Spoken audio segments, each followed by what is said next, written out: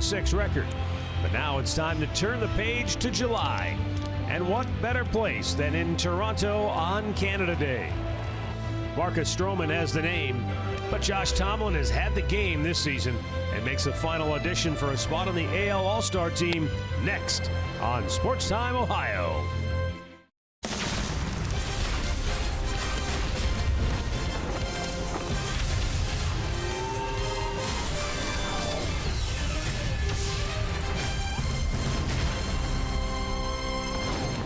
It's a holiday north of the border here in Toronto, Canada. It is indeed Canada Day. And native Canadians will be wearing the red as the Indians try to run their win streak now to 14 in a row as they take on the Blue Jays here at the Rogers Center. Hi again, everyone. Matt Underwood alongside Rick Manning. This win streak has been unbelievable. A win today would give them the outright all-time franchise record. And the starting pitching continues to be the story. But, Rick, when you think about it overall, now the Indians pitching staff leads the league in ERA, complete games, shutouts. They've given up the fewest number of hits, but the starters are driving the bus. Boy, it's a lot of fun to watch because now what they're doing, they're starting to feed off each other.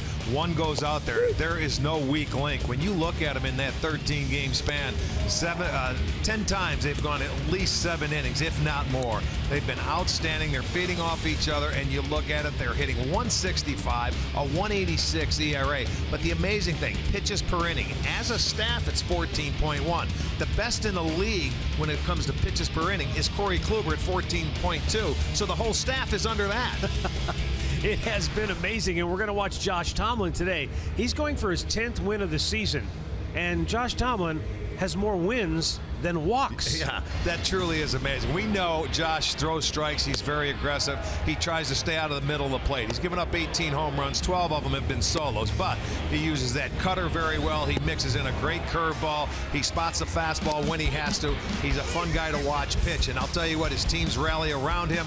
5 starts in June. He is 2-0. He's undefeated on the road. We'll see if he can continue that string. He's going to be matched up against Marcus Stroman, who has struggled. Now, in the month of June, he's got a high ERA. He's 1-3. He's a sinker ball pitcher, but the key for him this afternoon is going to have to be the slider because he hasn't been able to throw a good one against a lot of teams. They've been able to hit him and score a lot of runs. So they're looking for a slider from him today to match up with his good sinker. Well, the Indians' offense has been clicking on all cylinders, and they've been getting contributions from everybody 1 through 9 in the lineup. You look at a guy like Lonnie Chisenhall over his last 8 games with runners in scoring position, mind you. He's hitting .462 with 7 runs batted in. And the bat is starting to come to life. The extra base hits, a couple of triples, 3 home runs in his last 8 games, batting average over 400. Lonnie, a big part of that bottom part of the lineup coming to produce. But then again, when you look at this streak, everybody has shown up offensively for the Tribe, and there's no one man doing it. They're doing it as a team, and it's been a lot of fun to watch. It is Canada Day here in Toronto, so we've got a lot of pregame festivities. It's going to push the start time back just a little bit. Alan Jensen will take it away from the studio when we come back. Then we'll be with you shortly with today's first pitch between the Indians and the Blue Jays. Cleveland Indians baseball is brought to you by W.B. Mason, the official office supplier of the Cleveland Indians. By McDonald's, I'm loving it. And by your local Toyota dealers, visit buyatoyota.com. Toyota, let's go places.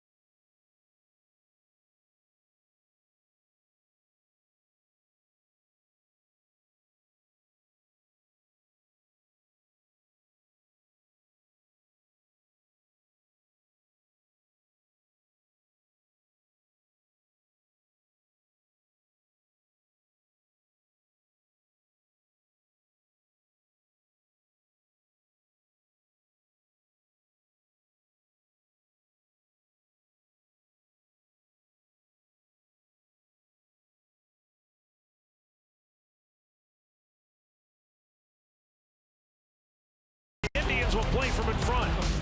There's a drive to deep right. He's out of room. It's out of here. And a swing and a miss. Got him. Got him looking. Oh! One strikeout shy of his career high with 14 Ks. The Indians have equaled the longest win streak in franchise history with their 13th in a row. A packed house here at the Rogers Center on Canada Day. We've just had the playing of both national anthems, and we're just about ready for baseball this afternoon on a day filled with lots of color and pageantry, and a raucous crowd expected to be filling the air with plenty of cheers for the hometown Jays. But the Indians are the story in baseball right now, having won 13 in a row coming into this afternoon's game. Before we get underway, let's go downstairs to our man Andre Knott with the Hear Right sounds of the game.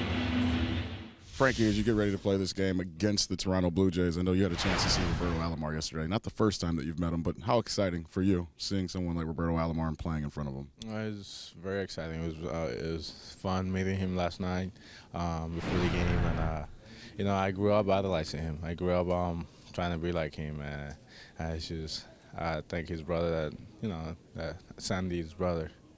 I thank Sandy that presented to me last year, and just yesterday was cool, you know, just seeing and interacting with him and talking to him.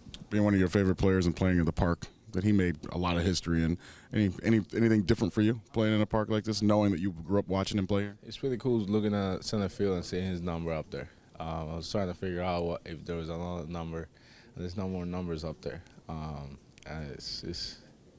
I love that number. I mean, that's one of the reasons I use it. It's cool seeing them. Especially being from Puerto Rico, it's just, there's not a lot of words that can describe the excitement I had last night. As you guys go through this winning streak, running the bases, being aggressive on the base paths has been something that's been very important to you guys. Is that something that you guys have tried to make part of the game plan since day one in spring training? Of course. I mean, we have the ability to do it. And like I said, we don't have any power guys that is going to, like, hit 50, he's gonna hit 60 home runs. You know, there's only a few of those in the games.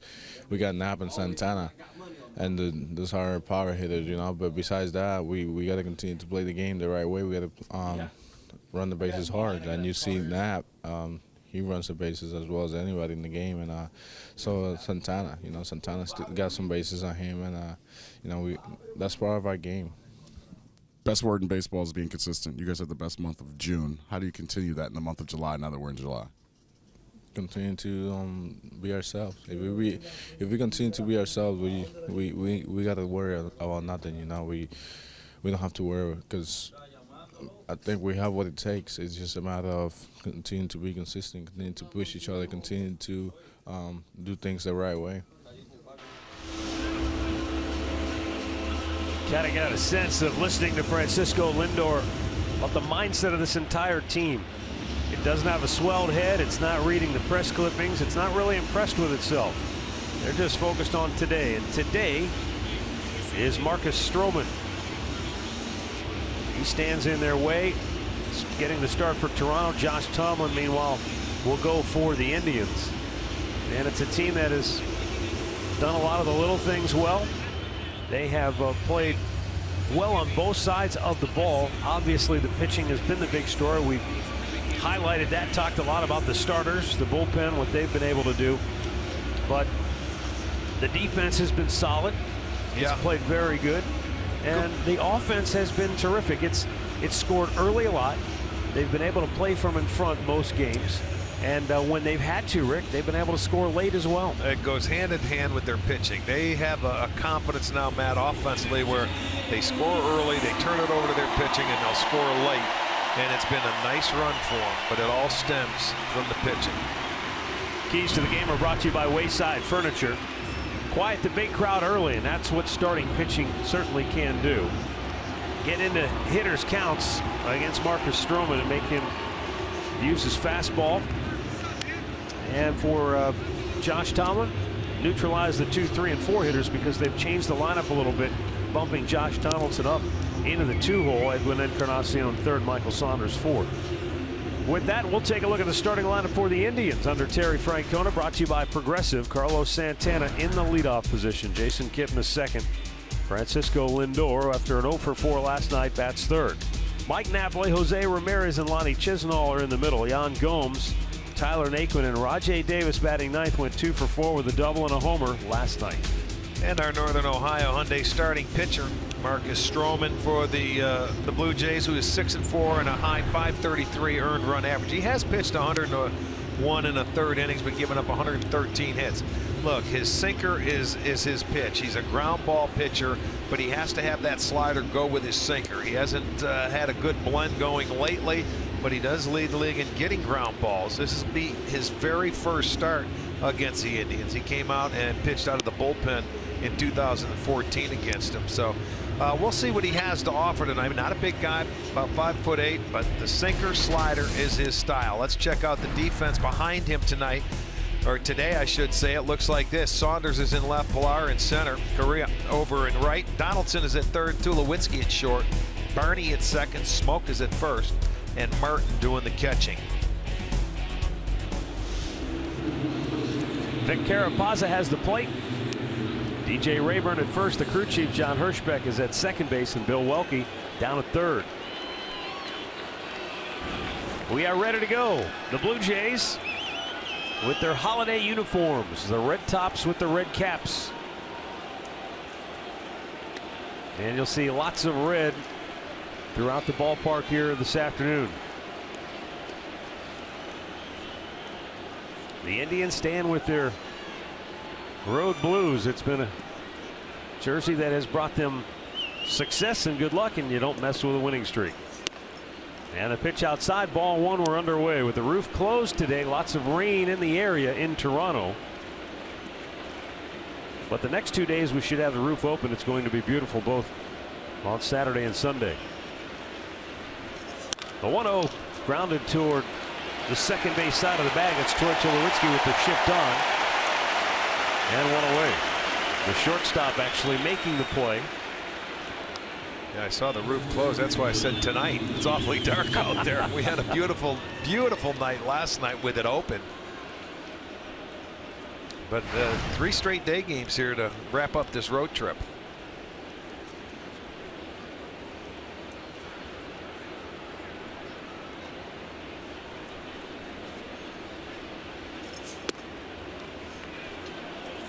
Okay, starting Kipnis off with the slider. On a 12-game hitting streak, the longest by an Indian this year. Chopped up the middle. 2 down. That time it was Darwin Barney, the second baseman, who made the traditional play. And it will bring up Francisco Lindor. Yeah, Stroman first in Major League Baseball for ground ball percentages, 58.8%. So when he hits it on the ground, that's that sinker that he throws. It's tough to get on top of.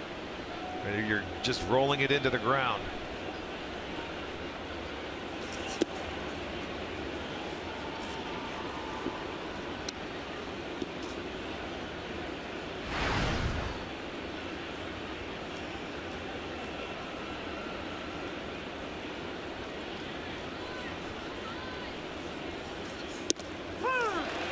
Off-speed pitch floats in there for a strike.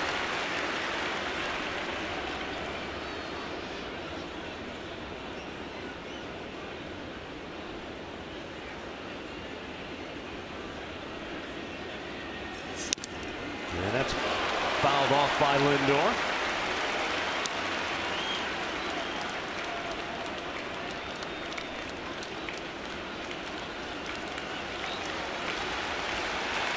This is an 11-game homestand currently for Toronto, as the 1-2 pitch is in the dirt to Lindor. The Royals will follow the Indians into Toronto, and then they've got 4 against the Tigers to take them into the All-Star break.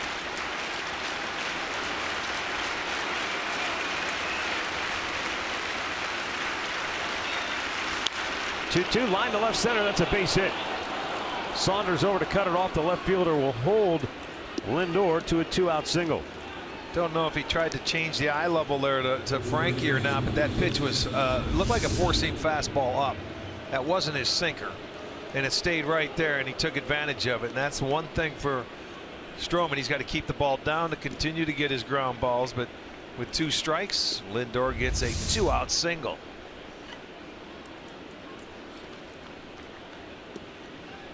Now Mike Napoli with a runner at first and 2 down.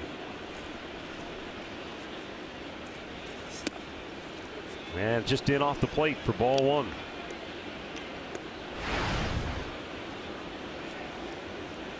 That base hit for Lindor snapped an 0 for 11 slump.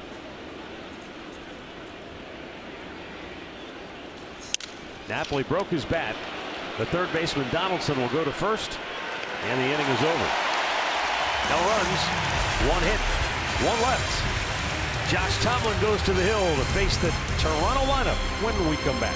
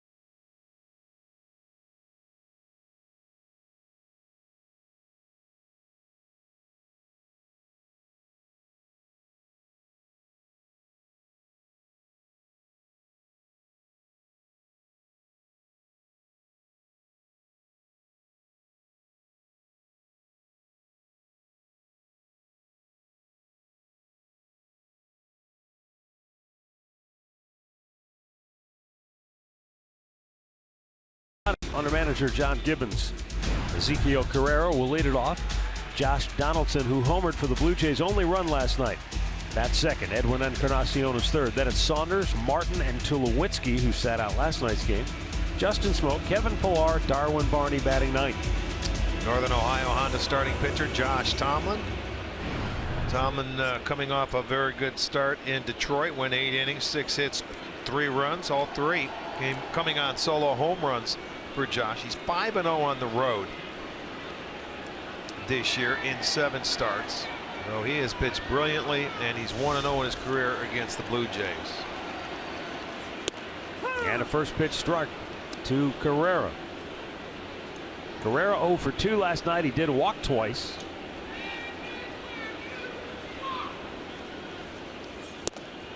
Two quick strikes.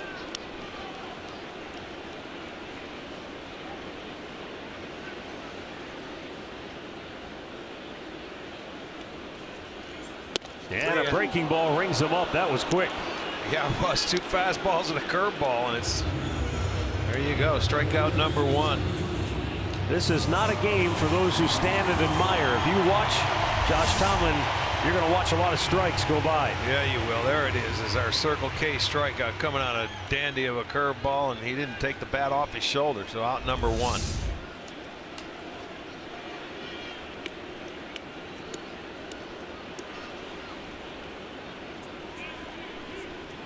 Josh Donaldson.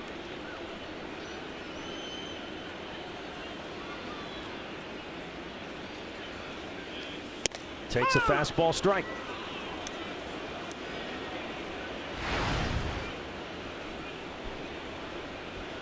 .42 of Donaldson's 86 hits have gone for extra bases. 18 doubles, 5 triples in addition to the 19 home runs. And that is deep into the corner, and it is a foul ball. Well, he didn't like it. He's yelling at the umpire at first base. He's looking into the dugout like it was going to be a fair ball. He's pointing to his manager. Well, he's on a dead run. Let's take a look at it and see. Clearly foul. Well, I don't see it hitting chalk. I mean, that's a tough angle to tell from, but he feels that it was a fair ball. He keeps looking in.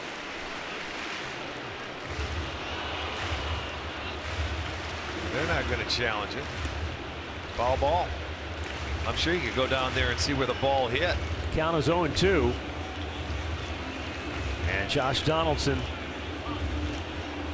put a good charge into that ball going the other way.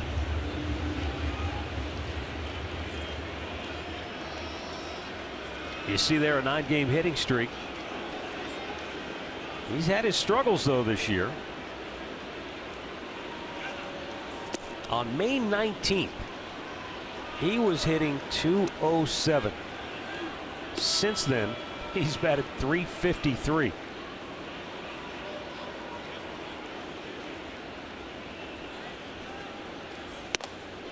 Strike 3 called. A delayed reaction from Vic Carapazza, and Donaldson drops his bat, hands on knees.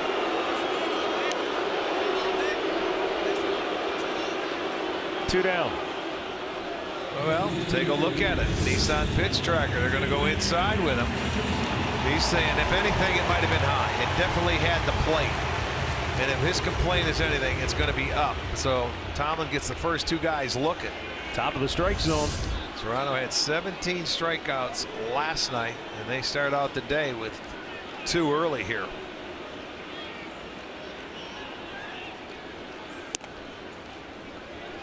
Fourteen of those 17 strikeouts came against Carlos Carrasco, tied for the second most in franchise history for a starter against the Blue Jays. The guy who has the record is Mark Langston. And he set it in Old Exhibition Stadium 1 year before this ballpark opened. Was that 88 or something like that? And he struck out 18 in one game. A little bit high. And Encarnacion sitting 3-0.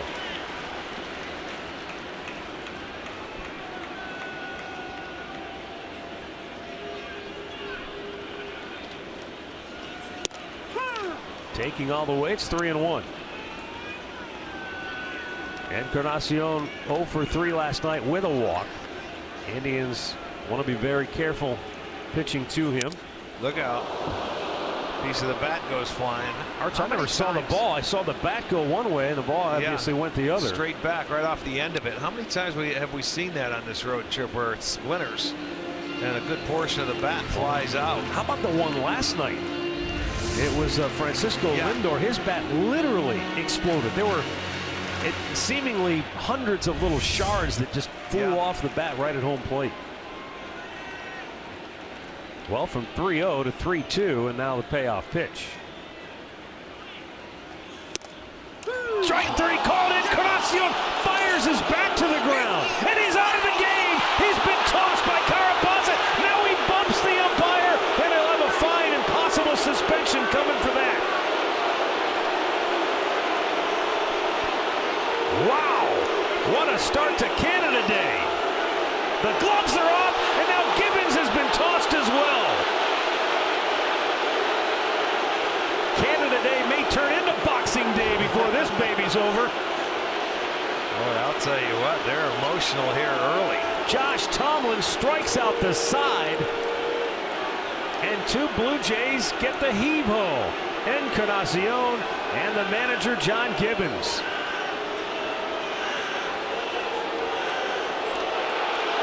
No score after 1, but plenty of fireworks here in Toronto.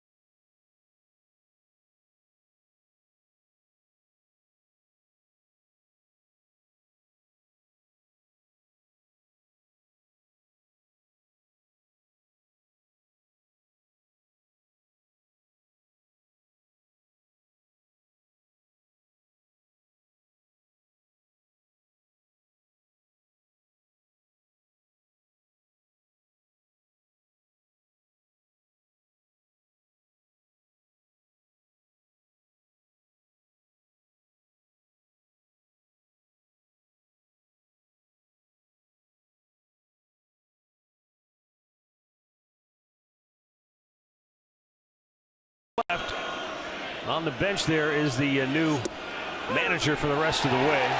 He's the bench coach, taking over now for the ejected John Gibbons. And Jose Ramirez taking a first pitch strike for Cleveland, leading off here in the second. And he lines one to deep left, but Saunders is there to grab it. One away. DeMarlo Hale, of course, formerly a member of Terry Francona's staff back in their Boston days together. Yes, he was.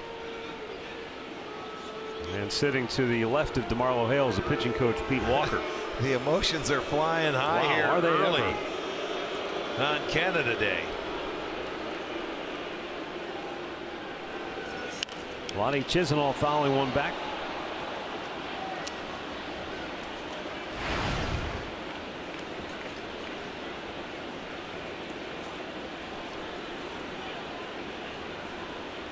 Lonnie sat out last night's game, but has been terrific.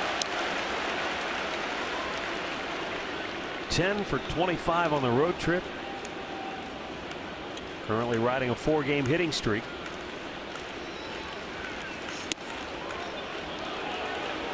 One ball, 2 strikes. Well, I think for Stroman, a good pitch to move that hitter off the plate, and it was about 94 with that sinker that he has to open up the outside part of the plate. There. You see the difference in both those pitches. That one up and in near that white stripe where the batter's box is for the lefties. Then the next one down and away, going away from him. Now on this road trip alone, Lonnie Chisenhall has raised his batting average 17 points. In the dirt, good eye there.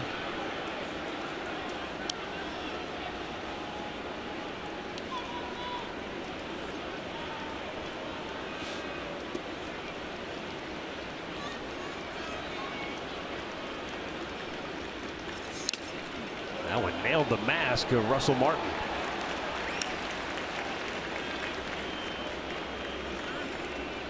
Martin, I believe, is the lone Canadian native in the starting lineup today for Toronto.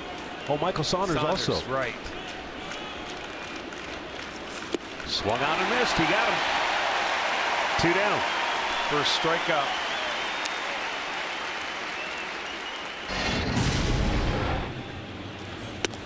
Well, there's Donaldson. Took one upstairs. He didn't like the call.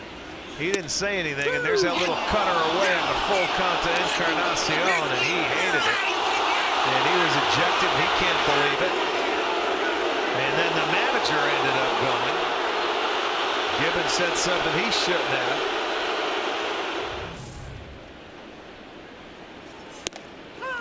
Yan Gomes, the former Blue Jay, taking a strike. Boy, he got a rub down with that right arm before the game because it is firing.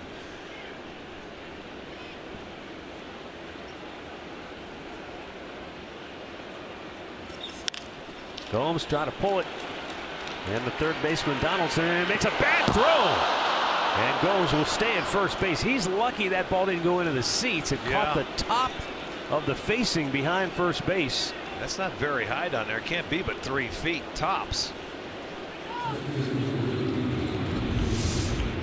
The throw, he gets there in plenty of time, and he throws it sidearm and really pulls smoke off the base. So we'll see how they score it. E5 on Donaldson. And a 2-out base runner for Tyler Naquin.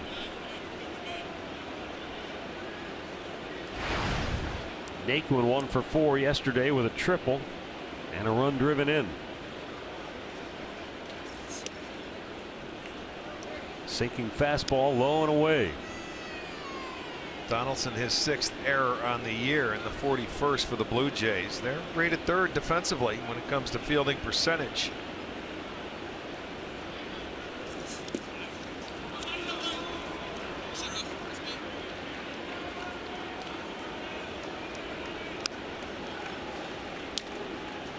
In the month of June, Tyler Naquin leads all rookies in batting average, extra base hits, homers. Yeah, had 8 consecutive extra base hits at a time there before he mixed in a single.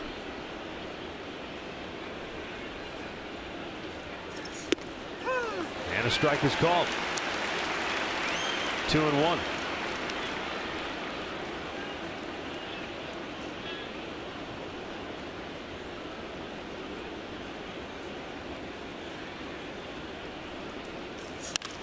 There's a pitch to hit, and he ropes it the other way. Saunders over to cut it off, and Gomes will have to stop at second.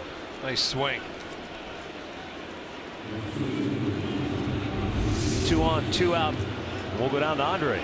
You know, Tyler Naquin has said the one thing that he's learned so far in his rookie season is he's got to zero in on what he hits best. He's got to stay away from the high pitch, and he says when he gets the ball down in the lower half of the strike zone, like we saw there, he goes, that's the pitch he knows he can drive. That's what he's been doing over the last couple of weeks.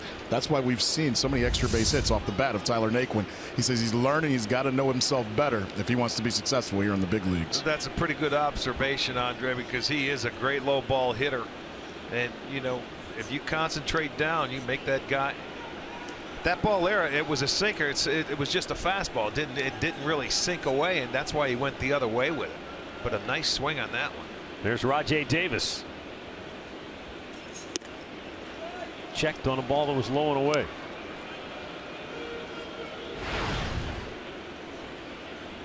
Indians trying to take advantage of the extra out in this inning on the error by Donaldson.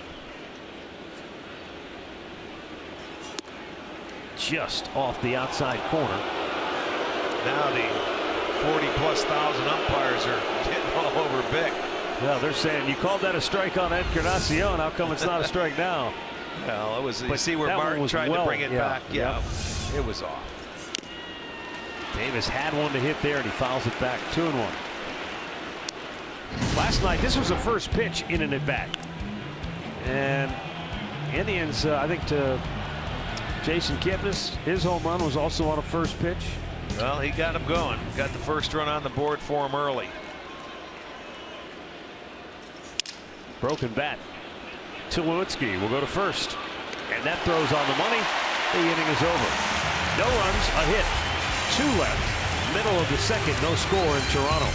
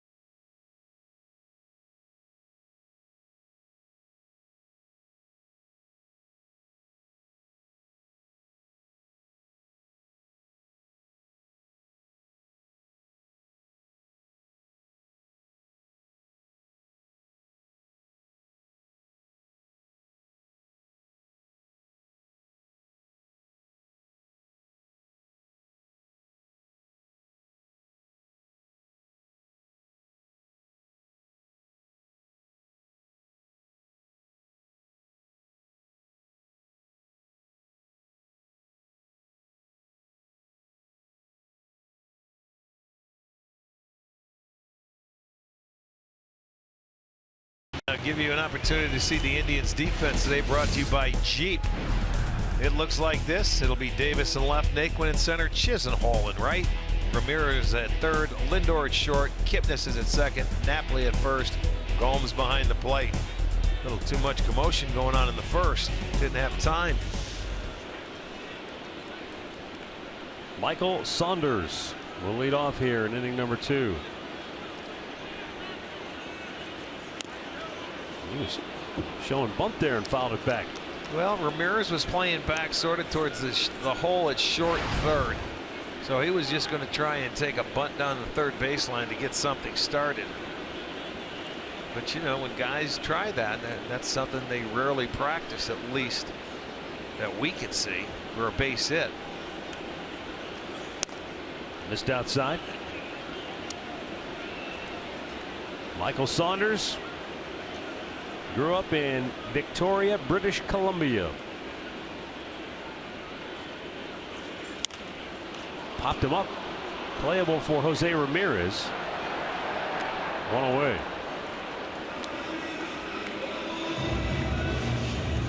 Time now to take a look at our Kia in the driver's seat. Pitches per inning. Corey Kluber is number 1. Josh Tomlin is number 2. And during this win streak, the Indians staff is number 1. They're better than all that. Yeah, that's the amazing thing to me. 14.1, the whole staff is averaging. Swung on and missed. Russell Martin, born in East York, Ontario, makes his home now in Quebec.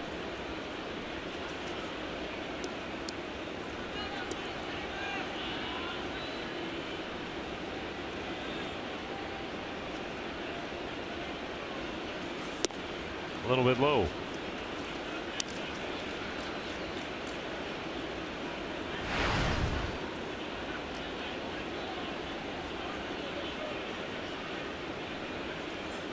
Nice breaking ball.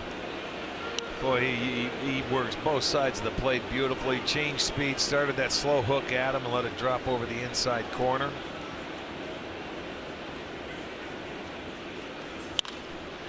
Hard hit ball, but foul.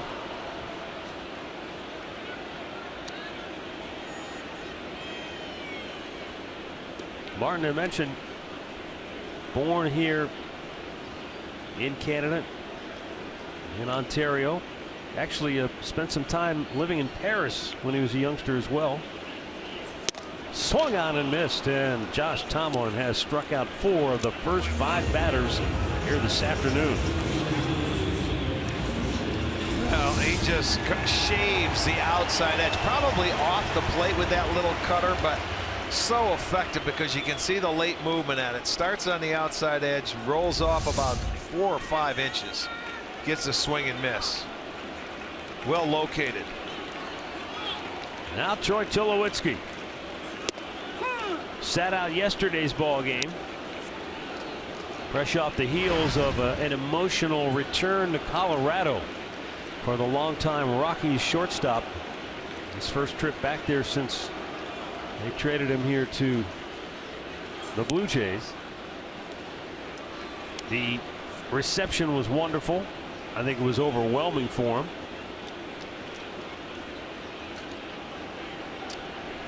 Well, yeah, I'm sure it was emotional for him after all the time he spent up there.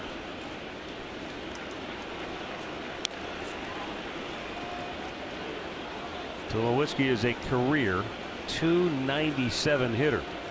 But batted just .239 over the 41 games he played for the Blue Jays last year. And this year hitting just .215. But he plugs the gap here. Cut off by Naquin. And a 2-out single for Tulowitzki.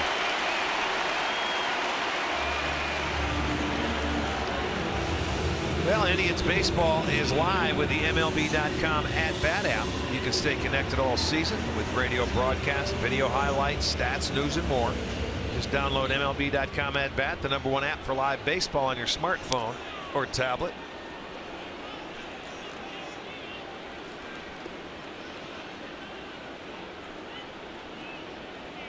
Now here's Justin Smoak, switch hitter. He was 0 for 3 last night with the hat trick, striking out all 3 times.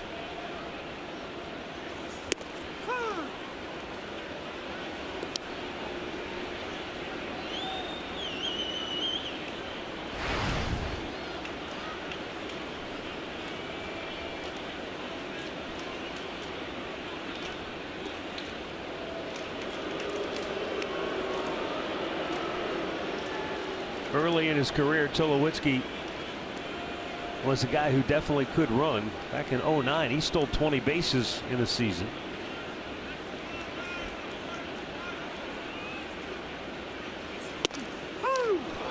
And quickly 1-2 on Smoke. When you're a shortstop like Tulowitzki and you're at such a demanding position to steal bases, play every day at shortstop, hit in the middle part of the lineup, that's very taxing on your body. So the stolen bases you could do without, unless the game's on the line and you really need one.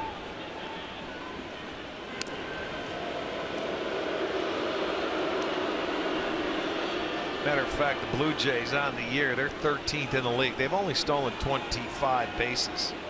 Tulowitzki has 1, and that's the only attempt he has made this year. 2-strike pitch. Strike 3 called. Josh Tomlin with his 5th strikeout of the afternoon already. Blue Jays get their first hit, but Tomlin picking right up where Carrasco left off last night.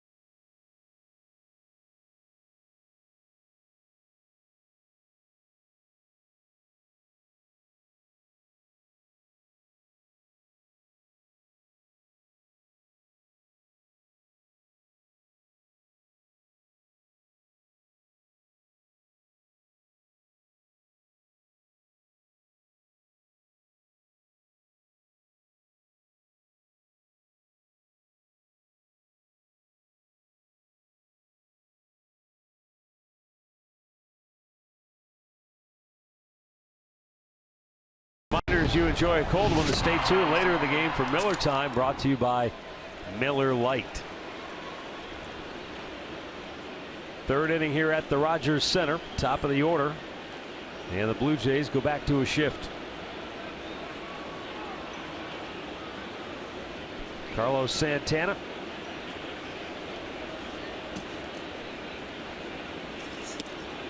He grounded out to Troy Tulowitzki, who's playing on the second base side of the bag.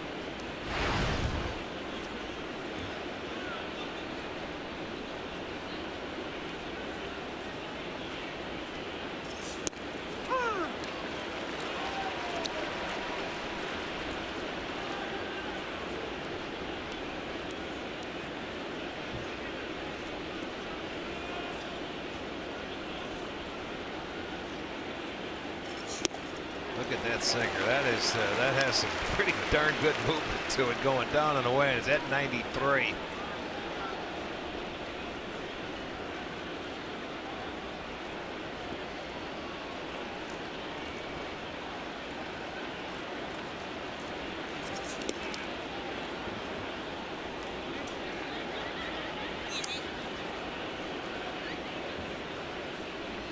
You know, it seems like when he gets to 2 strikes and he's been aggressive trying to get ahead in the count, and he goes for that slider, he tries to get you to swing and miss down in the dirt. The Indians have been able to take it for the most part to this point.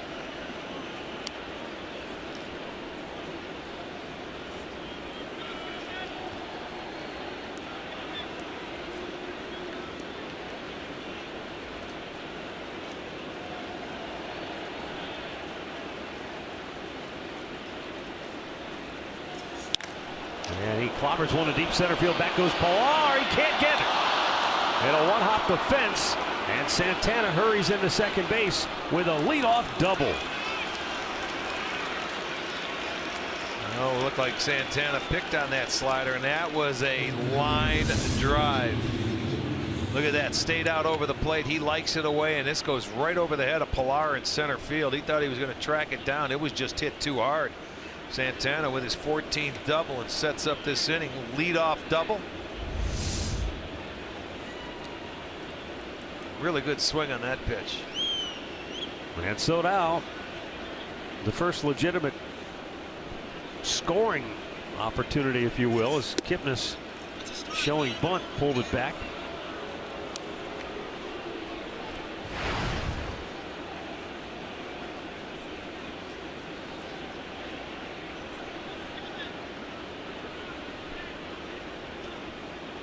Donaldson in at third.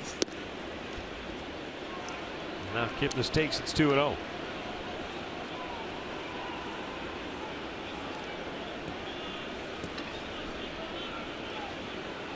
Donaldson probably not looking for a bunt anymore as Kipnis fouls that off his foot. 2-1.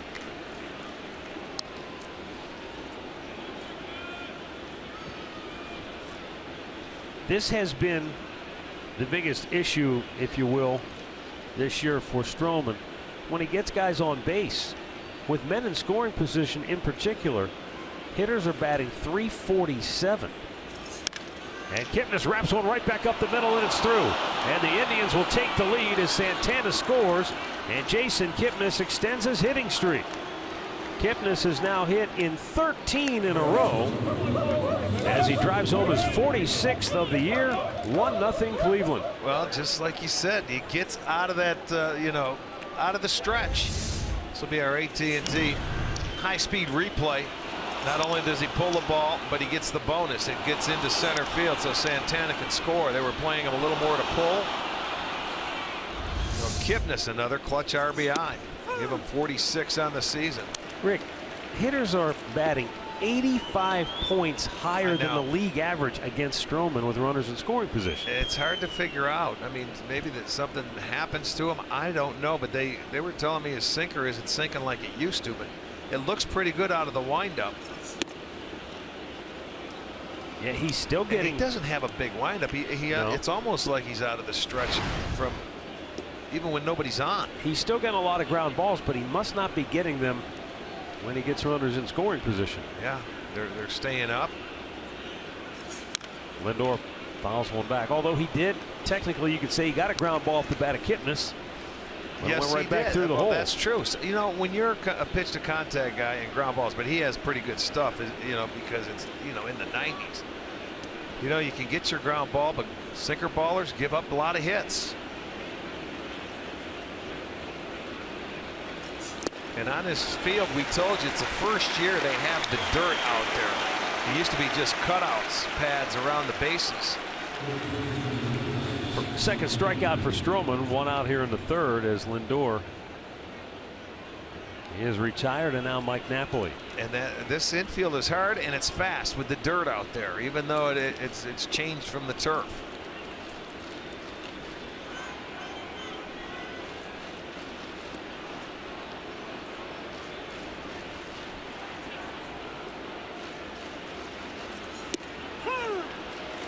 Outside corner, just shaved it for a strike. Well, he went outside. He jammed Knapp on the first go round. Grounded to third base and got deep in his kitchen, and that has to come up with a new bat.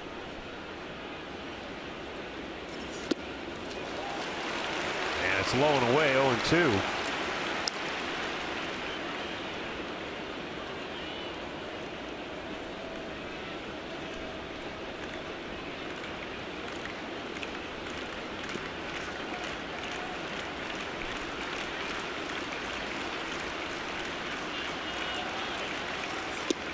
Got him.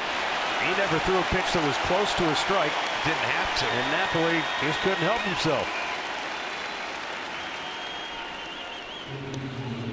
Stat of the game brought to you by Buick. Longest win streaks in the big leagues since 2000. Well, of course, we all remember the Oakland A's because they made a movie about it. Yeah. And then you got the Mariners, who won 15 straight. That was that great season they had in 01. But the Indians have won 13 in a row. That equals the franchise record. and 22-6 in the month of June, and we're just going to keep it here. I think it's June 31st today. I like it. Ramirez pops it up. Right field, Carrera. Inning over. Carlos Santana started the third with a ringing double to straightaway center. Jason Kipnis brings him home, and the Indians will play from in front today.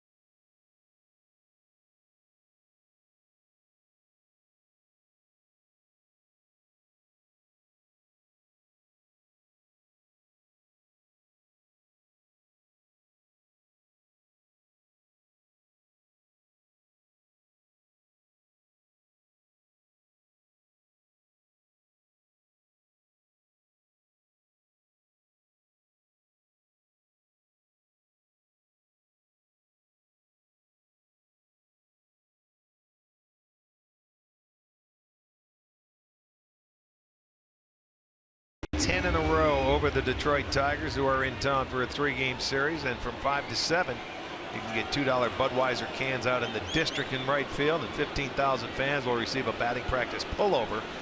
And then after the game, we're going to have a fireworks display. Just go to Indians.com. Yeah, and hurry, because there are limited seats remaining for that game. Yeah, if you're interested in going, you better get your tickets now. Kevin Pillar, the number 8 hitter in the lineup, swing and a miss. It's 1-1.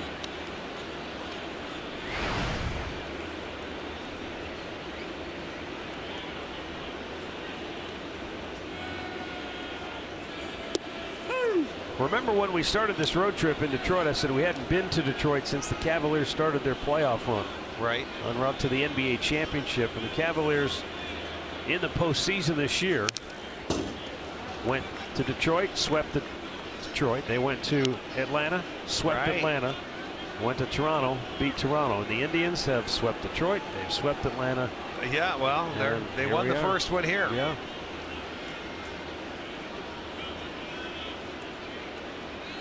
The 1-2. Chopped to third. Ramirez. One away. Let's go down to Andre with more on Josh Tomlin. Very easy when you talk about this pitching staff to talk about who has the best stuff. Don't we all get in that conversation constantly? Sure. Well, talking to Tito this morning, he says, look, I'm sick of people talking about Tomlin not having stuff. Yeah, he can pitch. He's got one of the best cutters in the game. His knowledge of hitters and how his stuff plays versus hitters is some of the top on the line of baseball. So he said, let's stop talking about him not having great stuff. He's a great pitcher that has stuff, and he knows how to use it. So let's give him credit for that for once. You know, Andre, when they get into the conversations too, it's a lot of times it's about your miles per hour. It's not about how you pitch and what, you know, set pitches up. He's the smartest pitcher we have in the staff, I'll say that. Well, you know, that's the same thing Tito said. He goes, he loves how he uses his stuff. He goes, a lot of guys don't understand how their stuff works against a hitter. He goes, so I give him more credit because he knows how his stuff works and how to get guys out with it. He's fun to watch. Now the 2-0. A little bit low and away. Darwin Barney went 1 for 3 last night with a double.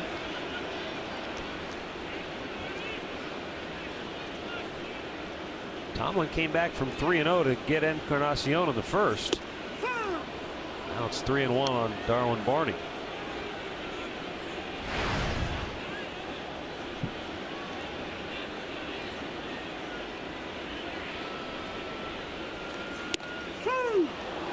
And a full count. I don't know. These Blue Jays hitters are having a tough time making the adjustment here. Based on the strike zone and the way Tomlin's throwing strikes, well, I wouldn't be looking. I'd be swinging. No question. And he does swing. Lines a base hit in the right field. Yeah, he stayed on it too. Tomlin came back. He wasn't going to walk him. Look, he had two walks in the whole month of June. So he comes back and throws a strike. Barney stays on it, and just that's what they're going to have to do. If you want to hit Tomlin, you better take it the other way. You try and pull that little cutter away, you're not going to get it. So they get their second hit. It's a 1-out single. And it brings up Ezekiel Carrera, who saw exactly 3 pitches his first time up, took all 3, and walked back to the dugout. 2 fastballs and a breaking ball.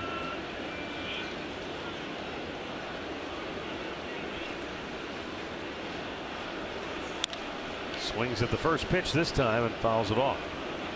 Well, they'll make an adjustment now the next time around when they see the umpire's zone. They know Tomlin can put it off the plate if he wants to.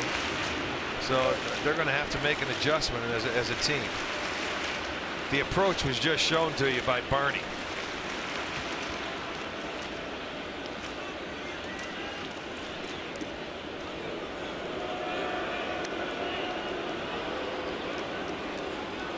When you're at first base, you've got to be ready when Josh Tomlin's on the mound, whether you're the runner or the first baseman, because you never know when he's just going to wheel and fire it over there.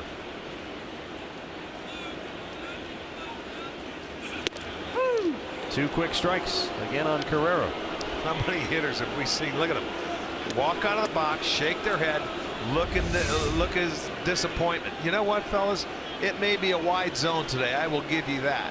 There's no question it's bigger than normal, but you know what? You better make an adjustment. You can complain all you want, but it ain't going to change Josh Tomlin's pitches. No.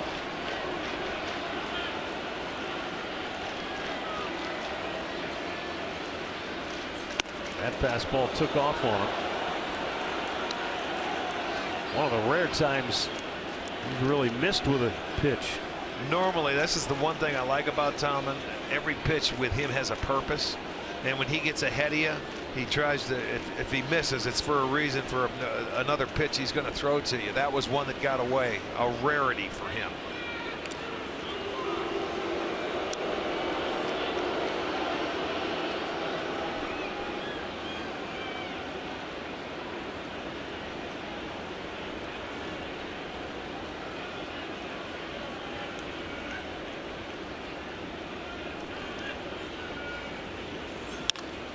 Hit on the ground to Lindor. He'll step on the back door to first. Double play ends the inning.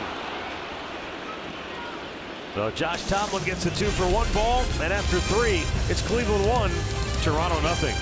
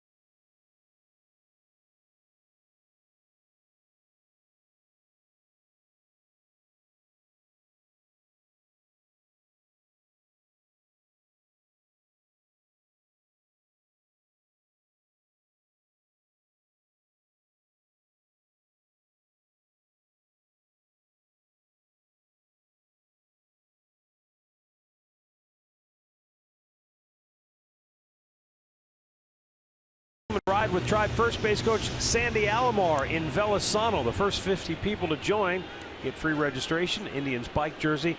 Look, folks, you can be a hardcore rider, or you can be like me and you ride your bike once a year, and you can get involved. You can be part of the event.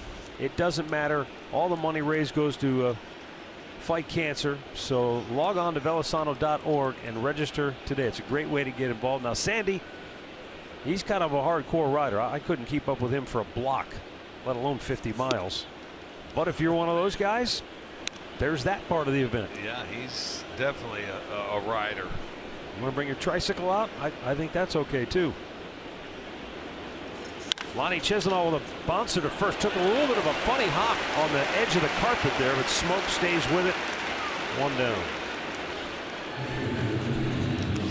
Well, you can get your Yan Gomes bobblehead. That'll be courtesy of Sports Time Ohio on Saturday. The Yankees coming to town for the first and only time this year. Plus, you can visit our pregame block party presented by T-Mobile in the right field district. KeyBank will be providing specials for all fans all weekend long.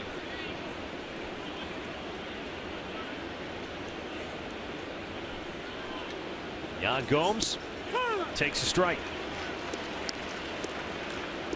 Gomes reached on an error by third baseman Josh Donaldson in the second inning.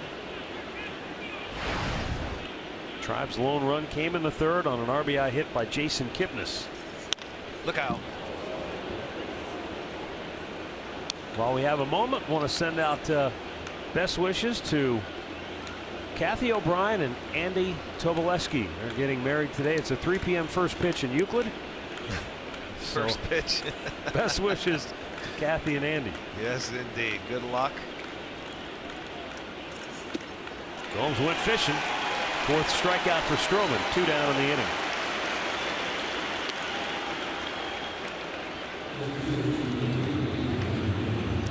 Also, happy birthday wishes to Mike Marquette in Ashland, Ohio, celebrating his 58th birthday.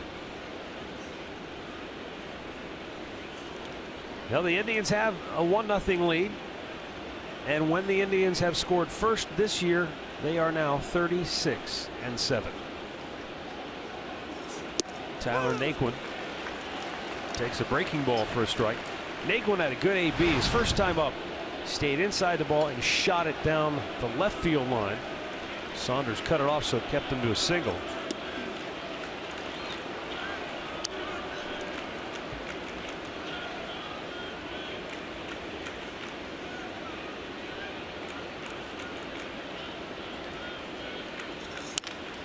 Chops it by the mound. On the hurry, Barney's throw, close play. They got him by a whisker. And the inning is over as the Tribe goes 1-2-3. Middle of the fourth in Toronto. Blue Jays trail the Tribe 1-0.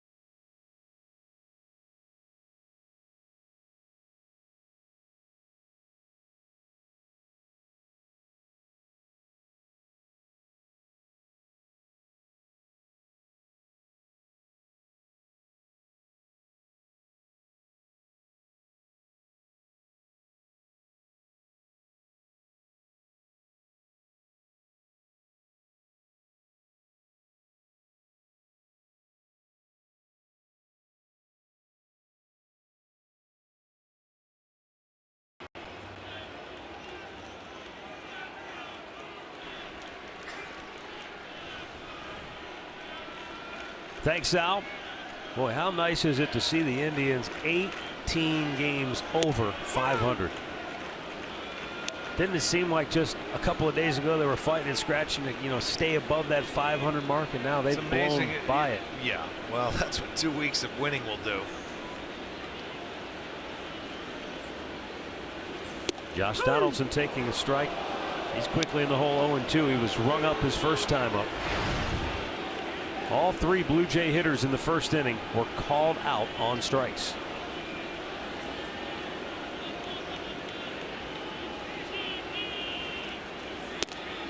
And I'd be willing to bet you that Encarnacion's histrionics alone wouldn't have gotten him thrown out had it not been for the way Donaldson reacted right in front of him. Donaldson dropped his bat, hands on knees. Well, he actually, Encarnacion threw the bat too. He sort of threw it down. And that wasn't enough to get him thrown. Yeah. It was still something that he said after that.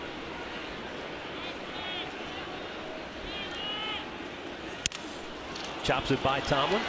Kipnis will throw him out. 1 away. Well, Josh Tomlin's a guy, if he gets a little, he'll take a lot. He gets that call there, and now he's going to stay on the edges. That curveball, it comes in very nice. It's a high strike zone today, and it's a wide strike zone. But he is taking advantage of everything he's getting. And that's the kind of pitcher he is. He doesn't have to give in. Off the end of the bat, just beyond the reach of Kipnis. It was shades of the no-hitter in Tampa last year. He was so close, but Encarnacion dumps it in. Is that Travis? I'm sorry, Travis. Yes. Devon Travis with a base hit after Encarnacion was run his first time up.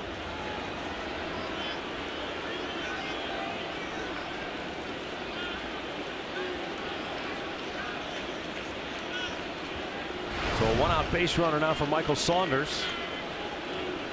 Popped up on the infield his only time up.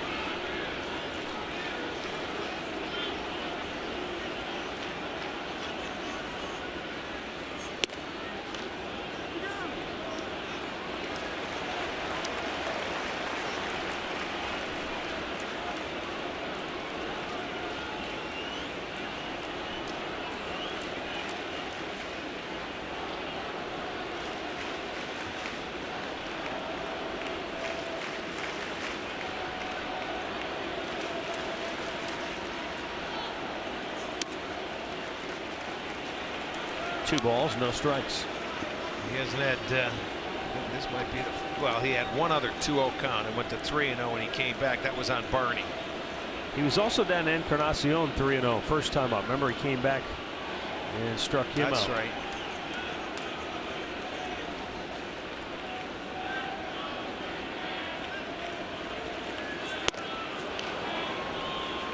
Saunders might have helped him out there. 2-1. Well, when you throw as many strikes as Tomlin does as a hitter, you're looking to, you're expecting a good pitch, and he elevated it. It went above the belt, and he certainly did help him out. Swung at ball 3.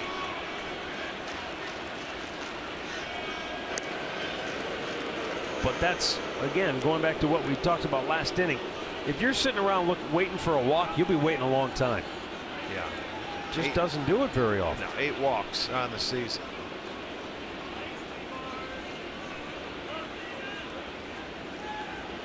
Wow, that was close.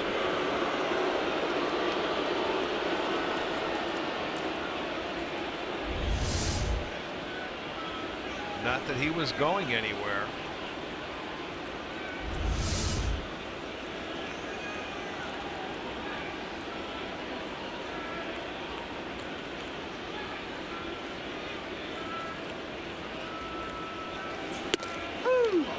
Shaved the outside corner.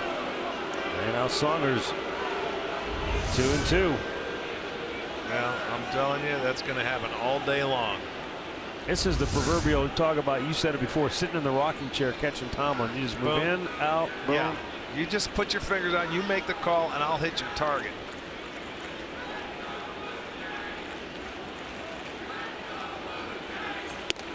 And he's out looking. I don't know what he's looking at. That ball's right down the middle of the plate. I'll tell you what, they can keep complaining all they want. It's not going to change. That is strikeout number 6. You know,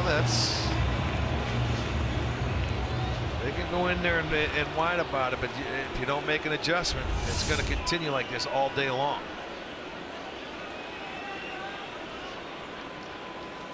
Two down now for Russell Martin. Struck out his only time up. And a fastball strike over the outside corner.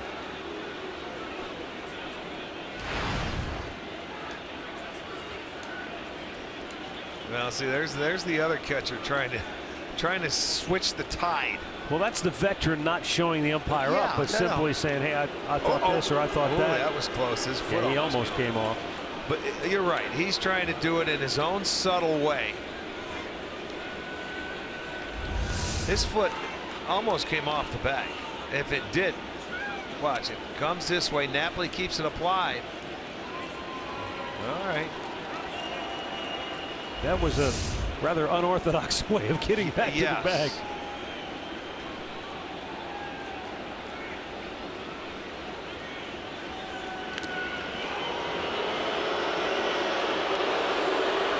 Napoli did well to grab that.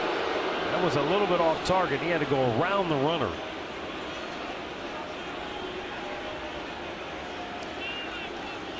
You know, that's been part of Josh's routine since he's come up. He always pays attention to detail, to runners.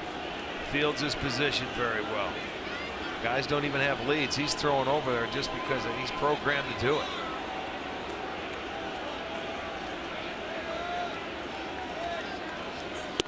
Right down Broadway, and Martin admiring it. It's 0-2. It does seem like a lot of times when Tomlin throws over, he'll throw over before he's set, before the runner's even all the way out to his leadoff spot. Yes, he'll start up in his windup and throw over. Breaking ball, and Martin got a piece of it.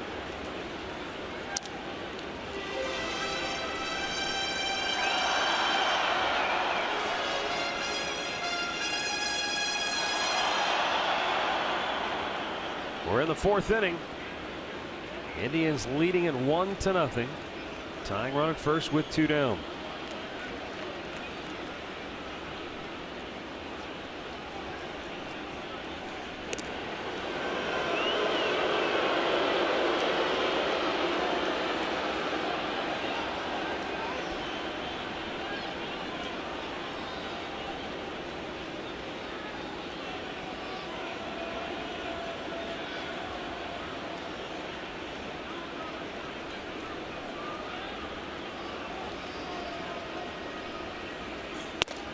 Fastball a little bit high, and Martin laying off. 1 ball, 2 strikes.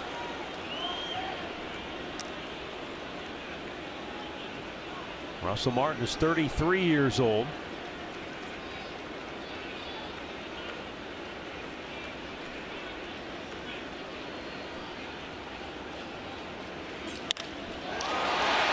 Right field, and will drop.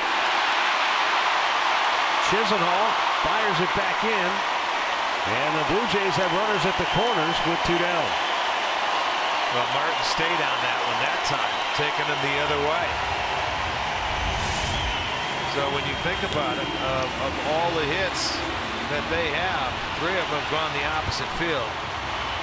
And I know Chisenhall wanted to come in and try and make the play, but on that turf he couldn't risk it. Had to break back and give the base hit there. So it'll be 1st and 3rd now with 2 outs. Tulowitzki, who's single in his first at bat, is coming up.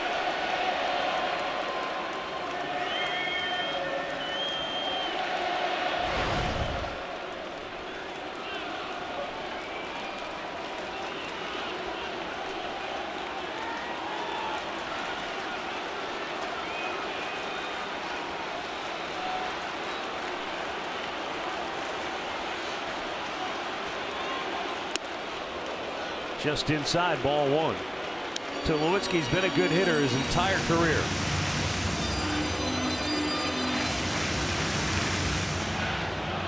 But obviously, with the numbers he put up last year after coming to Toronto and so far this year, many are wondering if the magic hasn't worn off. He is 31 years old. But when those are your career numbers and you're batting .215 on the year, it's easy to understand why people would wonder.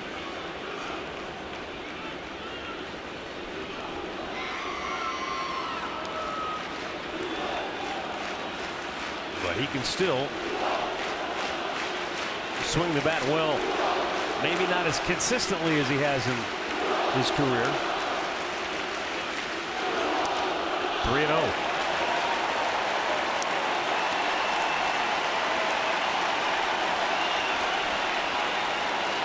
Blue Jays threatening with 2 down here in the 4th.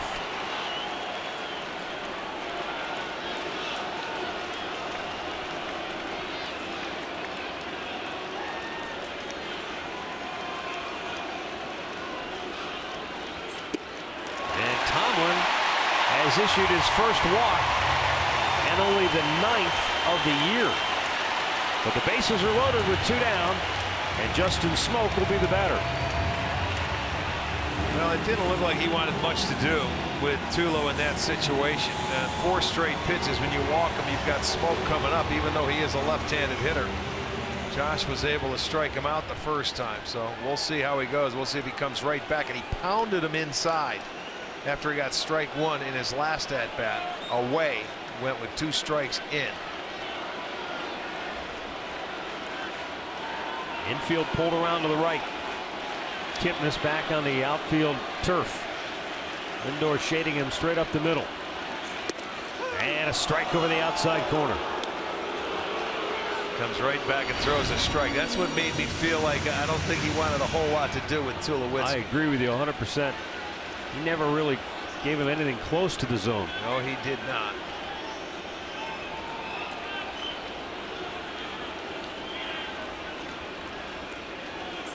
Swung on and missed. It's quickly 0-2. There's that little cutter away.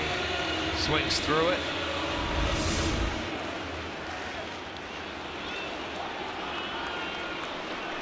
And so Tomlin trying to get out of a big jam here. Then the 0-2 pitch is in the dirt, but he did not chase it.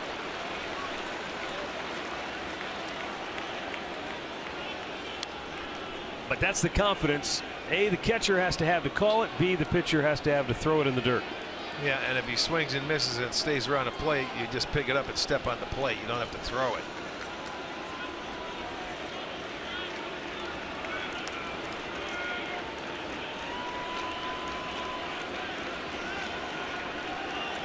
And the 1-2. Ground ball to Kipnis. He's got it. And the inning is over. The Blue Jays leave him loaded as Josh Tomlin works out of trouble for the first time today. And after 4, it remains Cleveland 1, Toronto 0.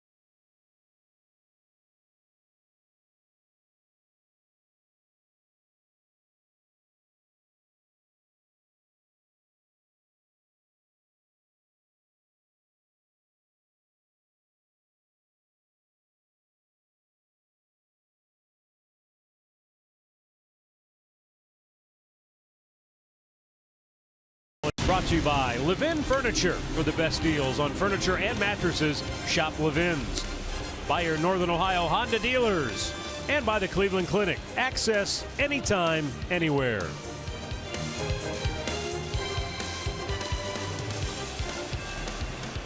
One nothing Cleveland, another dandy. Last night was a thriller right to the end.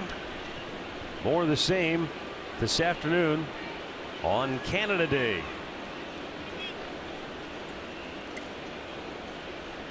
Rajai Davis leading off for the Indians here in the 5th. And the former Blue Jay tries to bang one through the right side of the infield, but Barney makes a fine play and throws him out.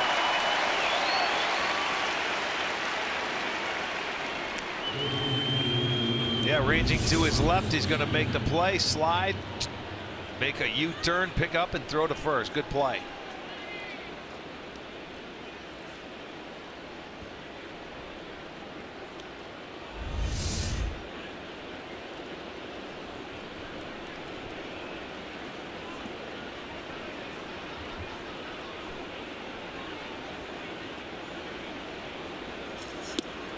If you're tuning in from Cleveland and you're not familiar with the list of Canadian national holidays, the reason this is a 1 o'clock game on a Friday is that 149 years ago today, Canada became independent. So next summer will be the 150th celebration of Canada Day, and I imagine they're going to take it up a notch or two.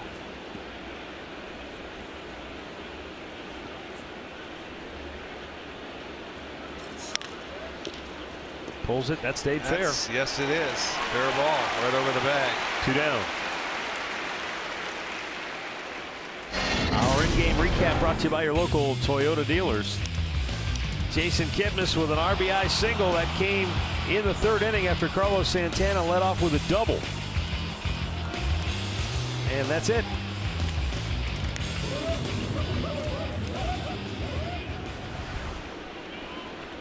Hits are even at 4 apiece. Josh Tomlin started the game by striking out 4 of the first 5 batters. Kind of set the tone. Well, now that Stroman, he's starting to settle in as well after giving up the back-to-back hits where the Indians scored. 8 straight, he is retired.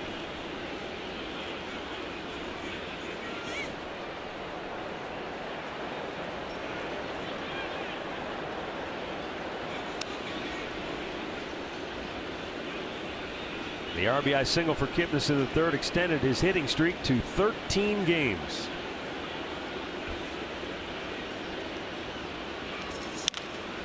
And a tapper right back to the mound. Quick inning for Stroman. He did exactly what he needed to do, and now he'll put Josh Tomlin back out there in the bottom of the 5th, leading it 1-0.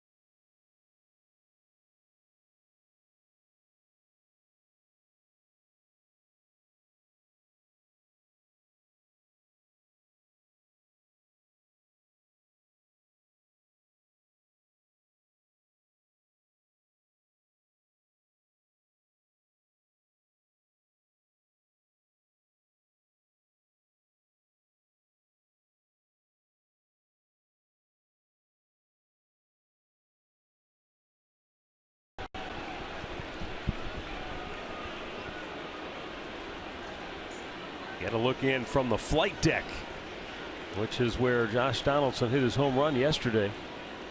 Well over 400 feet away. Well, I remember back in the day, Jim told me hit one up into that restaurant they used to have up there that was higher than that flight deck. It's just you remember above. that? It's actually right there. That's exactly where he hit it. Okay. Right there. Yeah, right. That would have been in that man's salad. Yep.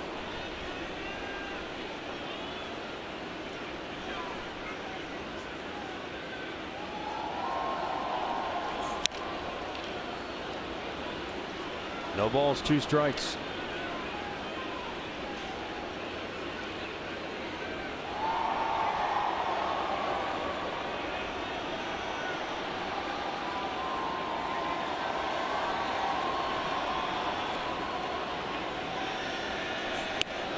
Up and away.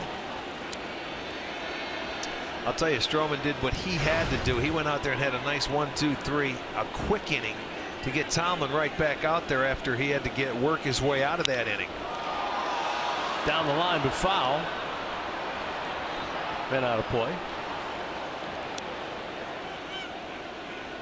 Doesn't seem like much, but when you're on the verge of trying to get on the board, you got to get your offense right back into the dugout.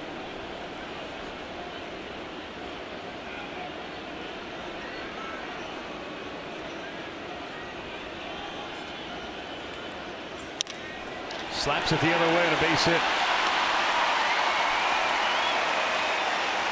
So, all right, they're starting to learn. They're going the other way on Tomlin.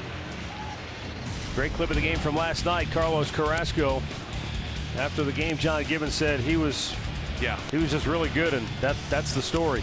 You have to tip your cap sometimes to a guy that goes out. When you hear that from an opposing team, you know the guy was awesome because they say there's nothing we can do.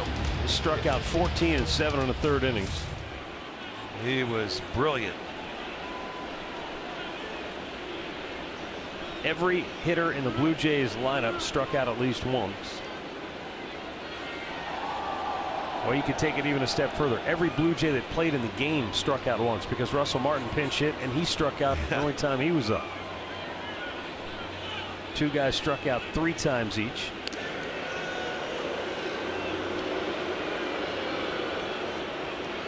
First time through the order here today. The Blue Jays were 2 for 9 against Tomlin with a couple of singles, 5 strikeouts. Darwin Barney is the 9th man in the order, so this will conclude their 2nd trip through. They have 3 hits with a walk and 1 strikeout to this point, 2nd time through the order.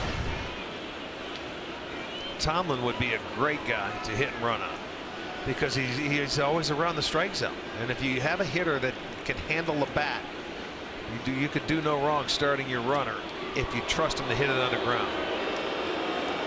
But I'll tell you what they're doing now. The 2nd time through, that first time through they had 2 hits. They were 2 for 9. They have 3 hits, 3 for 7 the 2nd time through because they're starting to take them the other way. Yeah, all 3 hits, right-handed batters going to right field. Right back up the middle. And right there, he was sitting on something that he could shoot to right field, but the speed of the pitch and the breaking ball slowed it down, and he could hit it up the middle. So now they start with back-to-back singles. There it is, and that's one that was middle of the plate down, but with the approach of taking it the other way, he goes right back up the middle. Well, they've set the table with the bottom of the order. And now Ezekiel Carrera might be bunting here, so they'll look to the corner infielders to pinch. Here's the problem, though, that Toronto finds itself in. If Carrera bunts, you walk Donaldson because it's not Encarnacion batting behind him now. It's Devon Travis. Well, we'll see. It's a guy that can handle the bat. So you would expect, or at least think, he's going to try and move him along. But it's only the middle part of the game. He bunts. Tomlin fields it. Nobody at third. He'll have to go to first, and it's close, but he got him. Boy, I'll tell you what, he caught a break.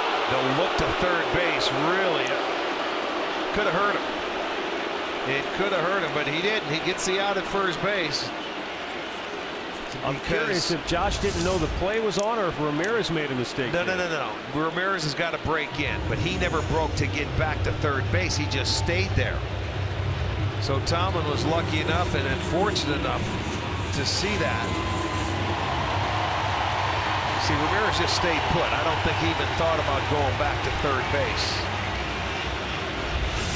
So now the tying run 90 feet away. You got to walk him here, right? No, you don't have to. You can go ahead and try and pitch to him or pitch around him. With his control, see if he wants to get himself out with his aggressiveness. If you get to 2-0 or something like that, you could. But Travis is you know, it's better than having to face Encarnacion, who's leading the league in RBIs. Let's put it that way.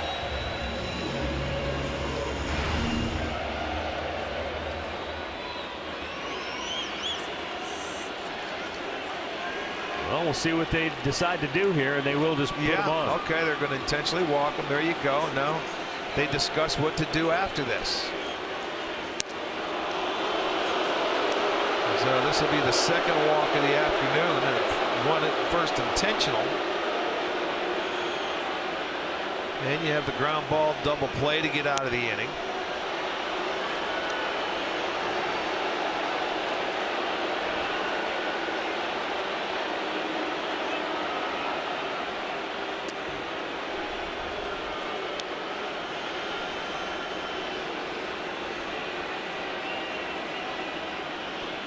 So the second straight inning that they have had the bases loaded. This one, though, with 1 out.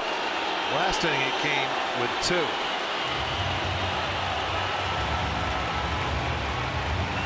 Devon Travis did dump a single into right field his last time up, just beyond the reach of Jason Kipnis.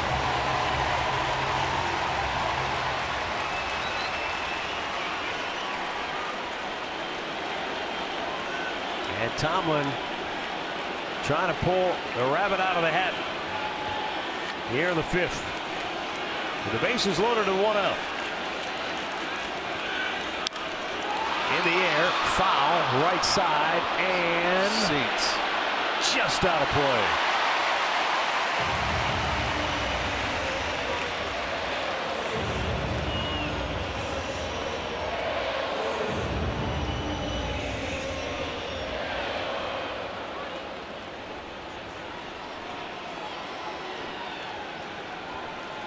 Now, when you're that hitter and you've watched him go through these first 4+ innings, you know he's going to throw you a strike or be awfully close to the plate.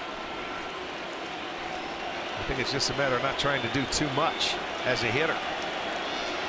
Tomlin, of course, looking for the ground ball. He wants to get out of the inning and hit it at one of my guys. Back out of play, 0-2.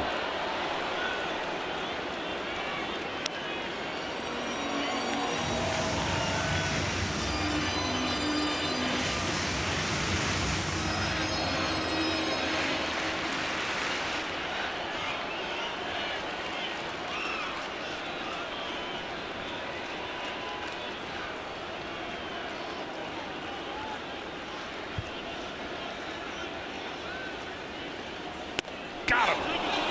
Oh, they said he didn't go. Wow, I can't believe it.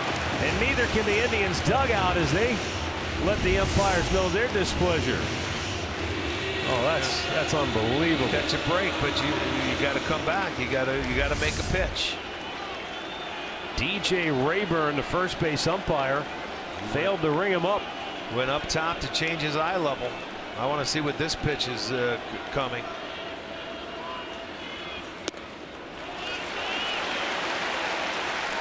Cutter away.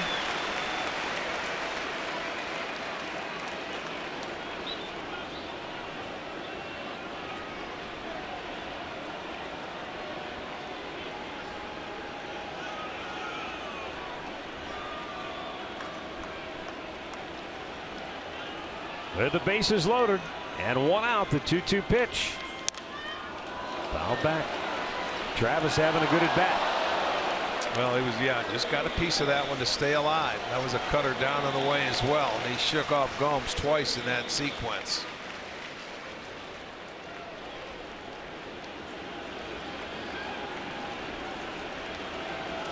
He wanted him to try and pull that pitch and go for a double play.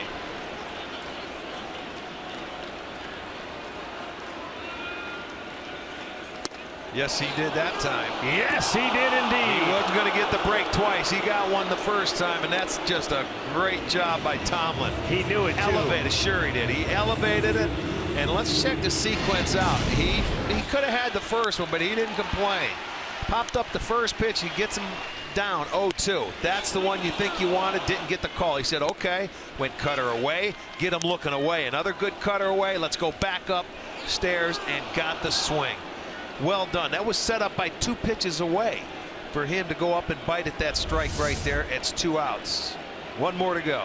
And Michael Saunders is the batter, 0 for 2. Out on strikes his last time up.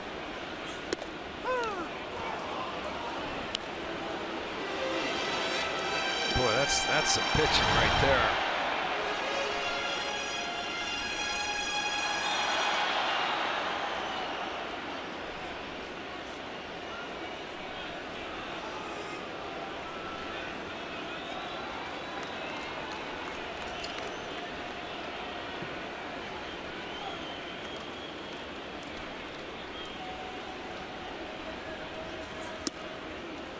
Just missed inside. 1-1.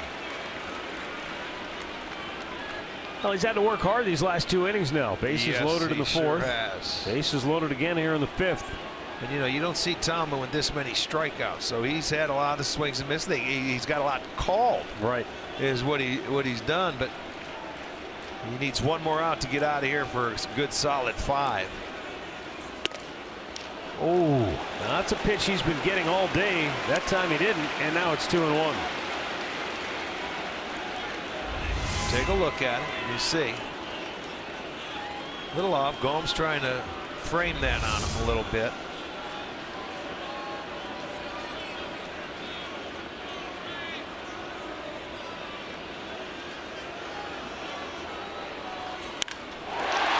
To center.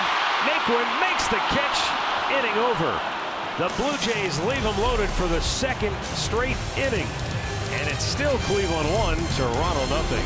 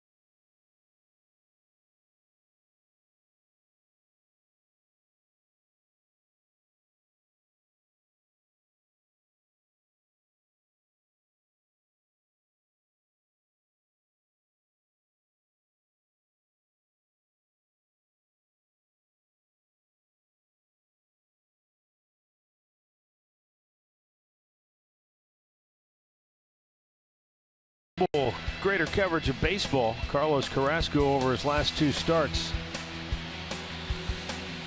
2-0 and 0.55 ERA. And if you go back to his last 25 road starts, this is going back to his return to the starting rotation in August of 2014. How about that? 15 wins, 5 complete games, and 3 shutouts. Road warrior. Yeah. Tomlin through 5 now. He's 5-0 on the road this year. Let's see what the offense has in store here in the 6th inning. Francisco Lindor, Mike Napoli, Jose Ramirez due up. See if they can make Marcus Stroman work a little bit. He breezed through the last 2. Actually, he's breezed since the back-to-back hits in the 3rd inning. Yes. Started when he struck out Lindor and then Napoli.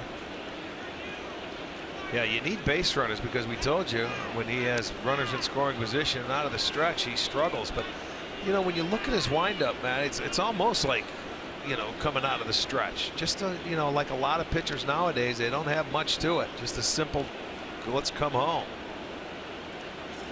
Which really tells me it must be more mental than physical.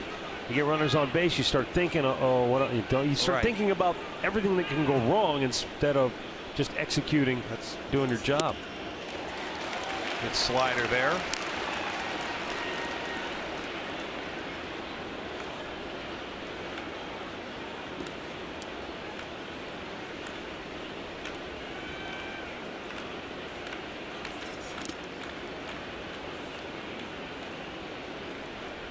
Full count.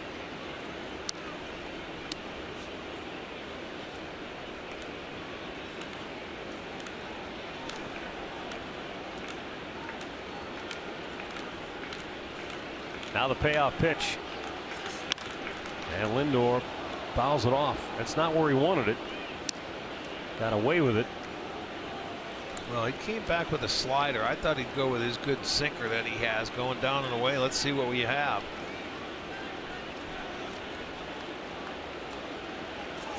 There it is. That's the pitch, man. That's your bread and butter right there. If I'm a hitter and you know, you need him to throw one good strike, watch. It's at the knees. It's going down. Boy, that's a money pitch right there. He did well just to get bat on that to ball. live for one more pitch. That's his bread and butter there.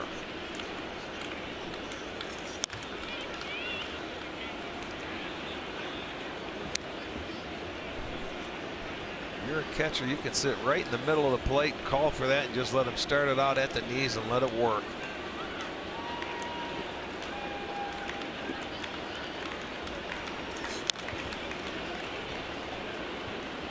That's a good at bat by Lindor. He doesn't want to walk him. And Frankie's falling off a lot of pitches, so he is making them work. 10th pitch of the at bat. It's one high in the air, deep left center. Pilar on the move and makes the catch. One away. Baseball superstars will be on display for the primetime event of the summer. All-Star game from Petco Park in San Diego, Tuesday, July 12th, only on Fox. And Mike Napoli 0 for 2 to the plate.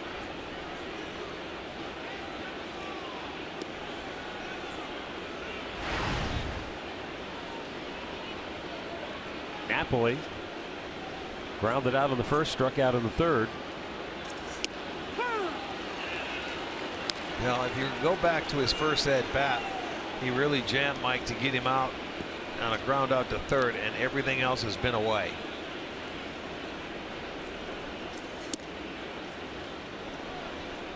Well, that last at bat, Rick, it almost looked like Knapp was predetermined. I'm swinging at every pitch that comes up here because he wasn't close to any of them, and none of them were close to being strikes.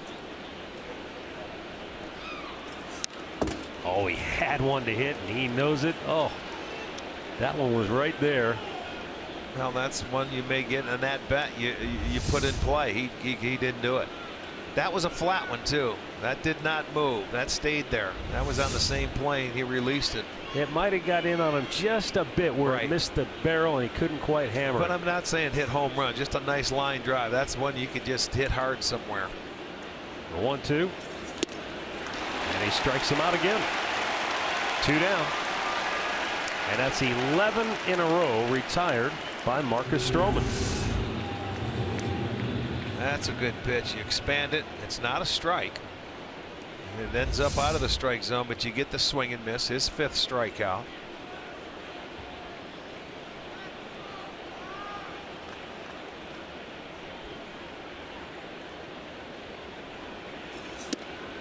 And Ramirez taking that's in there for a strike. Jose is lined to left and fly to right. He's riding a 5-game hitting streak coming in.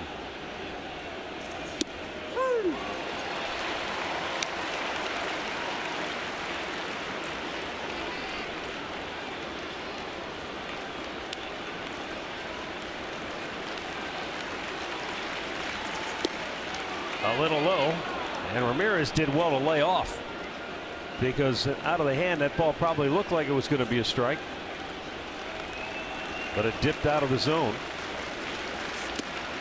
as did that one, and it's 2-2.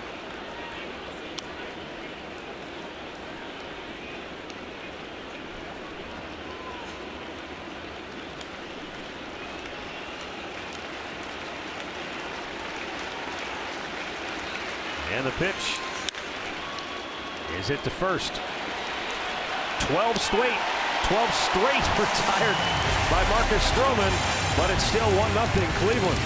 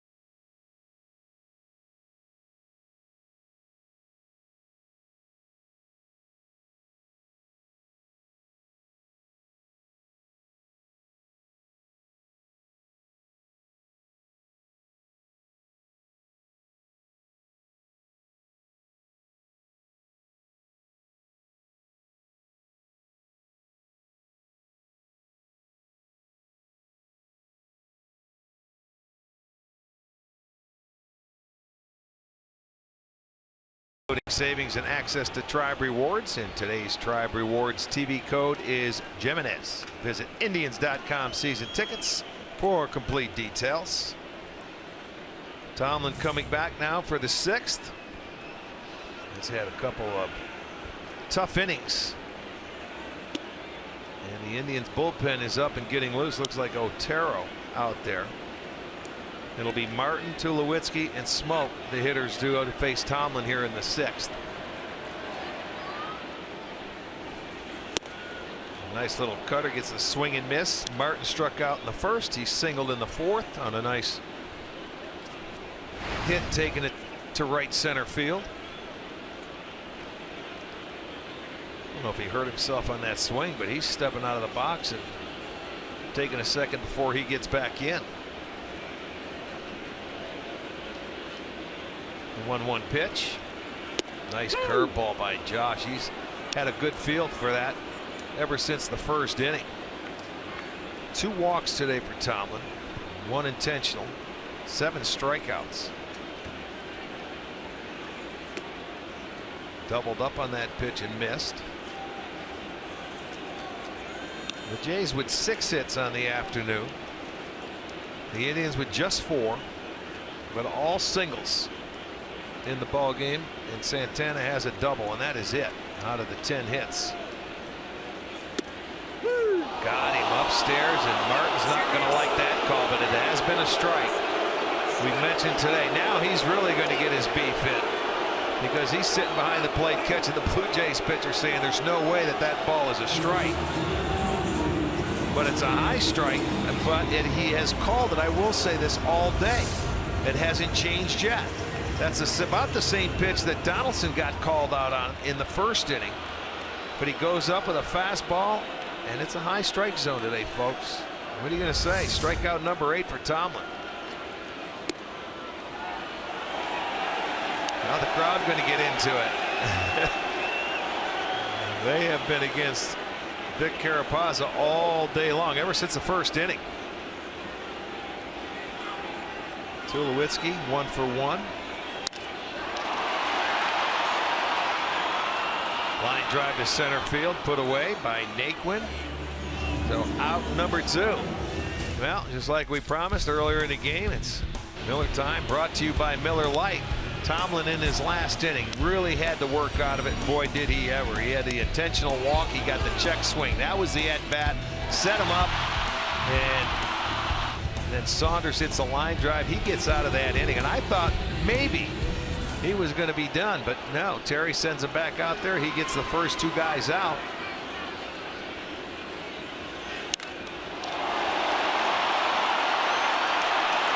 That is smoke left center field. It is out of here. We got a tie game. He stayed on it and took him to left center field. Justin Smoke, his 8th home run of the year.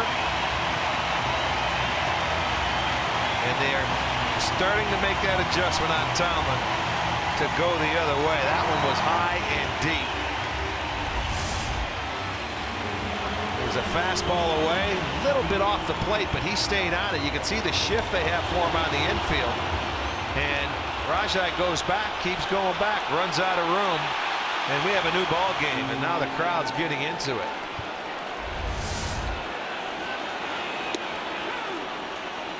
Pilar now, fake bunt. He's taking one all the way. He's 1 for 2 today.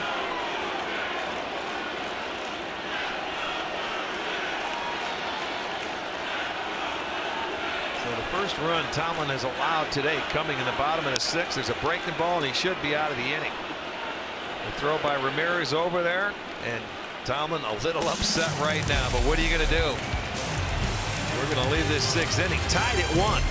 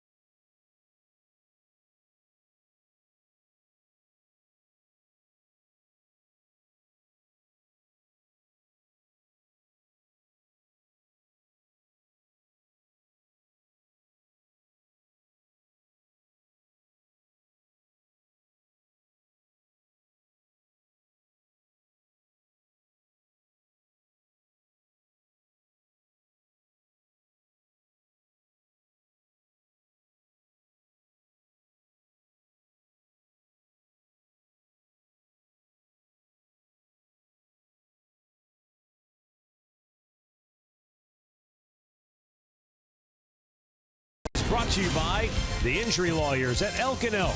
Proud partner of the Cleveland Indians. Call 1-800-ELK, Ohio. And by Ford. Built Ford Tough.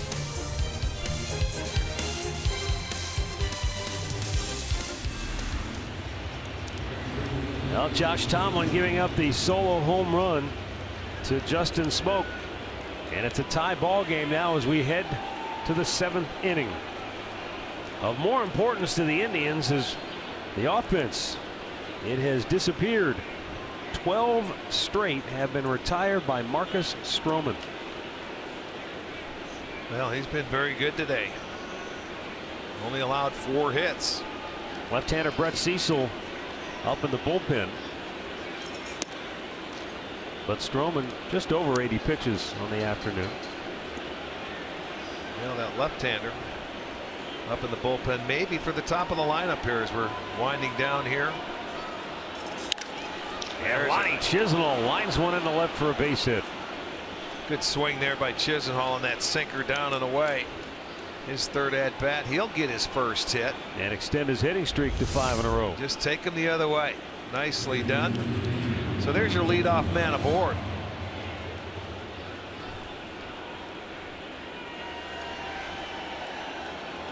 And up comes Yan Gomes, who is 0 for 2.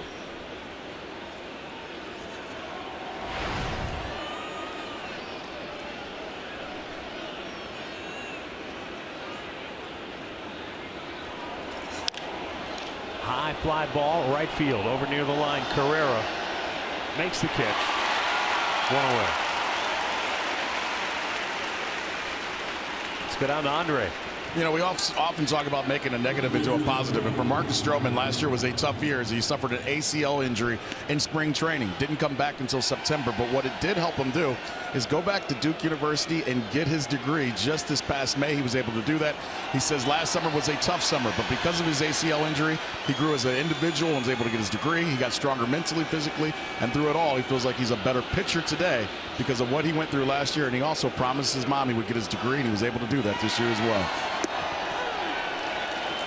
Yeah, that's taking advantage of the situation. Always good to make good on your word to mom. Yeah, no question. Well, Tyler Naquin 1 for 2 today.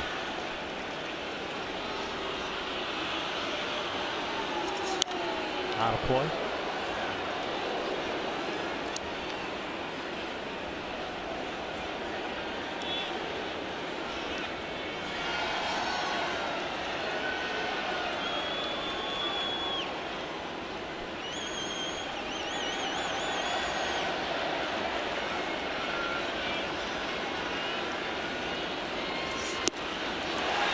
Struck him out. Yeah, good pitch. Tied him up. Number 6 for Stroman. 2 down.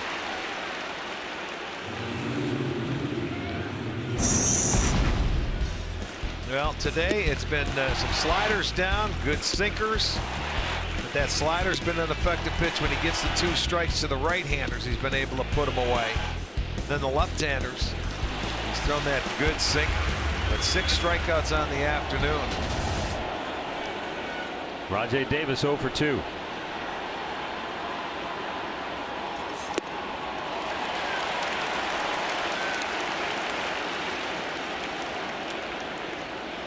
Well, this guy doesn't look like he's the one that pitched in the month of June. No. You know what I'm saying? They said, well, his sinker's been a little flat. It certainly has not been today. And it kicks off of Smoke, and everybody's safe. Smoke looked like he did a good job of getting to the ball, but when he misplayed it, it didn't just drop in front of him or roll a few feet away from him. It rolled a good 10-15 feet away from him. He's coming off the bag there, and it's just right in front of him. I don't know why he crawled on the ground like that, but when it hit his glove, it took off. I want to see how they score that. But that ball trickled away. I would think they'd give him an error in that situation. That's a ball or a play that I would think has to be made. But it extends the inning for the Indians, and it gives Santana an opportunity. And it is an error charge to Justin Smoke. Second error of the afternoon for the Jays. But now can they take advantage of it? Here's Carlos Santana 1 for 3. He doubled back in the third and scored the Indians' only run.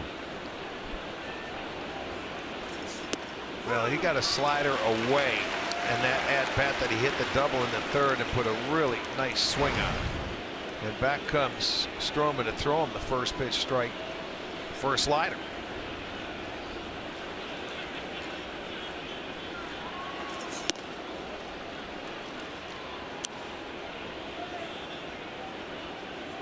Be interesting with Cecil warming up in that bullpen. Should Santana reach? If they go get him for Kipnis.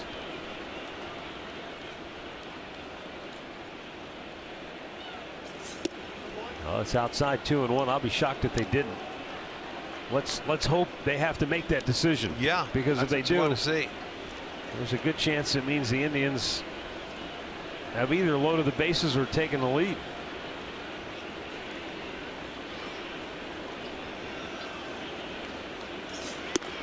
Just a bit outside. Did you see how Martin held that pitch? And now He takes his mask off behind home plate, and it looked like Stroman said something, and now Martin's going to chime in.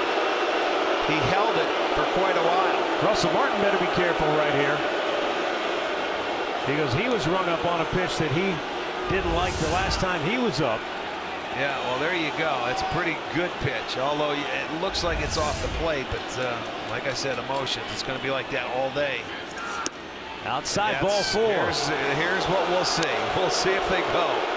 And now we'll see what decision is made. The first walk for Stroman this afternoon.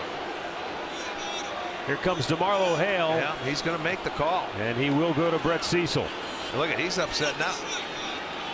Look at, he's going to start, he's going to get thrown out of here is what he's going to happen. Look at Donaldson in front of him. He's saying, look, we've all yelled at him today, and if it hasn't worked, he's going. Watch, he's going to say something. I can see it coming.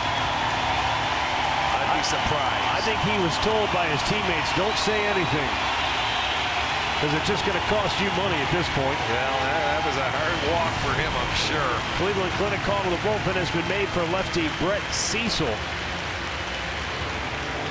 And he'll come into a bases loaded 2-out situation to face Jason Kipnis when we come back.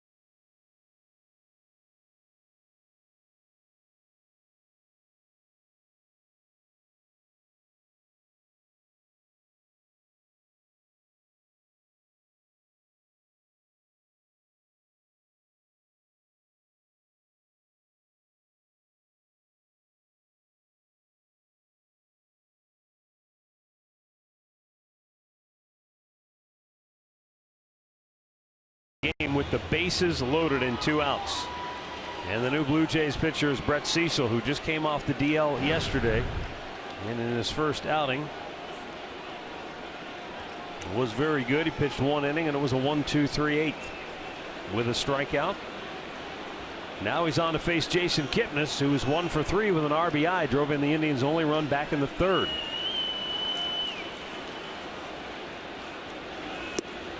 Wow. Showing bunt, not sure how committed he was to it, but it's called a strike. I don't know if he saw Donaldson way back at 3rd base and figured I might try it. Or thought maybe he could drag it by the pitcher. I don't know. Well, I haven't seen that from Jason yet, but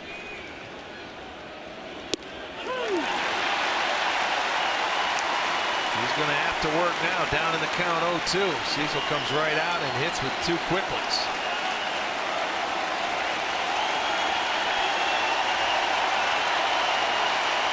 Heads up for anything in the dirt. Fly ball center field. Back goes Pilar. Makes the catch. Indians leave him loaded. Stretch time in Toronto. We're tied at 1.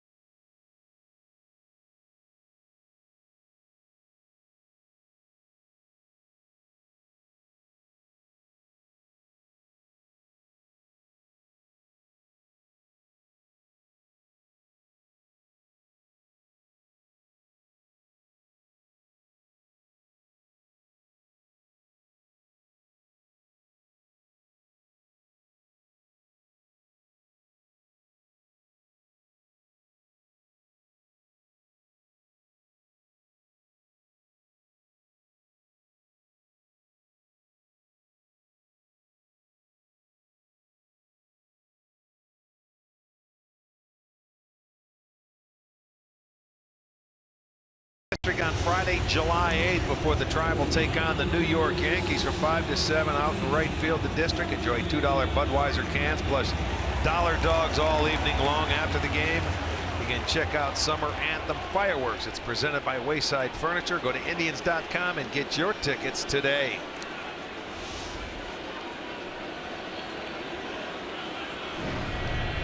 Dan Otero comes out of the bullpen to pitch here in the 7th after Josh Tomlin went 6 innings, gave up 1 run on 7 hits, walked 2, struck out 8. One of those walks was intentional. Darwin Barney to lead it off, and Dan Otero fires the first pitch strike.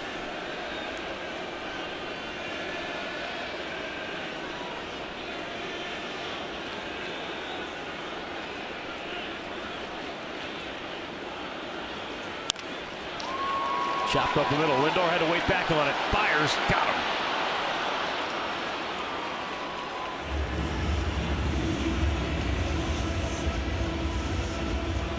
Injury report brought to you by the attorneys at Elk & Elk. Toronto, of course, missing Joey Bats and former Indian Gavin Floyd, who made this club and has pitched out of the bullpen this year.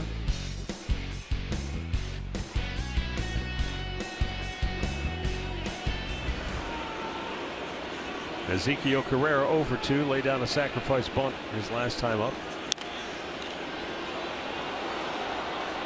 During the Indians' 13-game win streak, the Indians starting pitching staff has compiled an earned run average of 1.86. And Tomlin went out and did his job today. 6 innings, 1 run allowed. Yeah, unfortunately, it was a 2-out home run. It wasn't that bad of a pitch. He stayed on it and took it the other way. They had opportunities 2 innings prior to that with the bases loaded, and they couldn't get through, so it was a 2-out solo home run that tied it.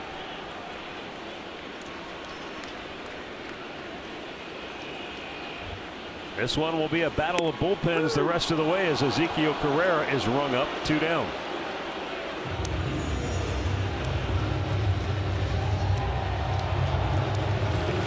If you compare the Indians' 13-game win streaks, this is the 3 times it's happened in franchise history, and this is the longest streak ever. Wow. Look at that. Runs per game, that's the highest. The starter's ERA, that's the best. I guess when you look at it that way, you can see why.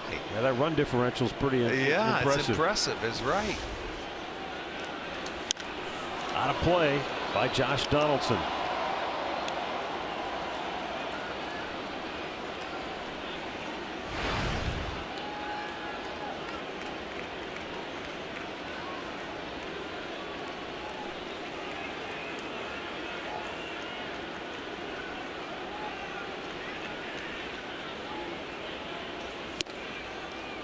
Up and away, 1 ball, 1 strike. Donaldson was called out on strikes in the first, grounded out to second base in the 4th, and then intentionally walked in the 5th inning.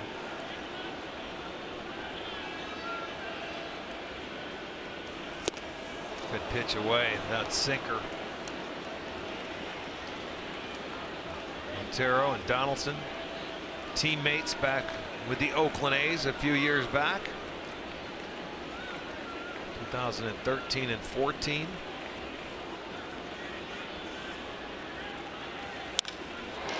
To right field. And Lonnie Chisenhall makes the catch. The Blue Jays go in order. We go to the 8th, deadlocked at 1.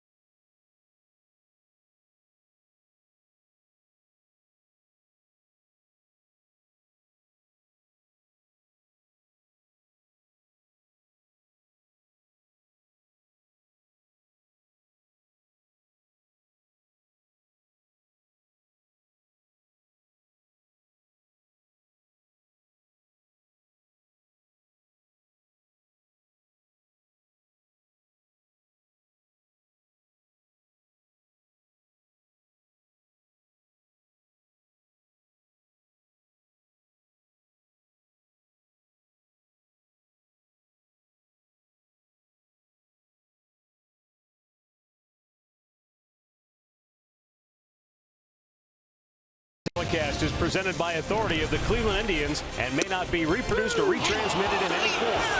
Accounts and descriptions of this game may not be disseminated without the express written consent of the Cleveland Indians. 1-1 ball game, 8th inning. And for the Indians, the 3-4-5 hitters due up. For Toronto, new pitcher, right-hander Jason Grilli.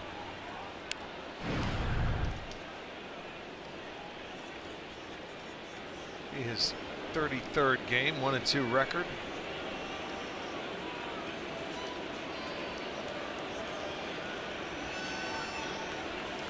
Right-hander coming on.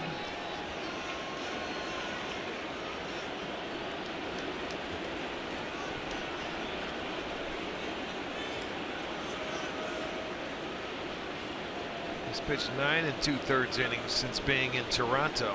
They got him from Atlanta. Breaking ball.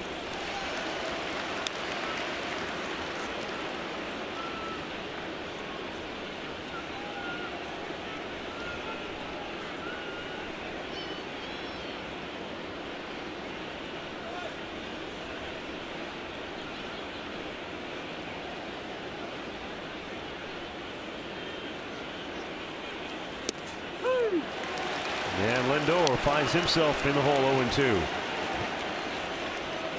Slider fastball, both of them in the zone.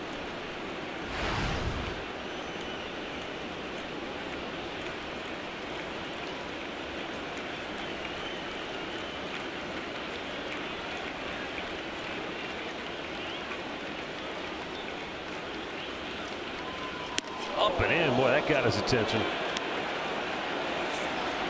Yeah, he backed him away.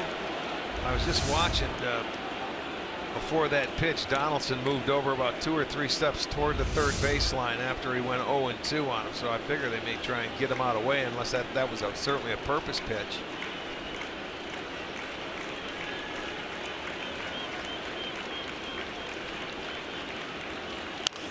Not a play.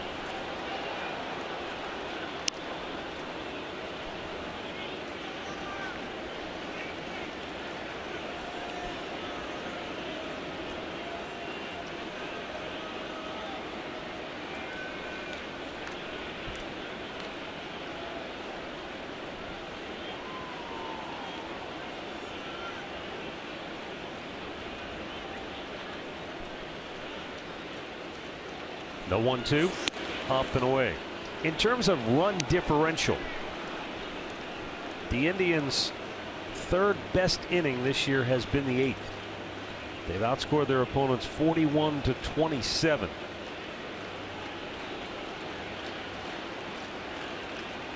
Well, and it's usually part of the game where they score 7th, 8th, and 9th, or they have been. The only bigger run differential innings for the Tribe this year is the 2nd, in which they've outscored their opponents by 18 runs, and the 5th, they've outscored them by 26 runs. But the 8th inning, you think about the 8th inning, that's a pretty wide margin to be up plus 14. Yes, it is. Late, a lot of times you're getting some pretty good relievers at that point in the ball game. And Lindor pulls it on the ground to second base, and that'll be an easy out, 1 away. We're swinging into summer tomorrow afternoon here in Canada. Indians Blue Jays continue the 4-game series. Our coverage begins on Saturday afternoon at 12:30 with Indians Live. First pitch followed at 1 right here on Sports Time Ohio, or you can stream it live on Fox Sports Go. Swing into summer, presented by Miller Lite.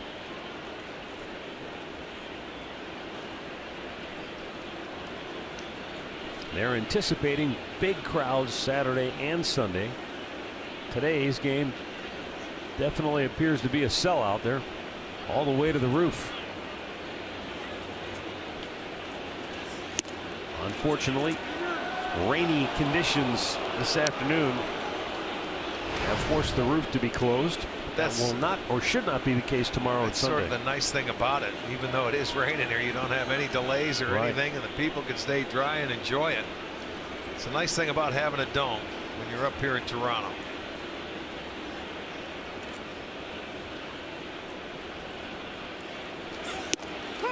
Over at old exhibition stadium where they used to play on the lake, my friend, there was a lot of time delay and a lot of storms off the lake.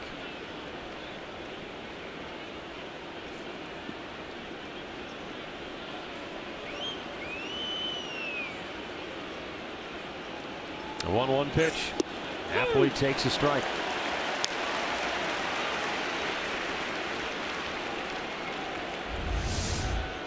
He got that slider going away. It starts and sort of locked him up. You see, he couldn't pull the trigger. Don't know if he picked it up real well.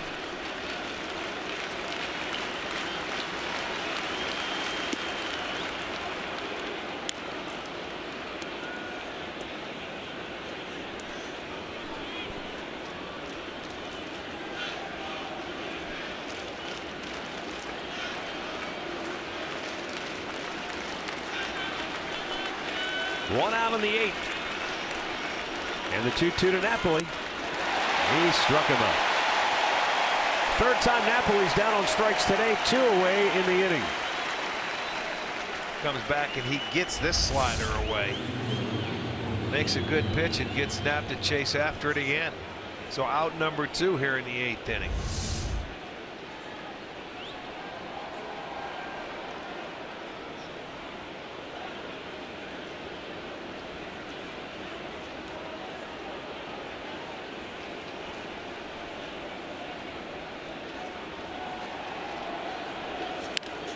Jose Ramirez fouls it right back.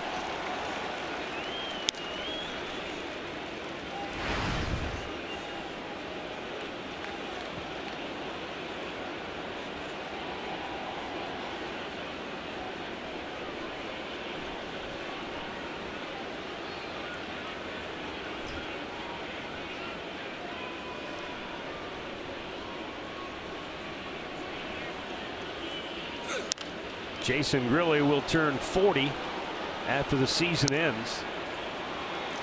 He has had quite a career and well traveled. Made his major league debut with the Marlins back in 2000. He's also pitched with the White Sox, the Tigers, the Rockies, the Rangers, the Pirates, the Angels, and the Braves. A few bag tags for you right there.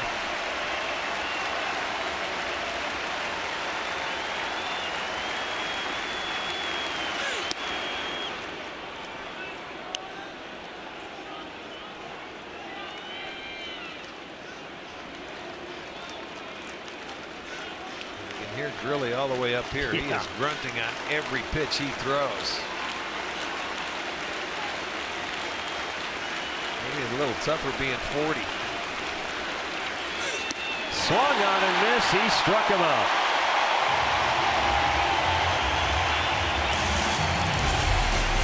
Middle of the 8th. Still deadlocked at 1.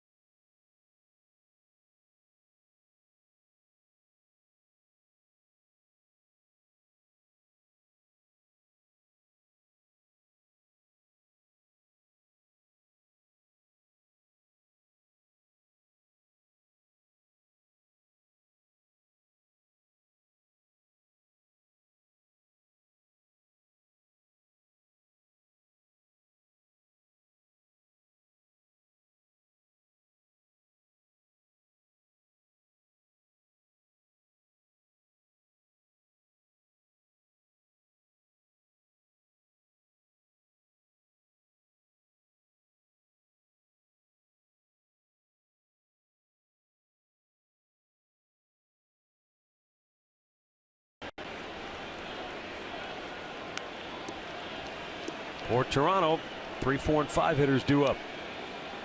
It's Devon Travis, Michael Saunders, and Russell Martin. Travis 1 for 2. He came into the game after Edwin Encarnacion was ejected following his first at bat.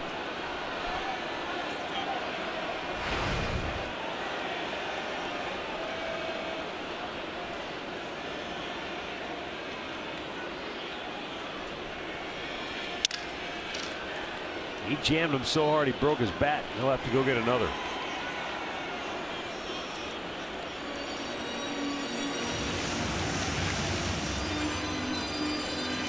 Well, this game up for grabs as the Indians try to run their win streak to 14 in a row, which would be a new franchise record.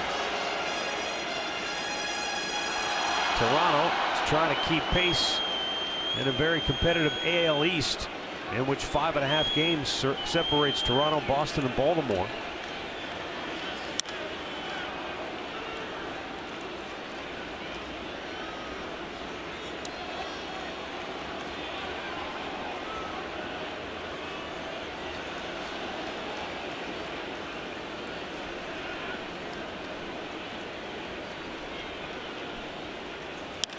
Just threw his bat at it. Right field. Lonnie is there. 1 away.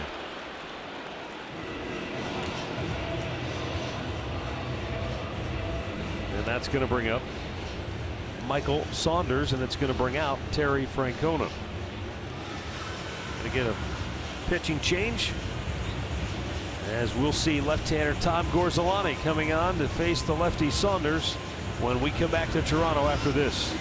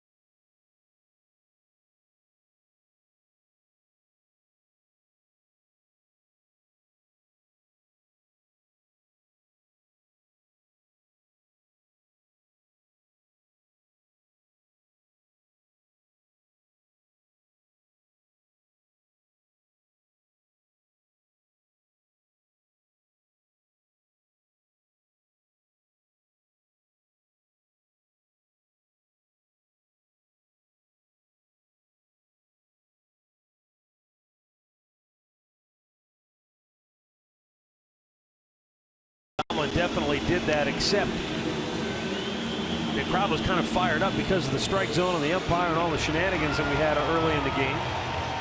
But he did his job. The Indians did nothing with Stroman except for the back-to-back hits by Santana and Kipnis that got them their only run.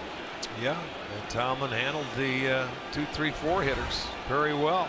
Tom Gorzolani coming on to face Michael Saunders, the lefty-lefty matchup here. 6th appearance as a member of the Indians ball club.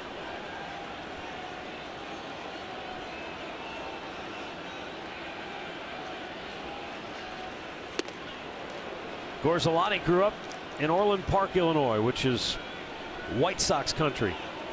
He said all my friends were White Sox fans. Everybody I knew loved the White Sox. So he said I was a White Sox fan. And then they drafted him right out of high school, but it was in the 38th round.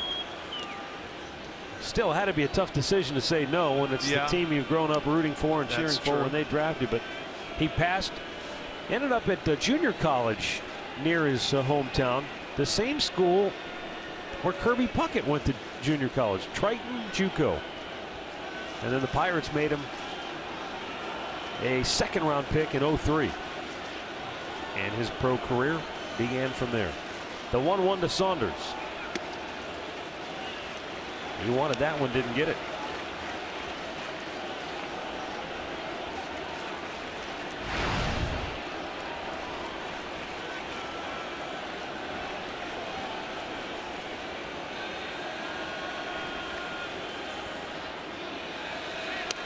Fastball took off on him, and now he's behind him, 3 balls and a strike. And this, I would imagine, is the only hitter Gorzelani's in the face. I think you're right. Manship is up getting loose. Martin's the on-deck hitter. You got a couple of right-handers coming up next. So his job is the left-hander right here. He got him a swing and a full count.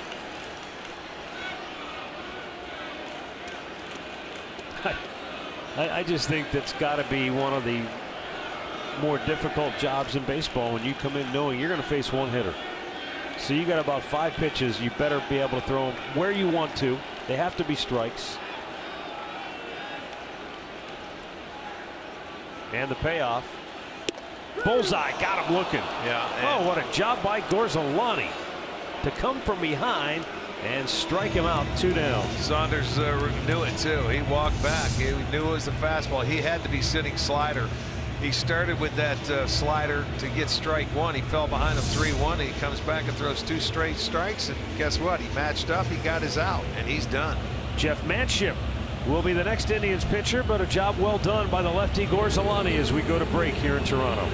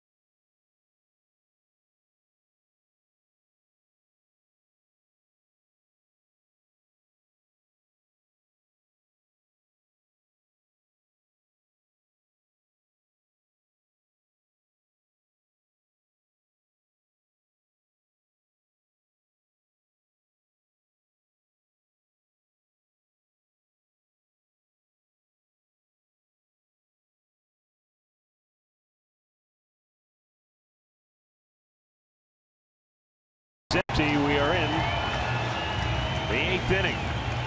1-1 ball game. Russell Martin is the batter, and the Indians go to right-hander Jeff Manship for the matchup here. 25th appearance on the year.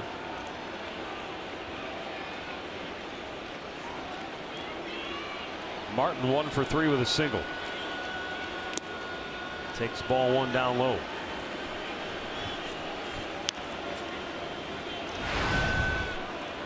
Martin's had a tough day with home plate umpire Vic Carapazza. Yeah, especially after he was struck out his last time up. And it's 1-1.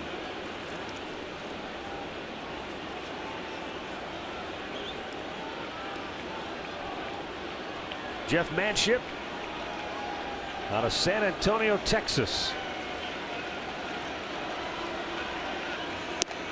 He pitched so well in high school that earned him a scholarship to Notre Dame. And he passed up a chance to be drafted out of high school. Went to Notre Dame and ended up a 14th round pick of the Twins in '06. Low and away, 2-2. Well, Martin was not happy with that pitch before. And he was down. I thought he might chase that one. He didn't, though.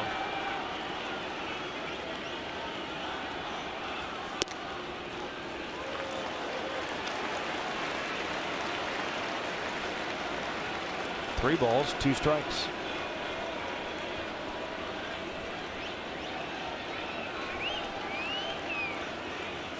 Got him swinging. He went fishing for it, and the inning is over.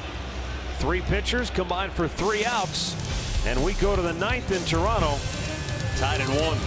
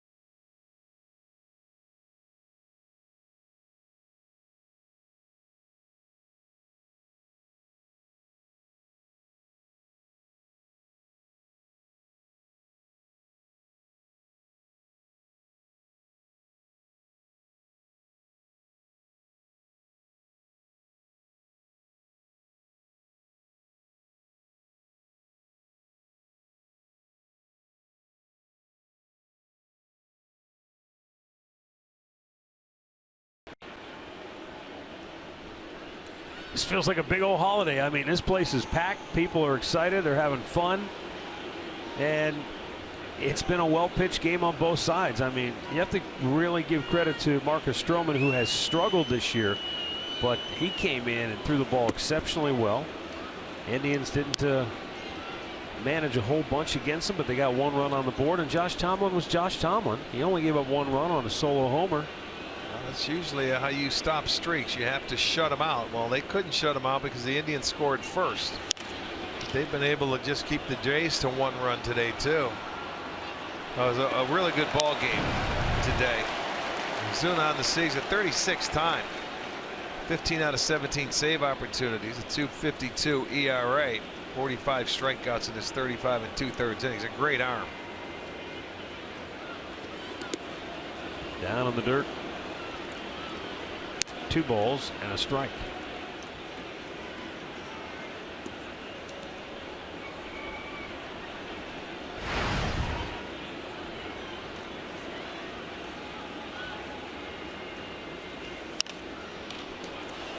You see that one 95, and it was about belt high. Tough to catch up to. You'd like to make him try to get that ball down, but that's he has a great arm. He can get it up in mid to upper 90s.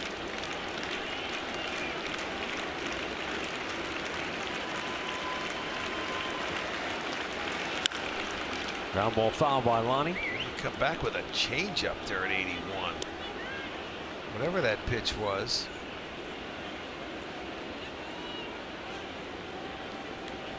Roberto Osuna is just 21 years old. He was pitching in the Mexican League for Diablos Rojos at the age of 15. And there's a base hit in the left field by Lonnie Chisenhall, his 2nd straight hit in the game. And both hits have led off an inning. They weren't able to do anything with it in the 7th. Hopefully they can do something here in the 9th. Both hits fastballs away. That one was down a little bit more. The one he threw before he fouled off over the third base dugout was up. That one down a little bit more. Lonnie stayed on it, and both hits gone the other way on fastballs. So he led off the 7th, and now here in the 9th, and we'll see if Gomes can move him along. Last time after that base hit, he flew out to right field. It's a fly ball to center field. Back goes Pilar. Plenty of room. Makes the catch. One away.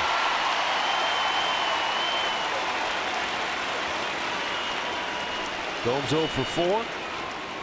And up comes Tyler Naquin.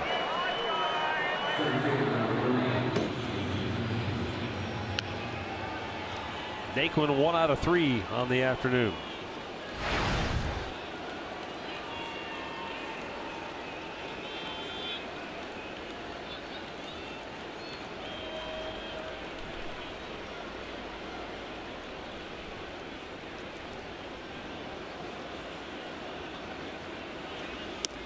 Last year, Roberto Osuna made his major league debut on April the 8th.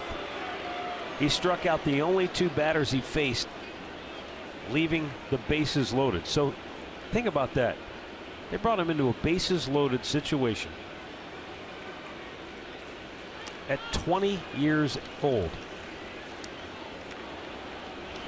And that made him the youngest Blue Jay to ever pitch in a major league game. You know, high expectations for him, that's for sure. You know, he's probably averaged a home plate. Don't know if they would take a chance here and try and steal a base. Martin has not been, he was very good last year at throwing out base runners. He has not been the same this year. And that 1.3 or a little over is on his fastball. Popped him up. Barney, the second baseman, makes the catch. 2 down.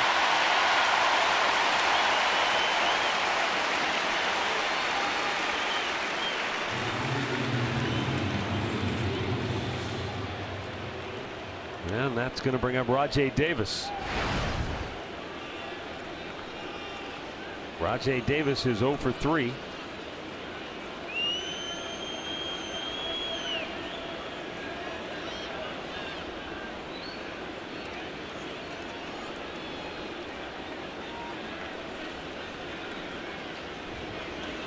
Outside.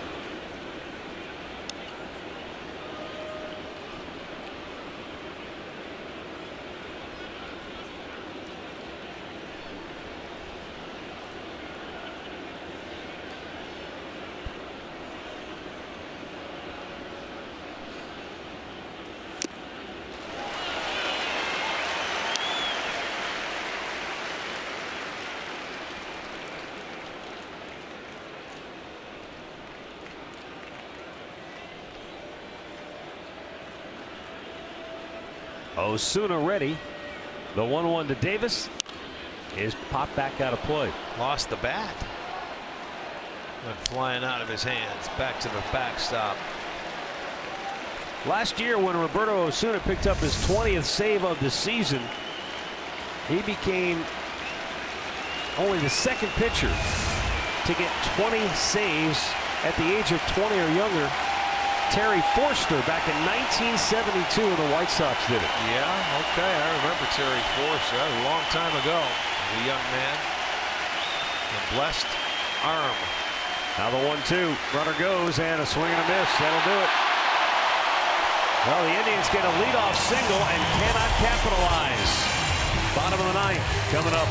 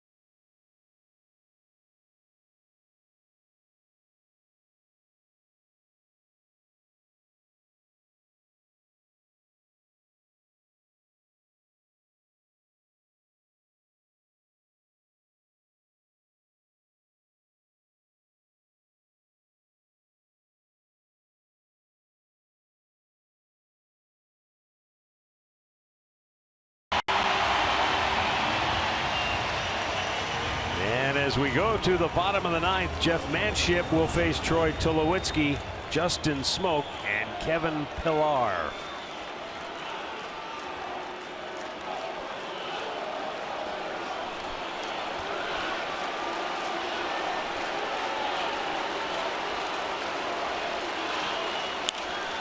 Popped him up on the first pitch.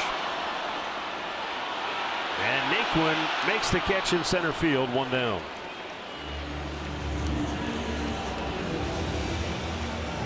Actually, Naquin slipped on his break coming in on that ball and went down and had to regroup before he came in to catch it.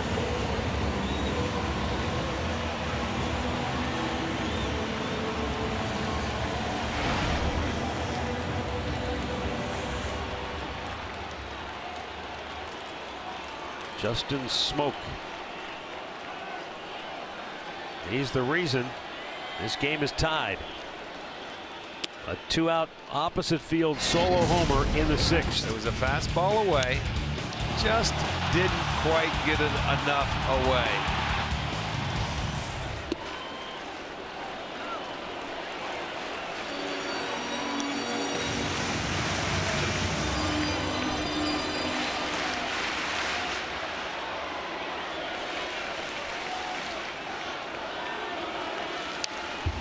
Right back to the screen, 1-1.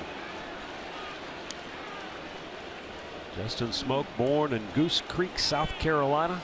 Goose Creek. Played for the Gamecocks in college and was the #1 pick of the Rangers in '08. But surprisingly, after we saw him initially, traded to the Seattle Mariners.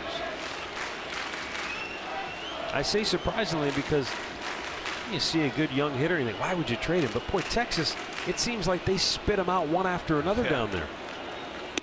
Wasn't he in the Lee trade? Justin Smoke? He was, yeah. Yeah, he was part of that Cliff Lee trade.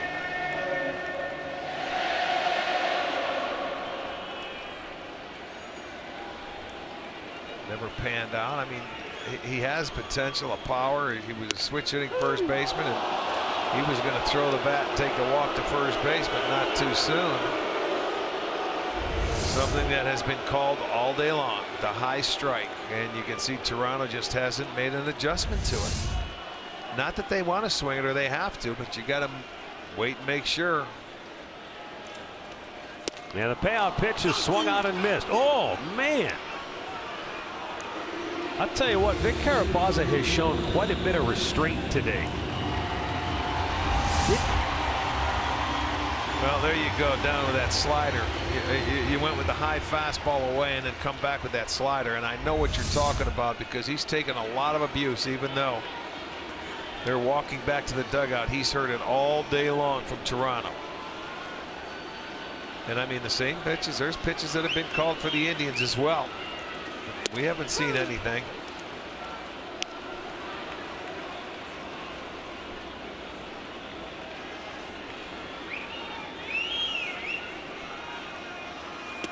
Now low.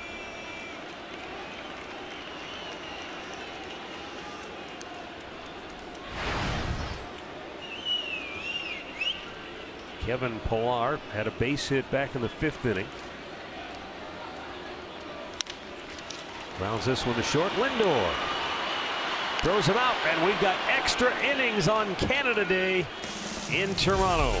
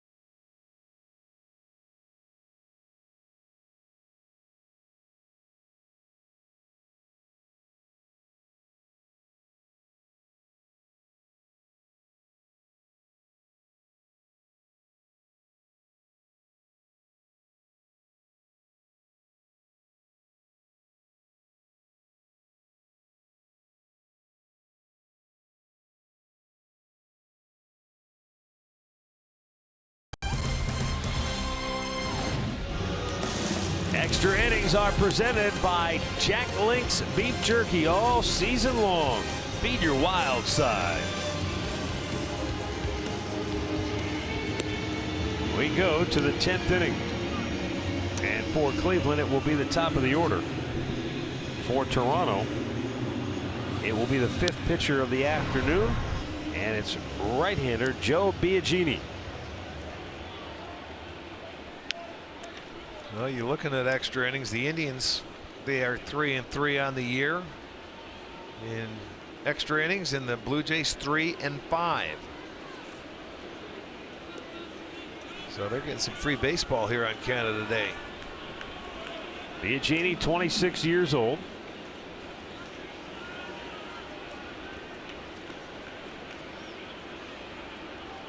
And the rookie right-hander set to face Santana. Right down Broadway, strike one.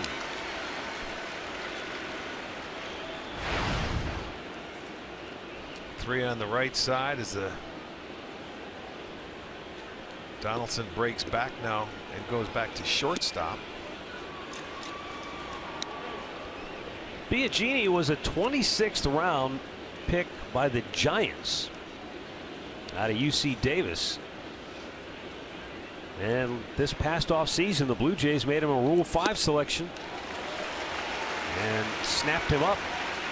But as a Rule 5 player, you've got to stick. You've got to be on the big league club. And I suppose Toronto felt like, you know, at age 25, he's soon to be 26. He turned 26 end of May. They thought it was worth a roll of the dice. Out of play. He'd already spent 4 years in the minors, and you know, for the Giants, you can't protect everybody in your organization. True. That's a pitching-rich organization, so they probably figured they had more important arms they had to protect. Down low, 2-2. He's a big guy at 6'5", 238. Been a starter his whole career until now.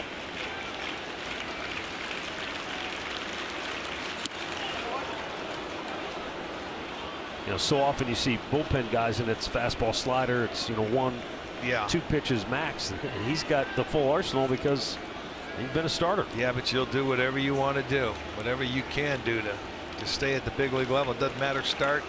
Give me a job in the pen. He's got to make a pitch here, though. Santana lifts the lazy fly to left. One down.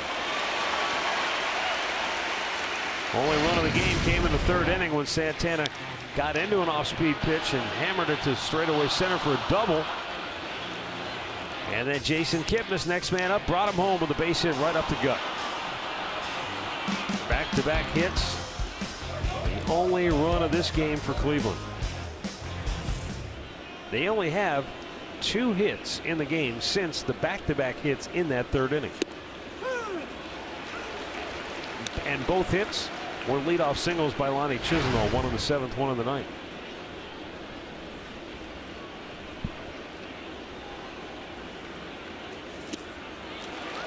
This has the feeling of one of those games where it's going to be one swing of the bat. Neither team has really been able to string anything together. Well, it's going to come on a mistake, too, because you have a wide strike zone. So if a pitcher makes a mistake and one guy gets one, you may be right.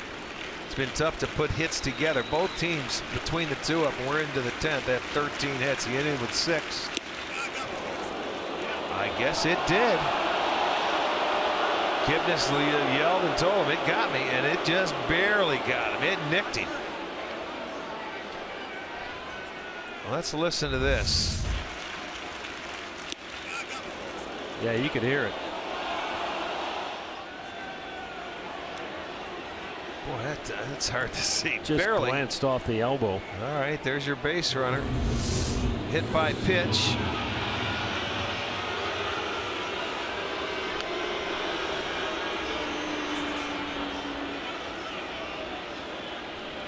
And Francisco Lindor will be the batter. He's 1 for 4 on the afternoon.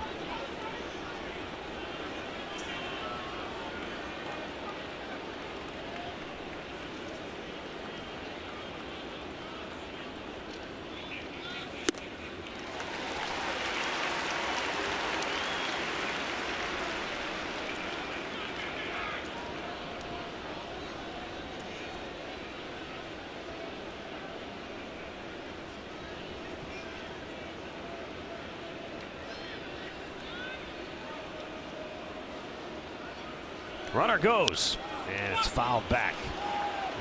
Well, he had a nice jump. But, Lindor liked the pitch, so he went after it. It's not that you know, it was a hit and run or anything like that. Kipnis saying, "I got to go." Heads down. He doesn't even look back, so he's trying to steal that base. He did hear the ball go out. Even though when you're stealing bases like that, it's good to peek in when you hear the ball hit to see if it goes anywhere or where it goes. Struck him out. 2 down.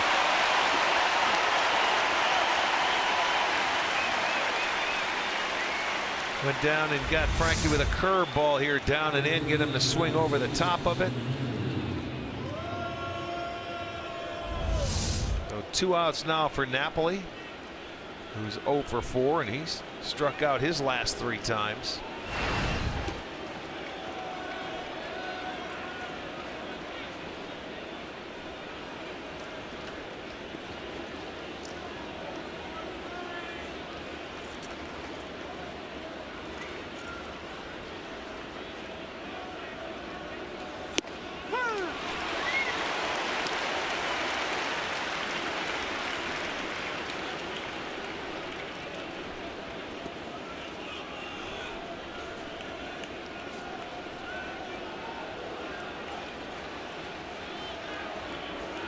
Smashes it right back up the middle.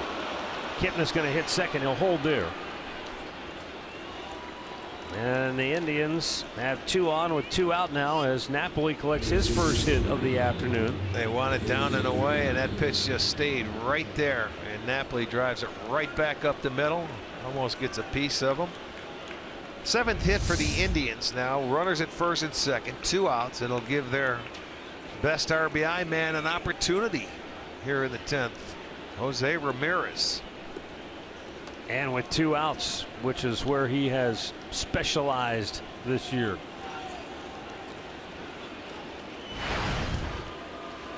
He's got 13 hits and 32 at bats with a runner in scoring position and 2 outs this year.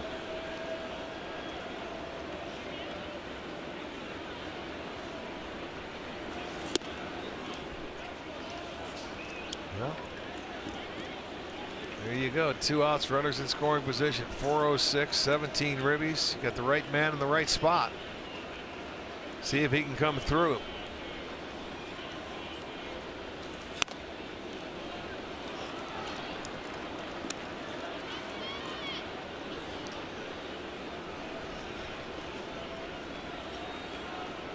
The outfield shades him a bit toward left.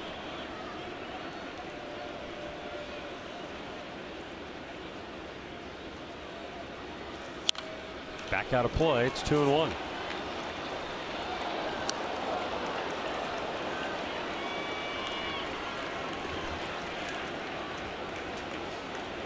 Last night, Jose Ramirez was 2 for 4 with a double and a run batted in. And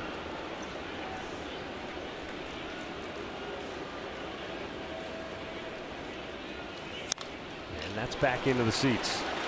Couple good pitches, and he fouled them back. So he gets back into the count here.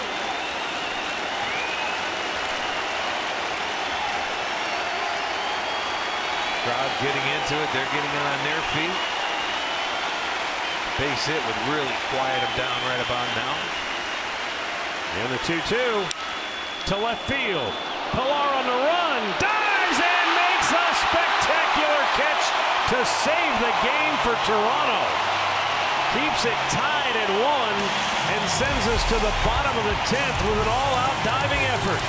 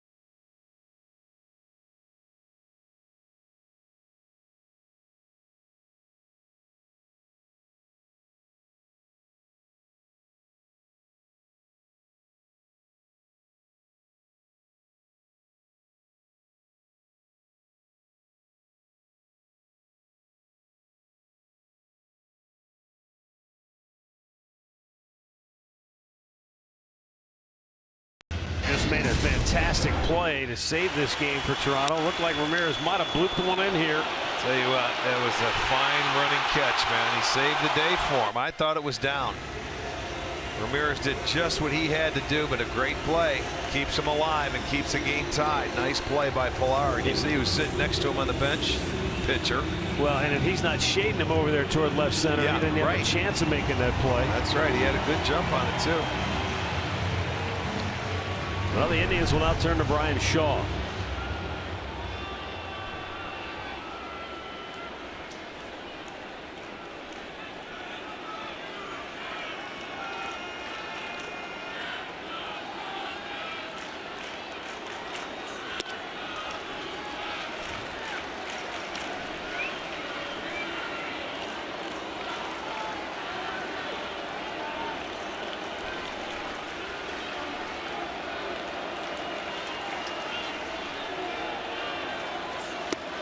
And Shaw with a strike to Darwin Barney.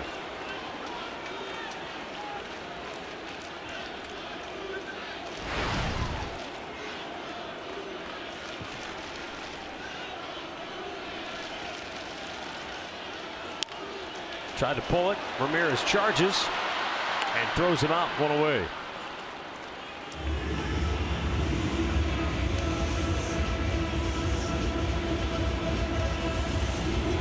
When Brian Shaw was in college, he was a closer at Long Beach State.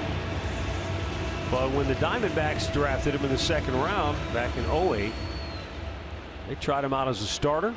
Started 19 games in '09, 13 games the following year. And not that he pitched poorly.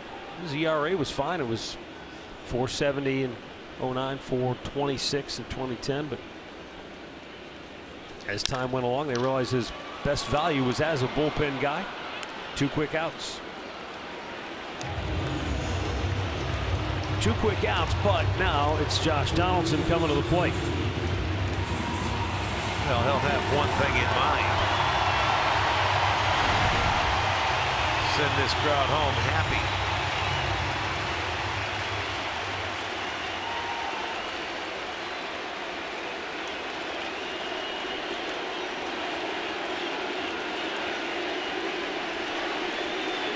Last year, Brian Shaw threw his cutter 76% of the time.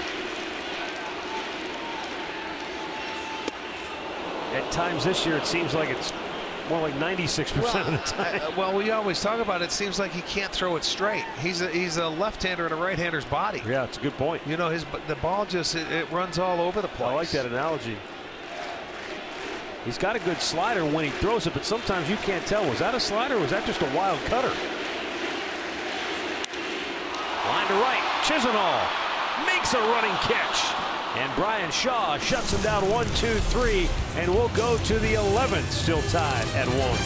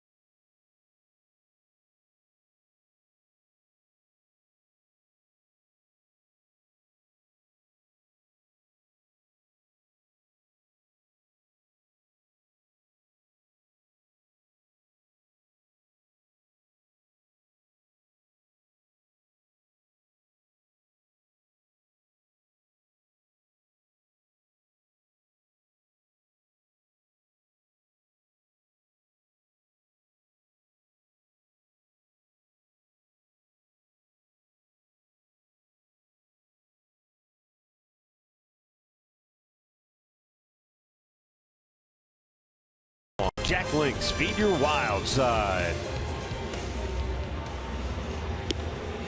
A packed house on Canada Day here in Toronto.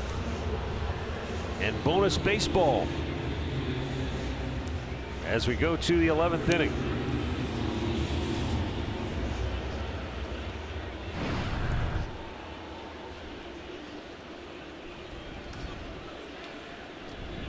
New pitcher is Jesse Chavez. His 31st appearance on the year, and he's got 6, 7, and 8 in the Indians lineup here. Lonnie Chisenhall, Yan Gomes, Tyler Naquin. First ball swinging, fouled back.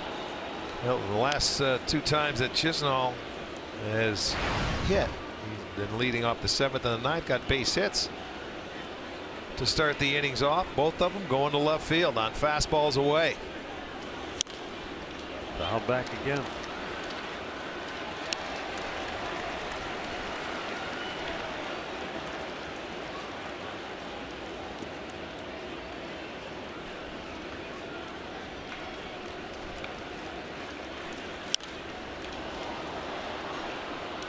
Well, Lonnie's trying to put everything in play here at the start.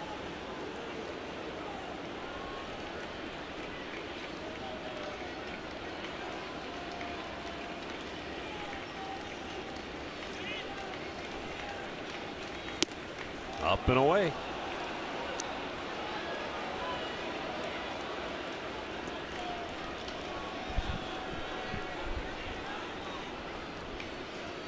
Going away again. He's got the outside corner covered.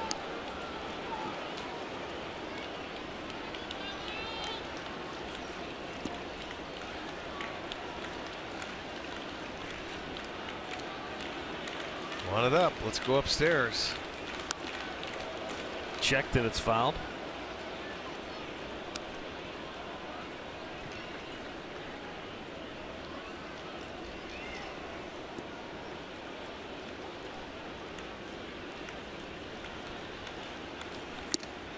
That time he laid off. I think that's the first pitch he hasn't swung at in the at bat. Yeah, well, it gets him back into the count at 2-2. They've got him to 2 strikes, and they're trying to get him to swing at that ball up in the zone. Now they're going back away. And he struck him out. And then he stayed upstairs, and that's what got him. A high fastball. Watch where Martin sets up away. Down and away, and guess what? He doesn't get it there, but he elevates it, and that's where he wanted it at the pitch before. But he gets his first strikeout, and out number 1 in the inning. Funny how sometimes you can miss, and it's a good thing. Sure it is. Now here's Yan Gomes. He's 0 for 4. Has flied out his last 2 times up.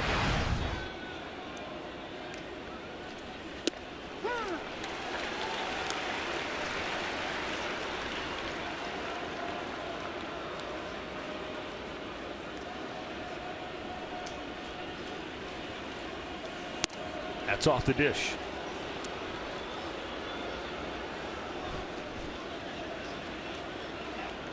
It was a year ago in this building in which Yan Gomes had a 2 home run game.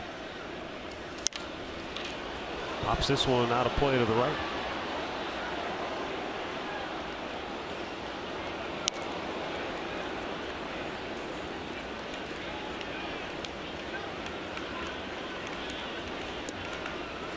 Was that the game where didn't he tie the game twice with home runs from the 7th inning? It was late in the game, wasn't it? Yeah, I'm thinking it was. And I know it went to right field. One of them. That one goes to the backstop, 2-2.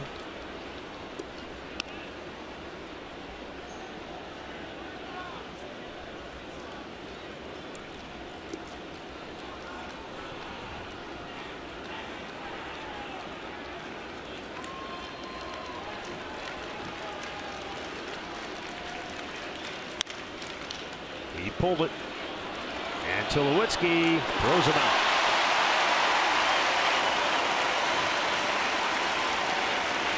Still has a fantastic arm, and he's a big guy. Well, he's always on the run when he's throwing, and he's very accurate for a guy that's always moving. He throws it from all different arm angles, man.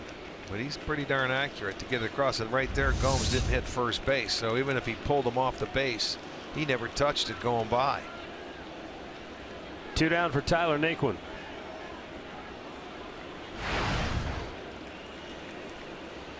Naquin 1 for 4 here this afternoon.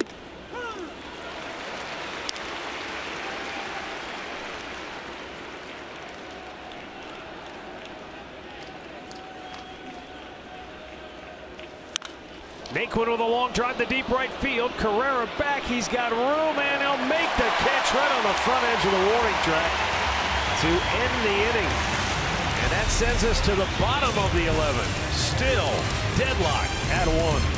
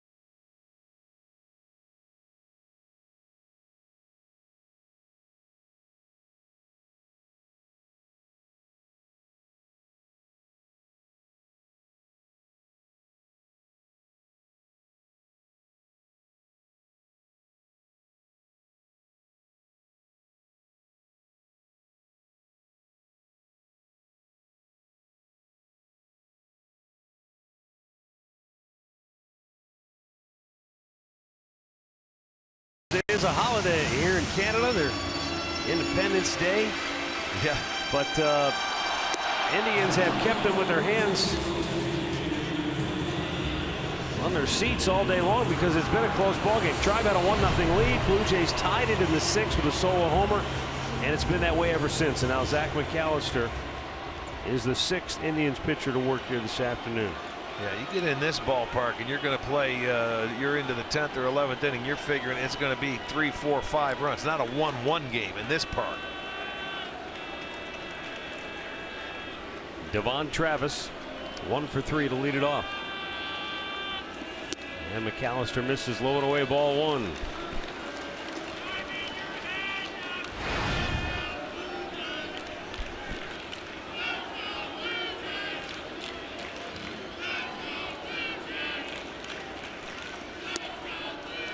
McAllister in his last 7 games has struck out 7 batters. He's walked a couple. He's given up 1 run. That covers 7 2/3 innings. Yeah, the last time we noticed Zach, though, he has scrapped the full windup.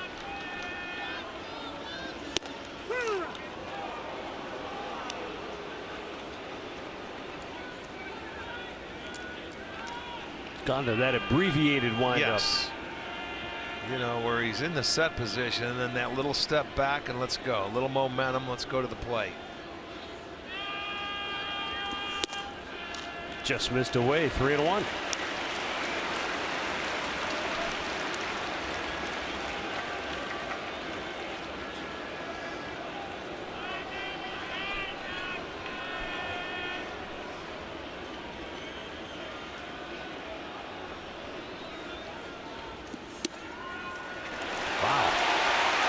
That's interesting only in that if Vic Carapazo's been consistent today, it's been that he's called a pitch, maybe a ball off the plate or 2 all day long, but those last 2 pitches were very close. But called the ball both times. And so Toronto has the winning run aboard to start the inning. And that is only the 2nd walk that wasn't an intentional walk allowed today. Josh Tomlin intentionally walked Josh Donaldson back in the 5th. The only other actual walk today came against Troy Tulowitzki in that same inning. Or actually, it was the inning before, back in the 4th.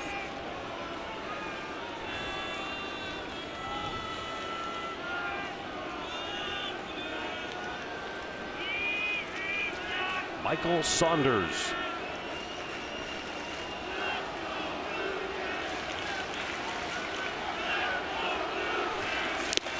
Threw it by him. That's interesting. That's strength against strength. You figure the left-hander likes the ball down and in. McAllister at 95 threw it down in there. Able to get it by him.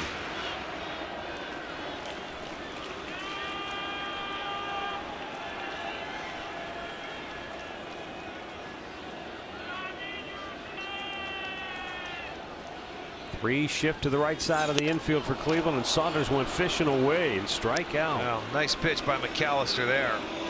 Gets a swing and a miss. Ball's going to run away. Watch the movement. Fastball going to take off. Excellent pitch. Strikeout number 13 for Indians pitching today after they struck out 17 Blue Jays last night. And Russell Martin, who has fanned 3 times on the afternoon, steps in.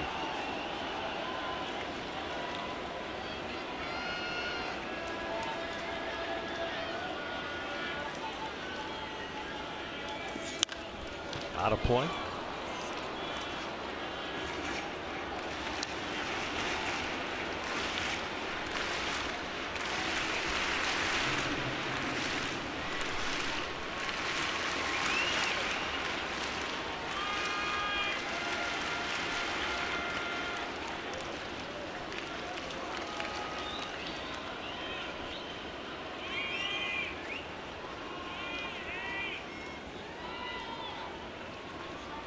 Can't have that many pitches. He shook them off 5 times. Well, sometimes you may be shaking on location. Sure. If you want to locate it, then it ends up turning into a fastball, I would think.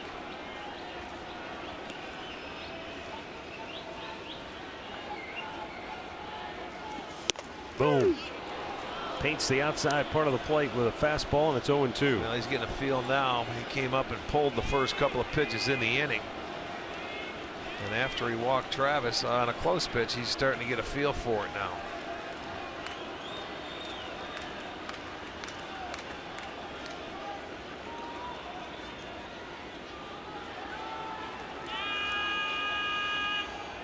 The 0-2. Coming back our way, just shy of our perch behind home plate. Last night we had just over 41,000 for the series opener. The capacity for baseball here at the Rogers Center is 49,282, and we haven't heard the attendance yet, but it's got to be right around there. I would think so. They said it was sold out before we came into the building today. 45,825, I'm told. The 0-2 in the dirt. Oh, nice block. Nice block to keep it out in front. See, when you're on first base, you have to really anticipate some of these things, but Gomes did such a good job to keep it out in front. He deadened that ball. That's where base runners have to really concentrate on taking that extra base if they can. He couldn't on that one, but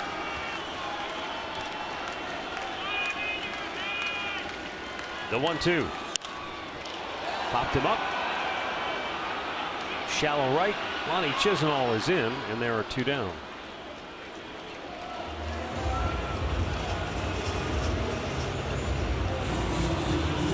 And up comes Troy Tulowitzki.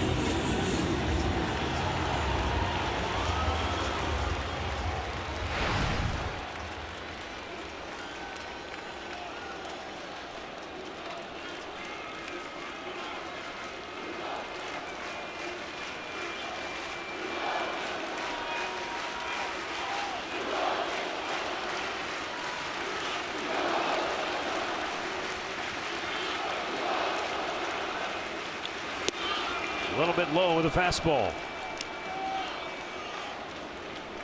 Zach McAllister was a third-round pick of the Yankees back in '06. Grew up in Illinois. His dad was a scout at one time for the Red Sox.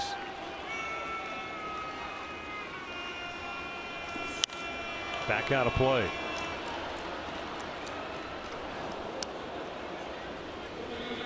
Indians picked up McAllister in the Austin Kearns trade.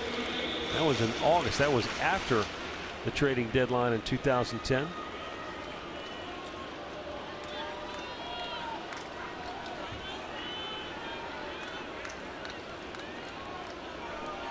Mixed results as a starter with the Tribe. The move to the bullpen has been fruitful for McAllister.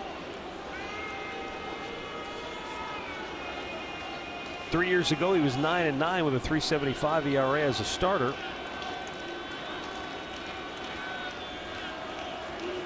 Well, ended up going back to that bullpen because he couldn't. The secondary pitches didn't have it to go through the lineup 2 or 3 times. Oh boy, that's a step off. He took off. Yeah, I don't know if it was Gomes or Napoli. Somebody had to say something to McAllister because he. Yeah, but sometimes that'll shake you up as a pitcher. See, he doesn't see him, and he was wanting to go. And as a base runner, boy, that's. Well, he took his time. He held on and just stepped off. And the 1-2 pitch fouled right back.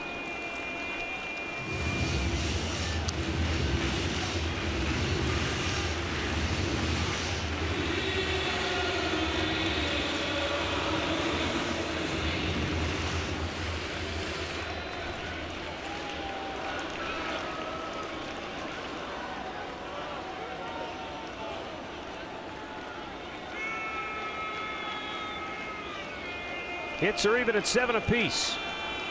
Indians have left 10. Blue Jays have stranded 7. We're in the bottom of the 11th with 2 down. And the 1-2 pitch is popped up foul and out of play.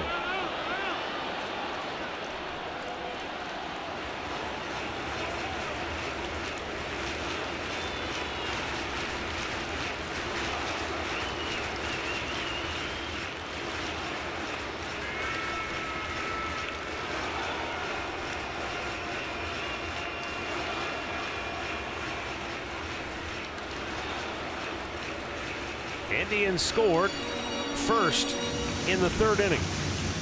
A double by Santana, a single by Kipnis brought him home with the game's first run. It stayed that way until the 6th with 2 outs when Justin Smoke homered to tie the game at 1.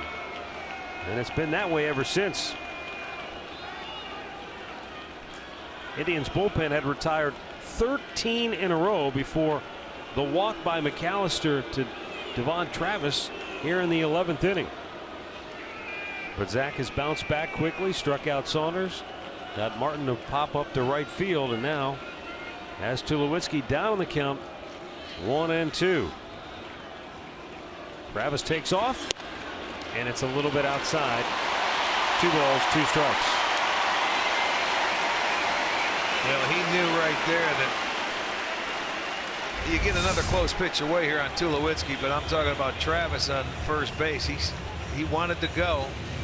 And he held there, and McAllister just came set and just held it for a while, but he waited him out. It's just interesting, as wide as the strike zone has appeared to be at times, there have been a couple of razor close pitches that have not been called strikes in this 11th inning. That one could have been the biggest pitch of all, especially if Tulowitzki takes advantage now. And the 2-2. Up and in, all the way to the backstop, and Travis goes to 3rd. And now the winning run is 90 feet away for Toronto with 2 down. Well, they want that away, and this one goes up and in, and Gomes can't hold on to it. It'll be a wild pitch by McAllister. And the man goes to 3rd.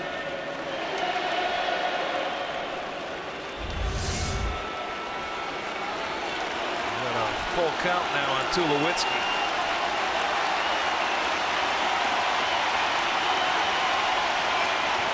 Well, you've got the base open, so you got to make your pitch and make him hit it. No question. He takes the walk.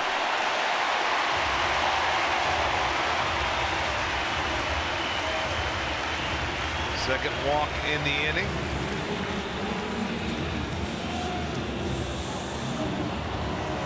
Out comes Mickey Callaway as the infield convenes on the pitcher's mound. The batter will be Justin Smoak.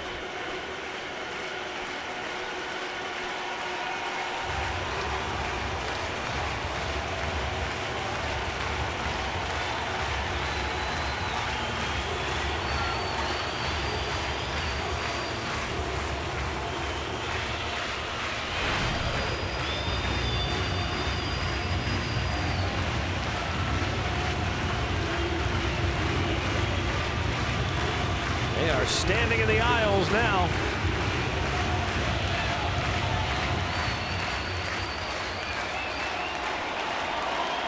Justin Smoak.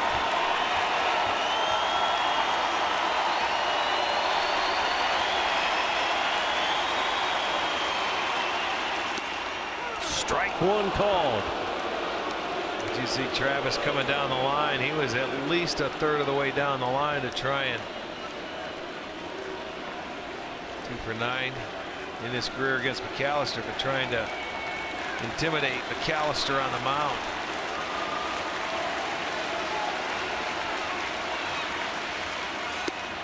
A little bit inside, and it's 1-1. Surprised Tulowitzki staying at first base. You got Napoli way behind him. Why don't go? There will be no force out. I would assume that's what they're telling him down there at first base too.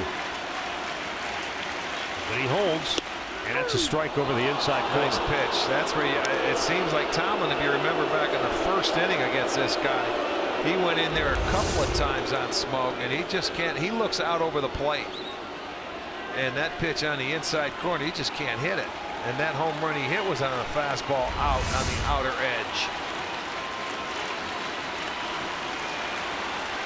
Now the 1-2. Spun him out of there.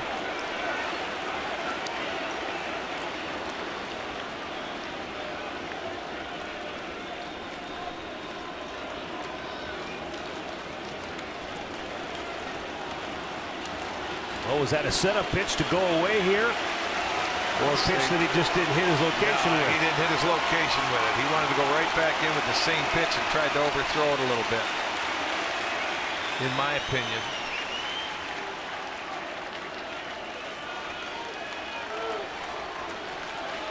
See what he comes with here on the 2-2. And the fastball way out of the zone. And now a full count. So you get to the 2 strikes, and then he's just trying to overthrow a little too much. Hit your spots.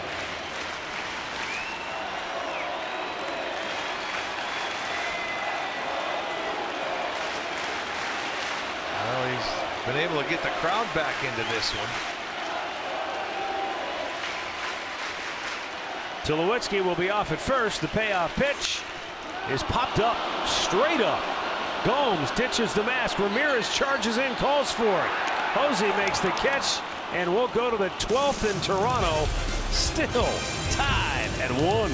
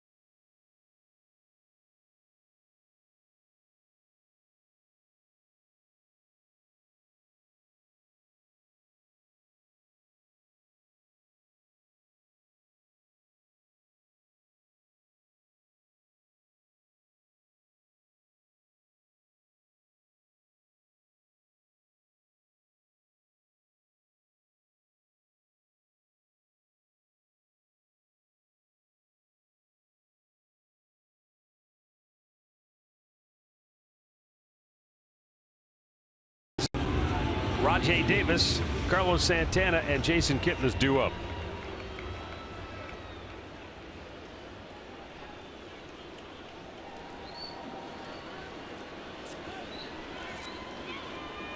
Jesse Chavez, who pitched scoreless 11th, will stay on to pitch the 12th. Toronto has only 2 left in its bullpen, Drew Storen and Bo Schultz.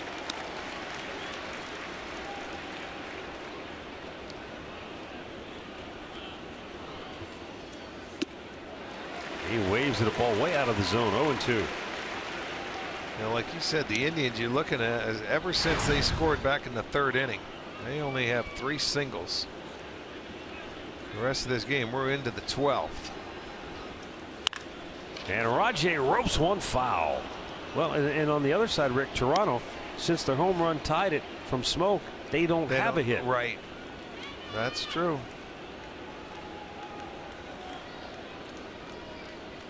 Both teams with 7 hits.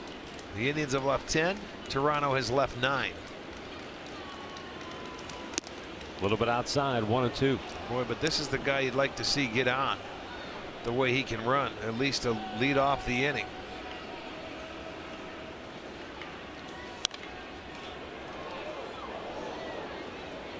Rajai led off the 5th and grounded out. Nice play was made by the second baseman Barney.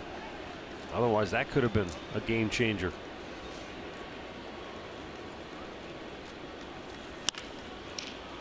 Tulowitzki throws him out, one away.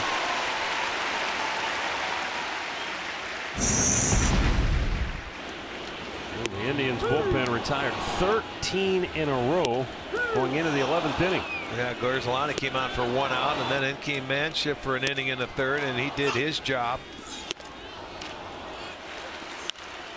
McAllister, a couple of walks, but got out of it.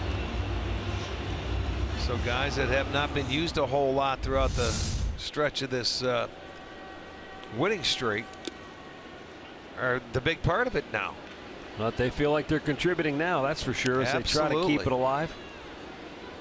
Carlos Santana was following Russell Martin in the Dodgers organization at one time. When Martin became the young hotshot catcher in LA, Santana was climbing the ranks in the minor leagues.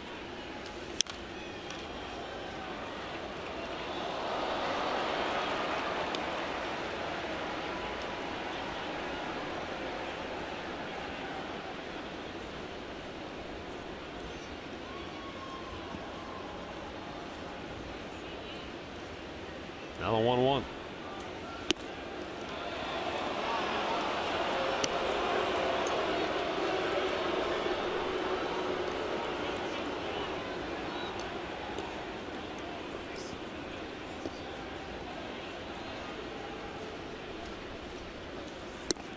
Low, 3 balls and a strike.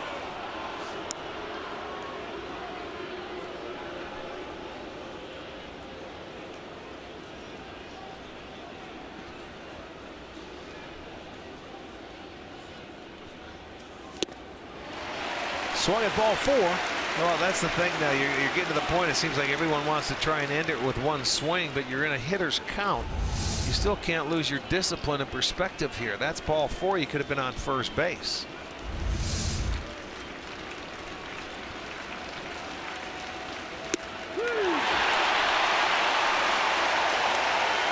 Two down.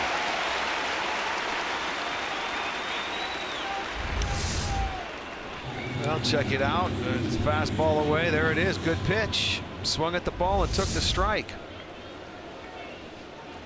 And with 2 down, Jason Kipnis to the plate.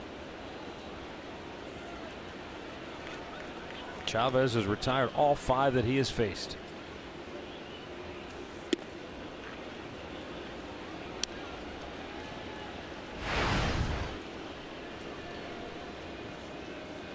So much for the bullpen being a weakness for this Toronto club. Well, everything they told me, it's been the opposite. Stroman's sinker's flat. He's been unbelievable. The bullpen hasn't been any good. It is pretty good.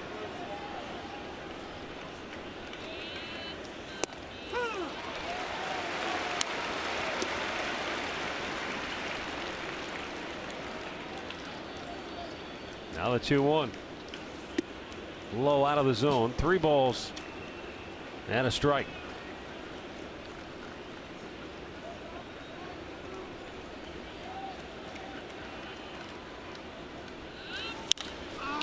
He got him to swing at a bad pitch. Pops it up. And the inning is over. Indians go in order. We move to the bottom of the 12th. Still tied at 1.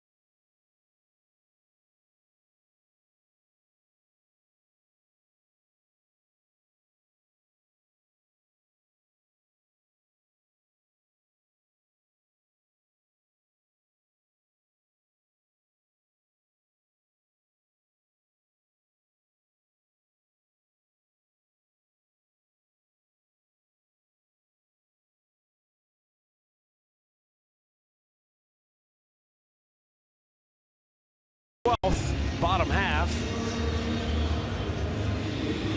and Tommy Hunter is the newest Indians pitcher. He is the 7th Indians pitcher to work here this afternoon. The only guys left in the bullpen are Jabba Chamberlain and Cody Allen, but Cody's pitched in 3 straight games, so yeah, he's done. He will not be available here today. They've moved Trevor Bauer out to the bullpen as a just-in-case guy.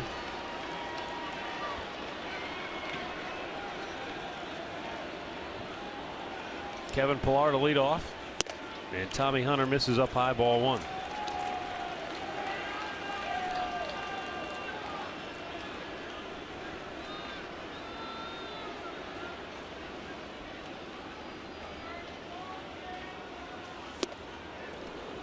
And that one with 96, a little giddy up behind it, threw it by him.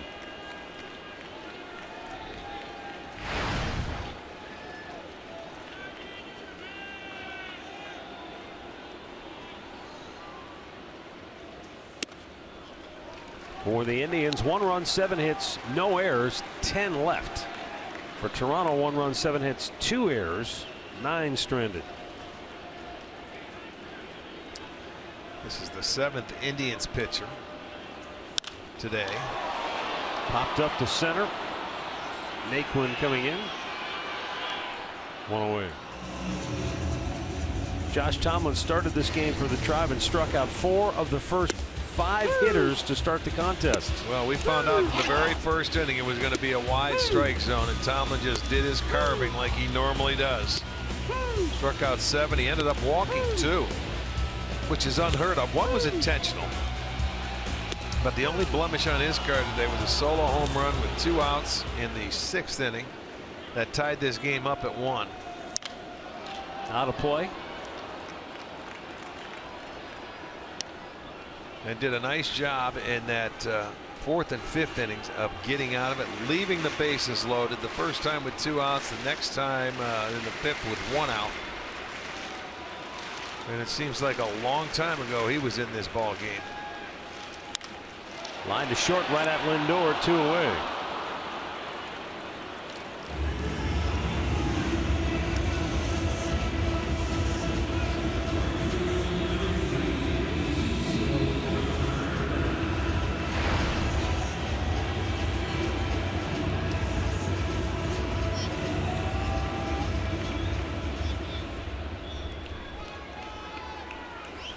Tomlin dropped his ERA from 3.32 to 3.21 today.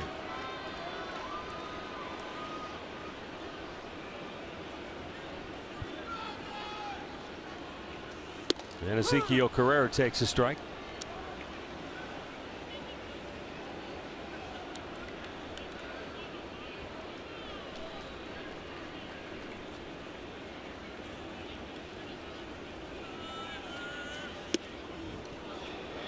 Carrera 0 for 4 with a sacrifice bunt.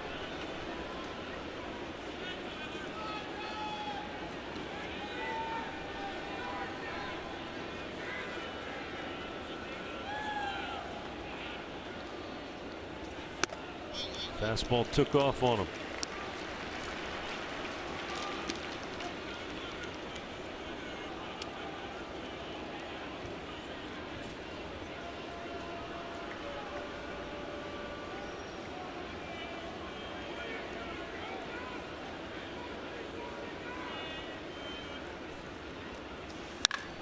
Hit hard, but foul down the right side. You know, when you think about it, this Indians pitching in the first 2 games of this series, this has been was a Blue Jay club that they were scoring some runs. He's going to drill this one, but it's foul. You know, since the 11th of June, they were averaging over 6.5 runs a ball game, and hit 36 homers. But you're coming into their place, which is a good hitter's park. They scored 1 yesterday, they have 1 today. We're in the 12th inning. So it's been a great job by the pitching for the Indians. Slowly chopped up the middle. Lindor fires to first. And the Blue Jays go 1, 2, 3. We head on to the 13th inning. Still tied at 1.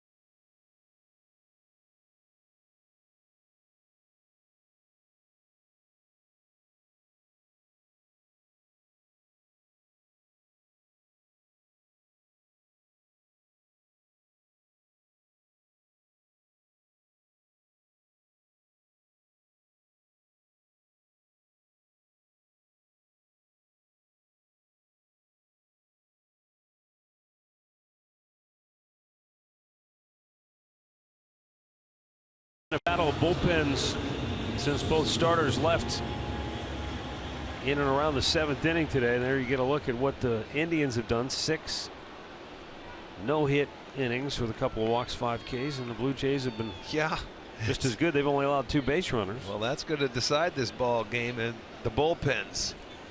Storen's up in their bullpen. This is the 3rd inning of relief for Chavez. Francisco Lindor 1 for 5 on the afternoon. Lindor singled with 2 outs in the 1st inning. Since then he has struck out twice, flat out, grounded out. We keep playing. They're going to have to hold the fireworks that's down on the lakefront tonight. They're going to have to wait till everybody gets out of here. Some of the Blue Jay faithful have already called it a day and moved on to other holiday festivities. But many still remain. They want to see the outcome. Out of play.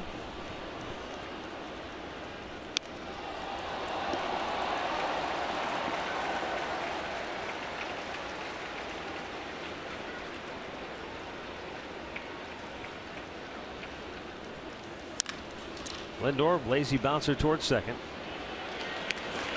1-0.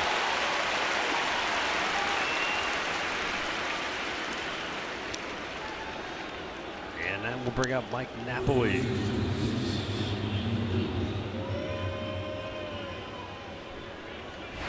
Napoli 1 for 5. Had a 2-out single in the 10th.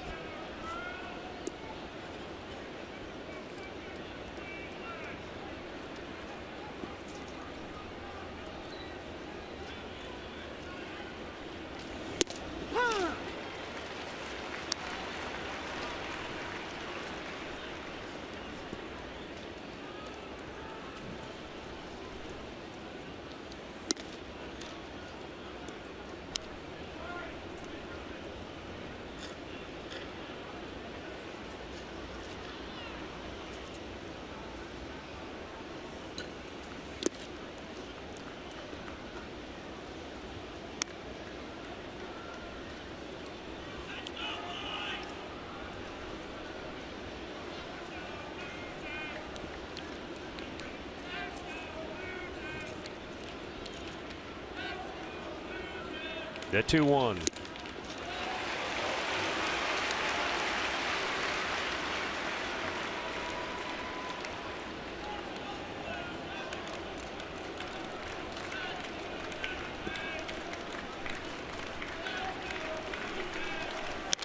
Out of play.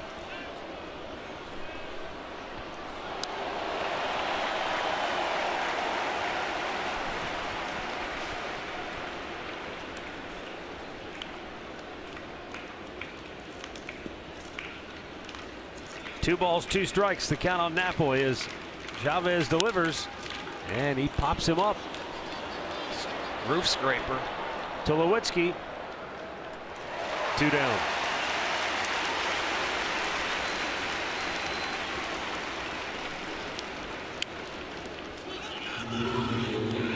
Well, that's going to bring up Jose Ramirez.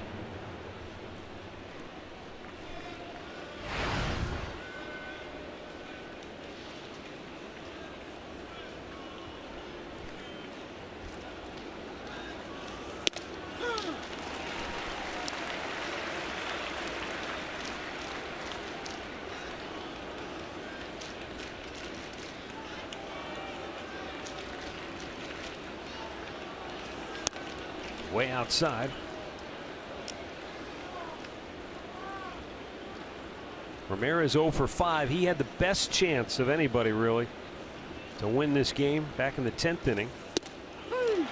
Would have given the Indians the lead. He had a line drive to left center field, and Pilar made a fantastic diving catch.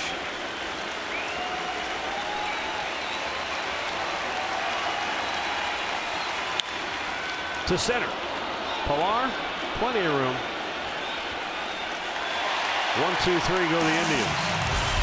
Bottom of the 13th coming up next.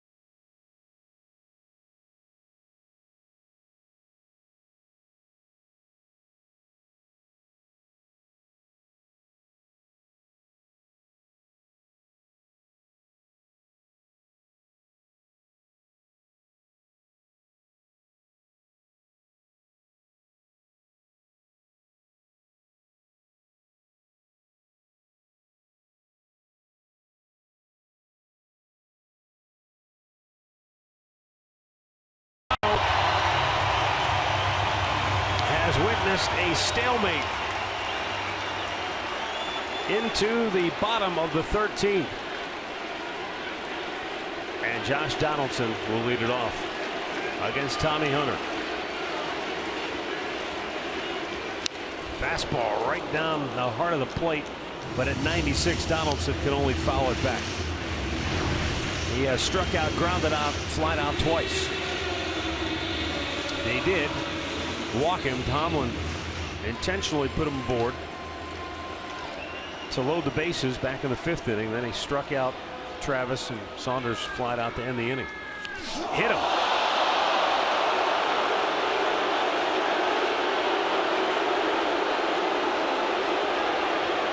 He was certainly not looking for anything inside like that.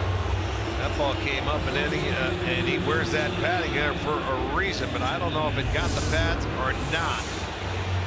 That looked like it was up on the shoulder. Yeah. So their leadoff man aboard.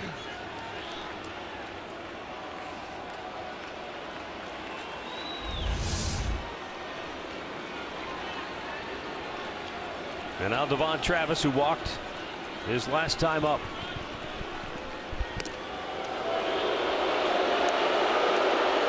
Now, just to keep an eye on him, Donaldson not a base stealer, but he has 5 stolen bases in 5 attempts, so you got to pay attention to him.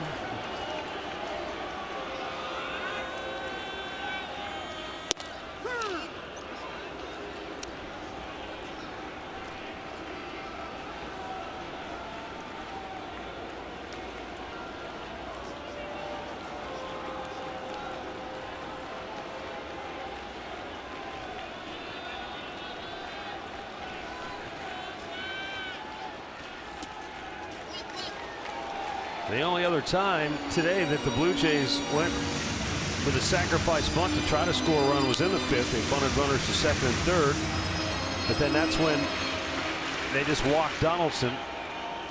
Yeah, they retired the next 2 batters. Right.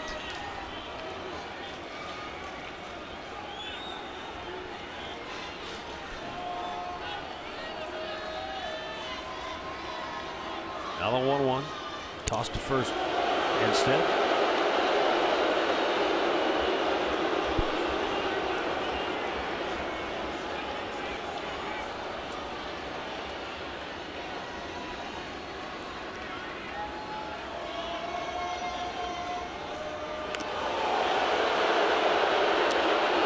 They really don't like to throw to first here. No, they don't. No, you're supposed to take a lot of time and deliver it to home plate and let them steal. Jabba Chamberlain is up in the Cleveland bullpen. Fouled right back.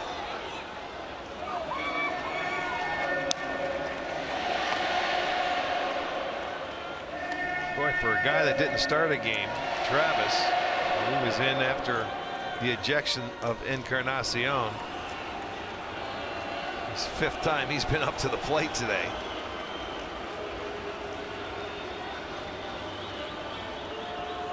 The 1-2.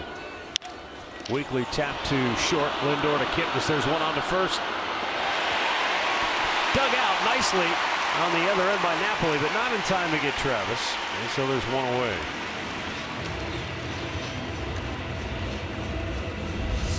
It just wasn't hit hard enough. There's the underhanded flip.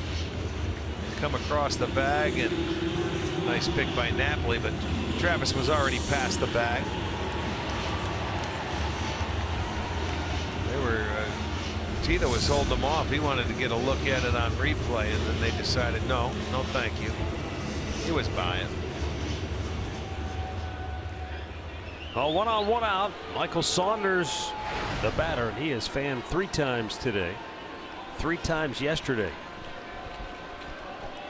So he's 0 for 9 with 6 punch-outs already in the series.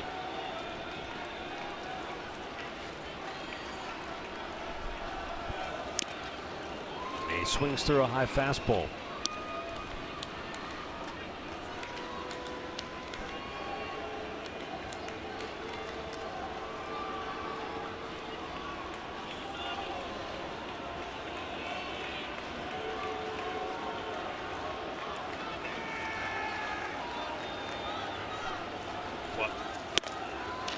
Swung through another high heater, and it's 0-2.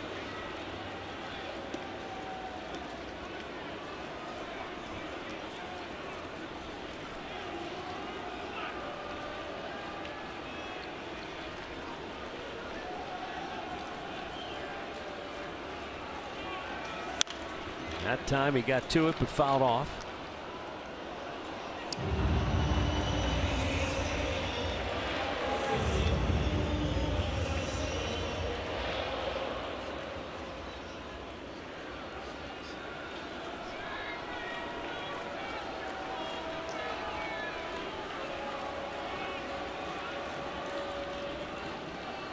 Again, Tommy Hunter's 2-strike pitch. Strike 3 called.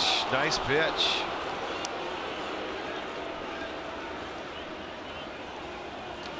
Inside, so he goes down for the 4th time tonight. Look at that fastball inside part of the plate. Saunders, no luck today. 2 down for Russell Martin. He has struck out 3 times.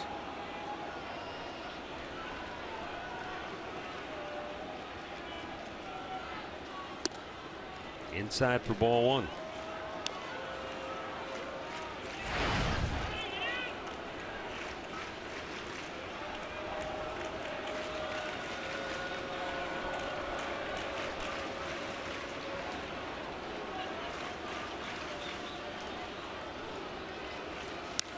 Foul right back.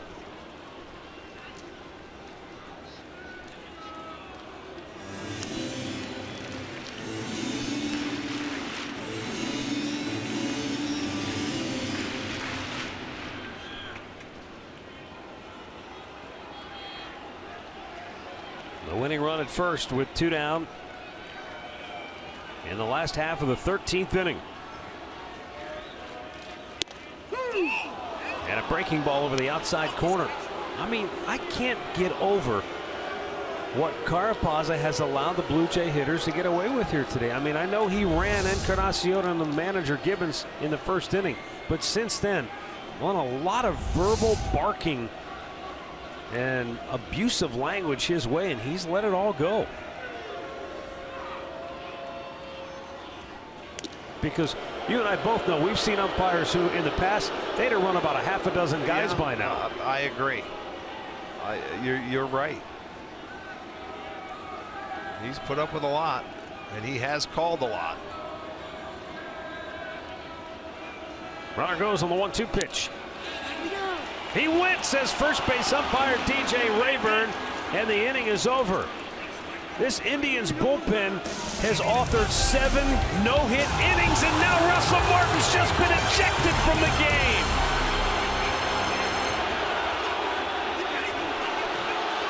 As he was headed back to the dugout, Martin said something, and he got the heave-ho from Carapazza. A man can only take so much, and now Martin has just gone ballistic.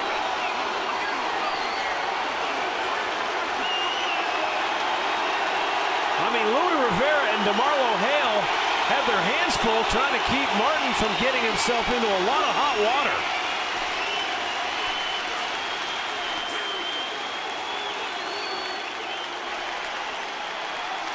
I'll tell you what, his checkbook's going to be a little lighter to come next week.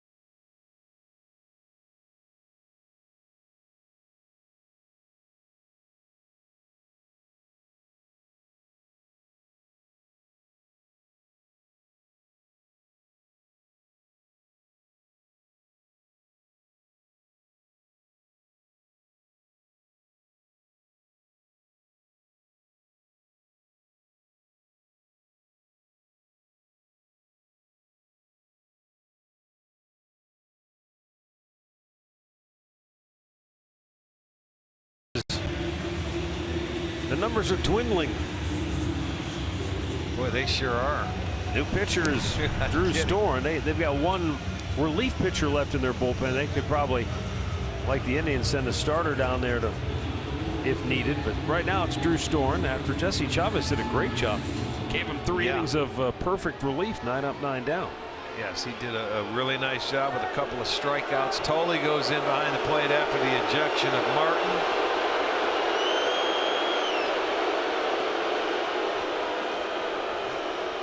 And Lonnie Chisenhall, who has 2 hits, will lead it off.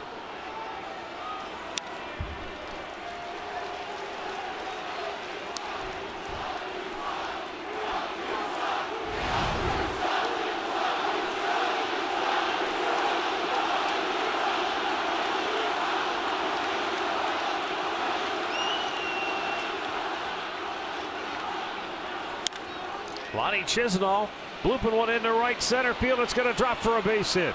And he's got his 3rd knock of the afternoon. We profiled him in the open of our telecast because he's been on fire here of late. Well, that's the 3rd time he's led off an inning with a hit. And now we're going to finally get a pinch hitter to see if they can do something here. Michael Martinez coming on to hit for Gomes. He was 0 for 5. So Chisenhall gets his 3rd hit. They have their leadoff man aboard, and I would think here Martinez up to bunt.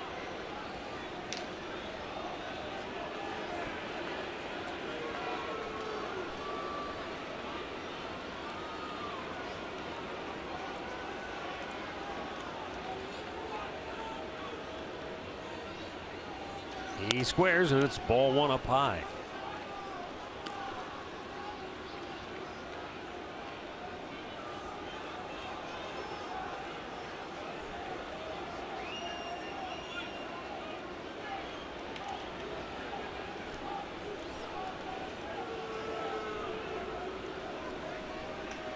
He squares, he bunts, foul.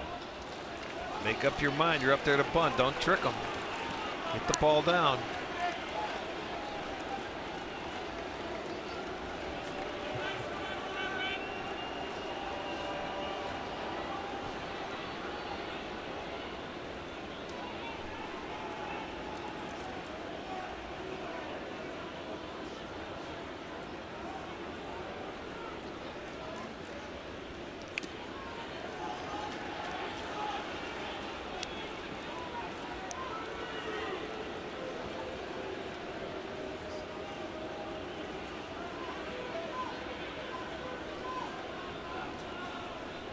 Michael Martinez will square on the 1-1 pitch. And again, he doesn't get it down. It appears to be the one thing he has trouble with. He's done everything else really well this year. Well, that's something he better work on then, because if you're going to get used and get in a situation like this for the bunt, you better learn how to get it down. Let's see what he does here. Does he still try to bunt with 2 strikes, or will he try to just get a base hit now? Down low, 2-2.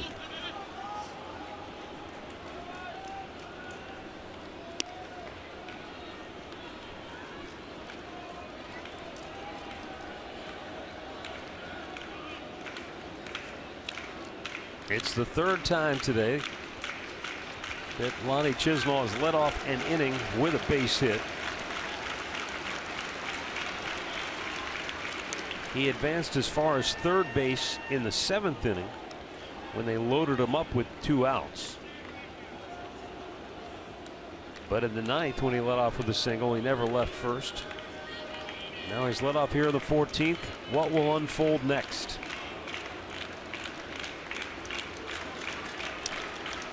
The 2-2. Fouls it off.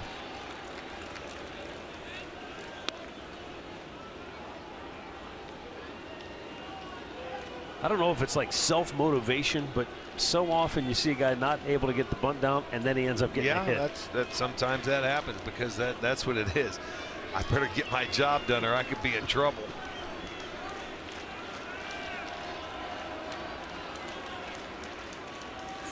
Up and away, full count.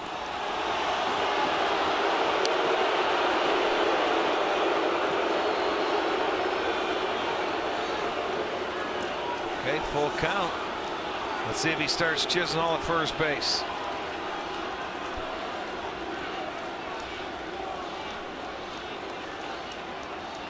There he goes. And Martinez rolls one towards second. Okay. One away. Lonnie into scoring position. Well, this is the way the game began. Third hitter of the game was Edwin Encarnacion. He threw his bat down, and that was okay.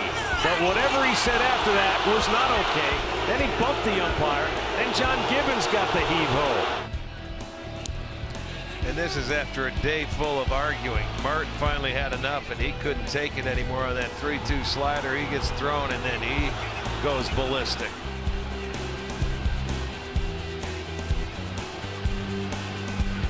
I mean, he absolutely lost his mind right there. There's Tyler Naquin. One hit this afternoon. And I'm just speculating, Rick, but I'm thinking Russell Martin may have really gone crazy because he was unhappy with some of the calls. Not the check swing that rung him up, just some of the calls in the at-bat. And he was just beefing a little bit. And when Carapazza rung him, I think he lost his mind because, look, I've been patient all day. I've been back here. I haven't been giving you a lot of grief. And it just boiled over at that point. Well, he was had a lot to say throughout the course of the day, and it just, you're right, it culminated. Extra innings, it'll do it to you. Frustration, it'll do it to you. But look, the home plate umpire has put up with a lot. Yes, we've heard it. I don't know if you at home have heard it. I hope you haven't, because some of it has not been pleasant to hear. But some of the field mics have picked up the things that have been said in his direction, and he's taken a lot of guff without overreacting. And to that, I give him a lot of credit. Another 1-1. Up and away.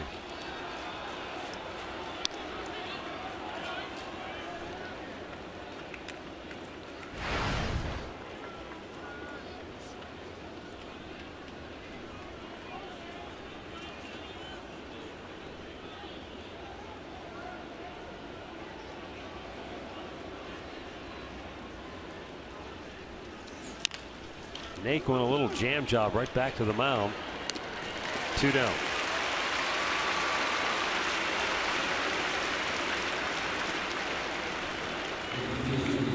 And so with 2 outs in the 14th inning, it will be the former Blue Jay, Rajai Davis, with a chance to give his new team, the Indians, the lead.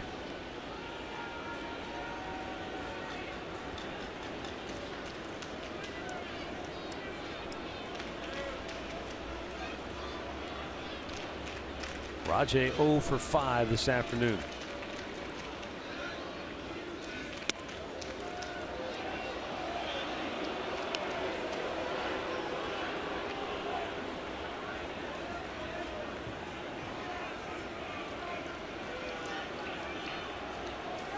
Looked like when he turned out of the way of that ball, something might have happened to him. Huh? With the back of the leg. It just might have tightened up on him the way he twisted. Out of play, 1-1.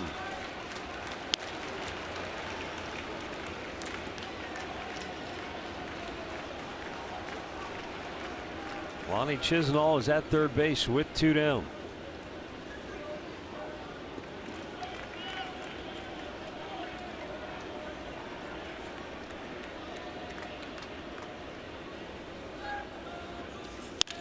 And a ground ball to short. Tulowitzki scoops it, throws it, got him. And we'll go to the bottom of the 14th, still tied at 1.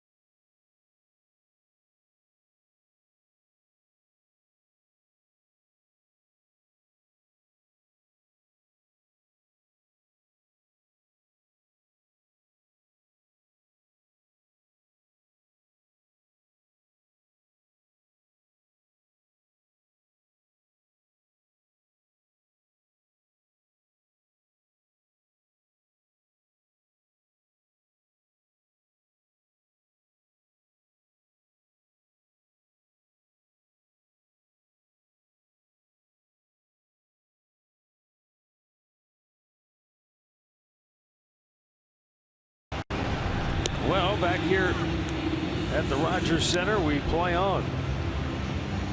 And in the bottom of the 14th, Jabba Chamberlain is the new Indians pitcher. And officially the final relief pitcher left in the Indians bullpen because Cody Allen not available today after pitching 3 days in a row. Chris Jimenez comes into the ballgame. He's the new catcher after the Indians pinch hit for Yan Gomes, and the guy that pinch hit for Michael Martinez stays in the game in left field. So he'll bat 7th. Jimenez goes into Rajay Davis's spot in the order, and he'll bat 9th.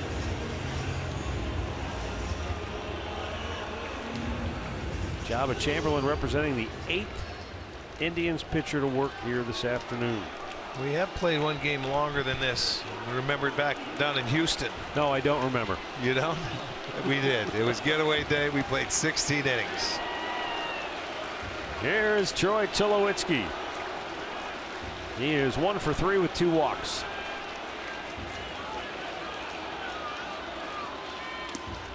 Spiked it in there, ball 1.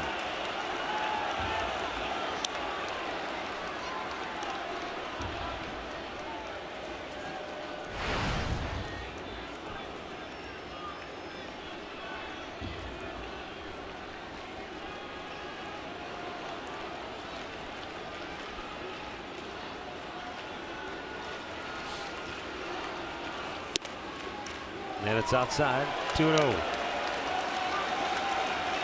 Tulowitzki, Justin Smoke, and Kevin Pillar for the Blue Jays here in the bottom of the 14th inning.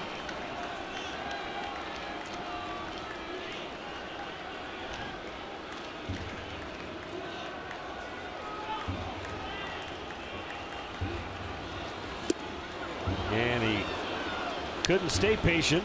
He chased one. It's 2-1.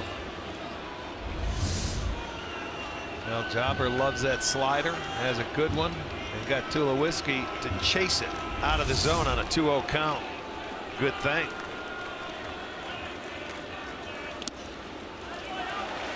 Even though we've just had the second 7th inning stretch, the game is just past the 4-hour mark.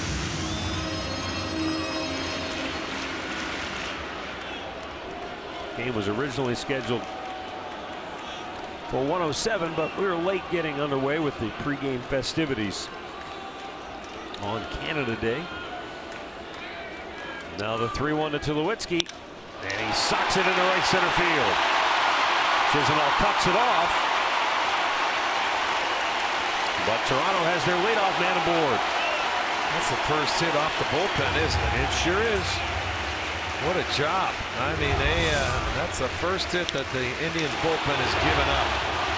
That ball leaked out over the plate a little bit. Tulowitzki stayed on it. Chisenhall, a nice job of cutting it off, holding him to a single.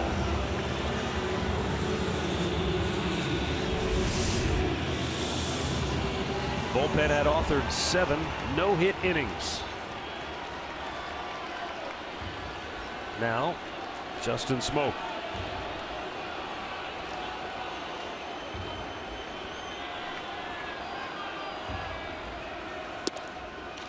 And it's outside, ball 1.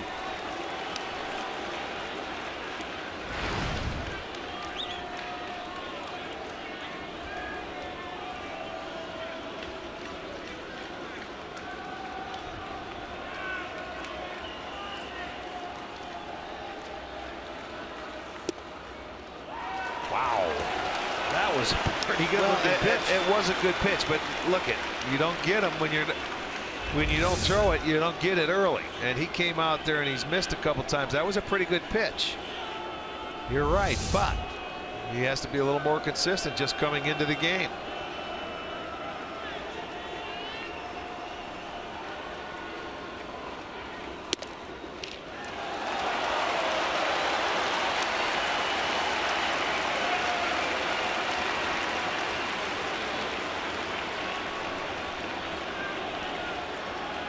It's as if the tables have been turned.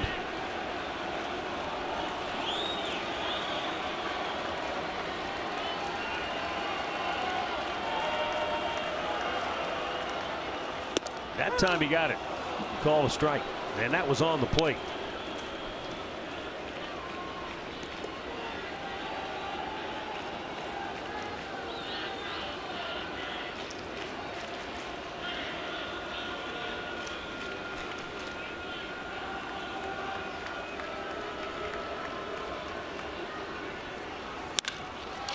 Bouncing ball to Lindor. He turns, goes to Ramirez for one, back to first. Not in time. It was close, but they get the lead runner, one down.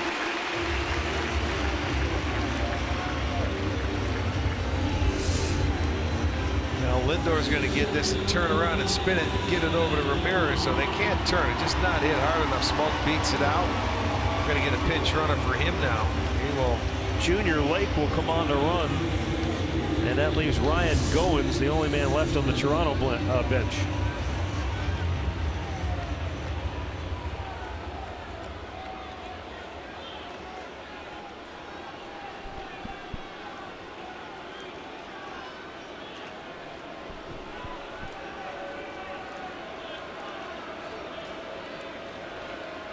Junior Lake does not have a stolen base or an attempt. He's only played in 4 games. They just need some speed out there. We don't know much about this guy, if he can even steal some bases, but in case a ball's hitting the gap, you need somebody that can run a little bit better than what Smoke does. Out of play. Told he has 15 steals in 205 career games. So not a guy that you would think is a base stealer. No, not really. Handful of steals last year with Baltimore, none in 8 games, but with Chicago in 21 games he had 4 steals.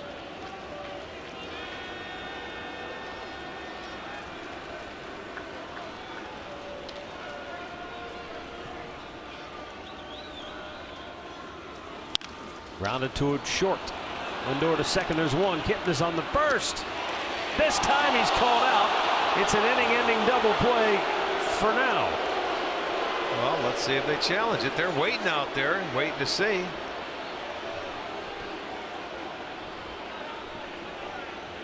And the sure he wants him to take a look at it. He'll ask him to take another look. Yes, he will.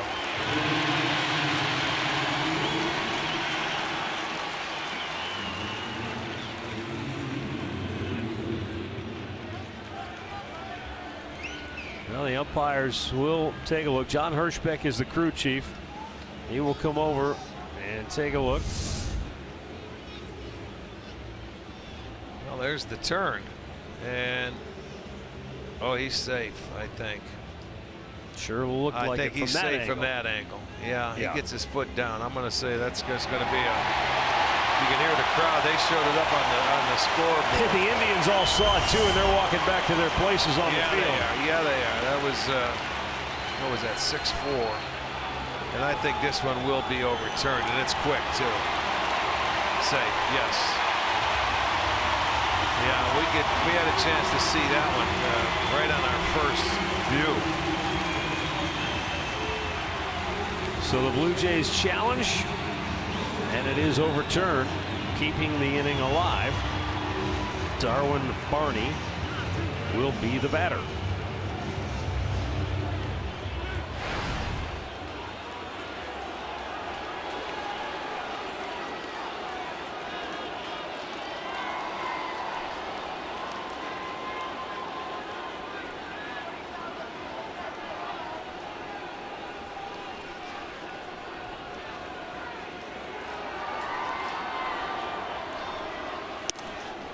Low and away, ball 1.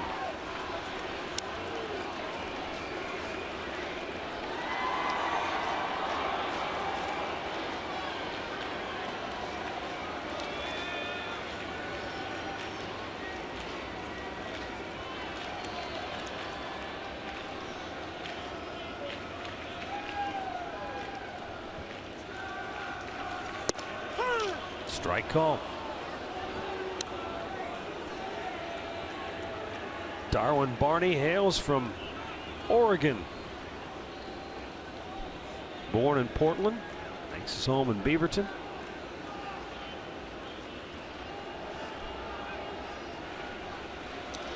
He got the name Darwin because his dad had an uncle who was Darwin, but that name was spelled with an O, and he said my dad thought it looked funny, so spelled it with an I. He goes, it has nothing to do with Charles Darwin and evolution. I've been asked that a million times.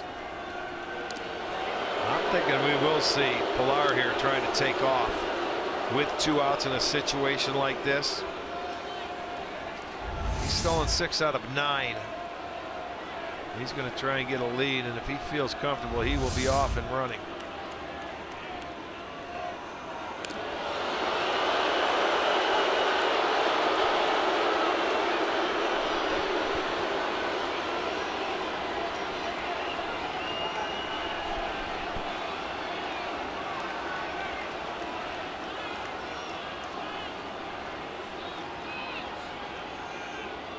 Had him leaning, but the ball gets away. And Pilar stays at first. Didn't get away far enough for him to really get a good jump to take off.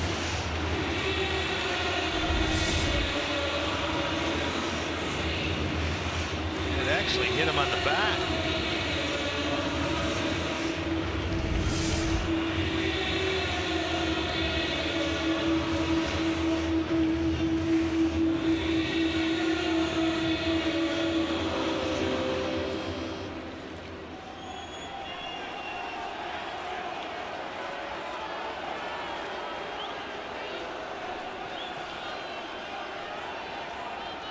The 1-1.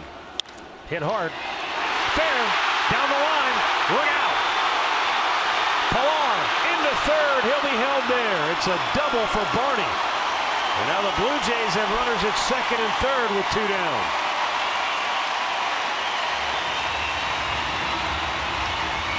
That ball gets over the head of Ramirez at third. Stayed fair right down the line. And it's a good thing it hit the sidewall and it kicked out nicely to Martinez. If it goes down in the corner, you know they were going to send him. I don't know if he would have been able to cut it off or not, but it's the sidewall. They have to stop Pilar at third base. He's thinking scoring, man, as you do as a base runner. But he has to pull up at second and third now. 2 outs. And the batter is Ezekiel Carrera. Yeah, back up to the top of the lineup.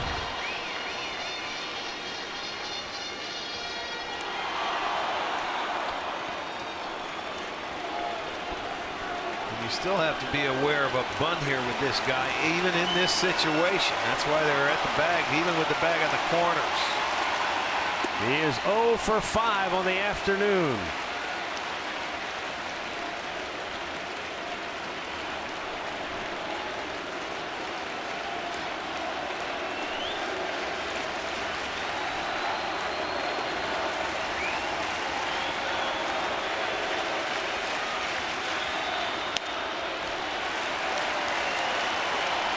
You certainly don't want to walk this guy to get to the one that's on deck.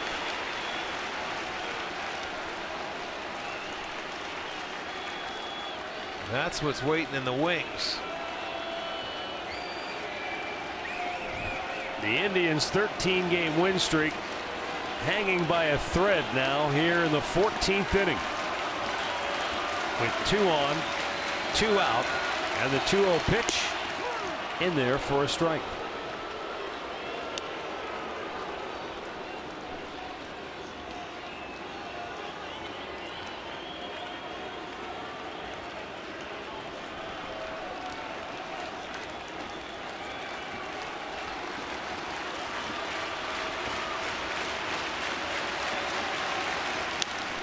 Out of play.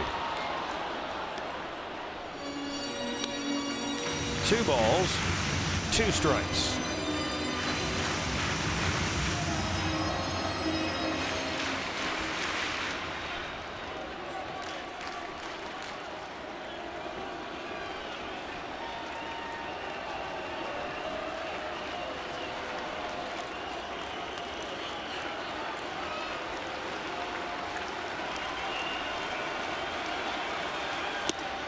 Just a bit outside and a full count.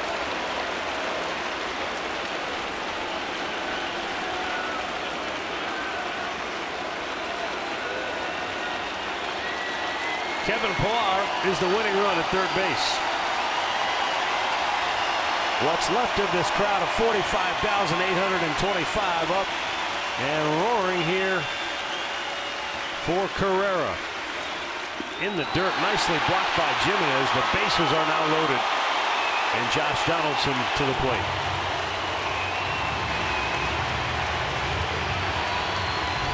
Well, with a 3-2 slider, I think that is. Look at Jimenez. What a job he does to keep it in front. That's the guy you wanted right there.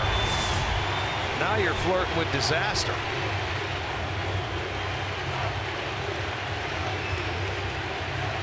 It started with a leadoff single. Then a pair of fielder's choices. One nearly ended the inning. If not for instant replay, we'd still be moving on. We'd be in the 15th inning. But the Blue Jays challenged, overturned it. And then the walk, we got the bases loaded, and here's Josh Donaldson fouling it out of play.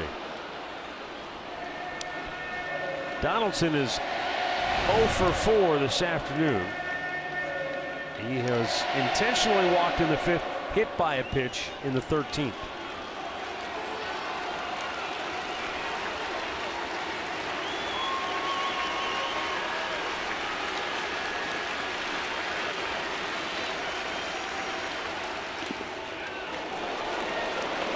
Another terrific block by Jimenez, and it's 1-1.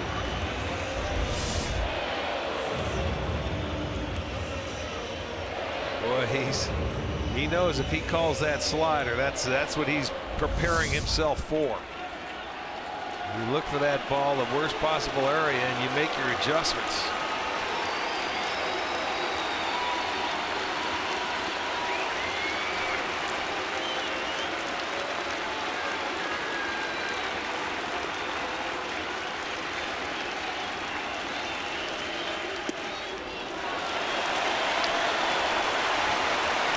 Well, he's 2-1. And sooner or later he's going to have to go at it. He's thrown 24 pitches, 13 balls, 11 strikes. He's not aggressive, and this is the biggest strike zone that we've seen all year. So you got to be aggressive here. Now you just did it to the wrong guy.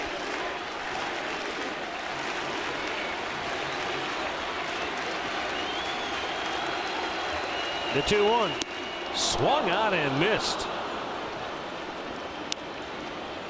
This time he threw the slider. It was a little closer to the strike zone, and Donaldson went out after it. He took a little something off of it too.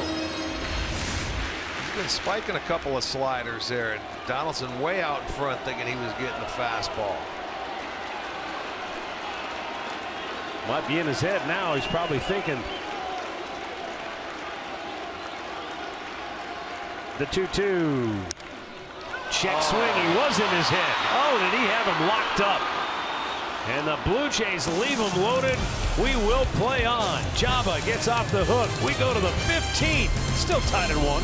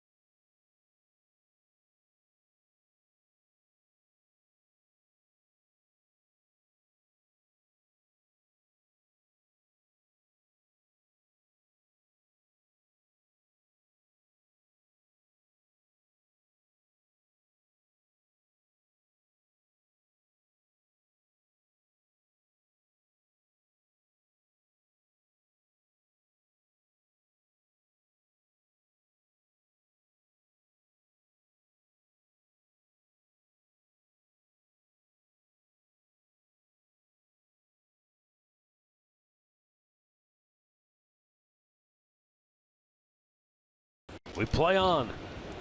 15th inning. Junior Lake stays in the ball game. He's now at first base after he pinch ran for Smoke. And it will be the top of the order for Cleveland in this 15th inning. Santana, Kipnis, Lindor. Andrew Storen on for a second inning of relief work now. This is one of those games, when you get to this point, it's a game that could have lasting effects for both teams, because when you get on this turf, it takes a lot out of the body as opposed to regular grass.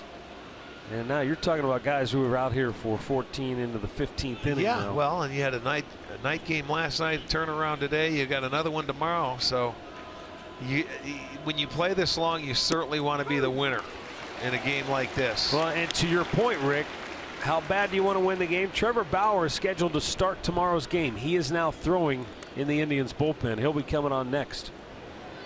Whether it looks like whether they take the lead or not, Jabba, I don't think he's going back out there even if they take the lead. 26 pitches in his inning of work. In the dirt to Santana. Bo Schultz is the final reliever in the Toronto bullpen. He is up, getting loose as we speak.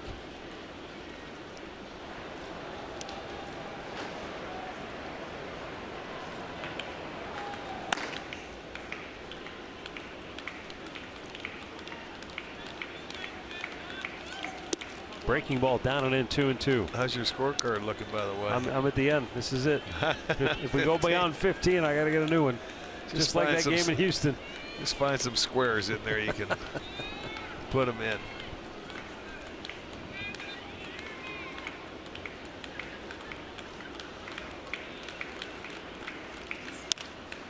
High pop, left field, routine play here for Saunders. One down. Well, this sequence to Josh Donaldson, he took a good rip at the first pitch, and then he goes a slider away and misses. 2-1 with 2 sliders. Took something off and got it to 2-2, and a check swing there off the dish, and the frustration. You can see Chamberlain's thrilled to death. He got out of that inning, but I think Donaldson a little upset. He didn't even get a chance to swing the bat. It was a check swing. Now Jason Kipnis.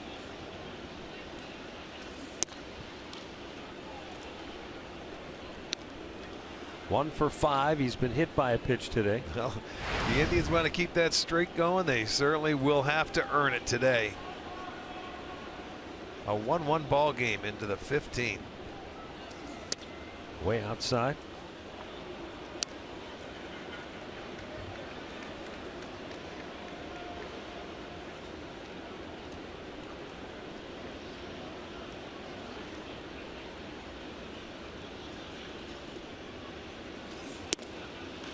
Down and in. It's 3-0.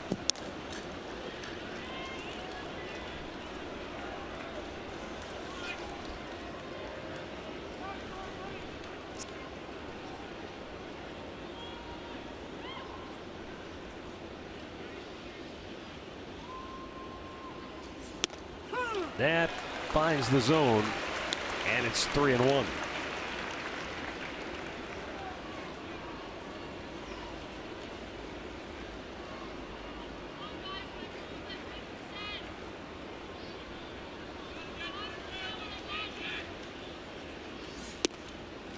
And there's ball 4. The Indians have a base runner here in the 15th. And it will bring up Francisco Lindor. The one thing in baseball is it's never fair to heap too much blame or give too much credit to any one player in a lineup, because it is a group and it all works together. And certainly Francisco Lindor gets his share of credit when things aren't going well. And right now he's in an offensive funk. You know, he was 0 for 11 coming in. And he's 1 for 6 here this afternoon. But hey, when he's hot, that's one of the elements that drives this offense, because he hits in the 3 spot. He can drive in runs, or he can set the table for the guys behind him. Well, a quick chat out there with Storen, and we'll see. Let's check out his move and see how How quickly he delivers it to home plate.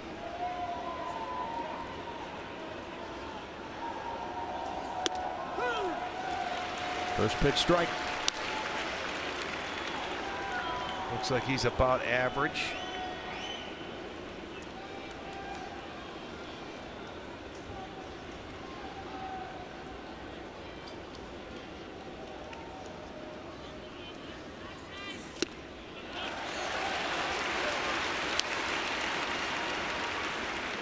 Changeup that has Lindor out in front.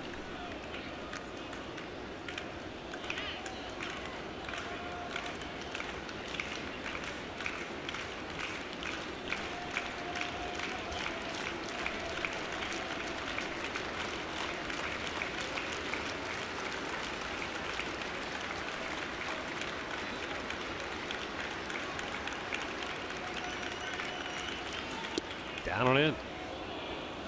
1 ball, 2 strikes.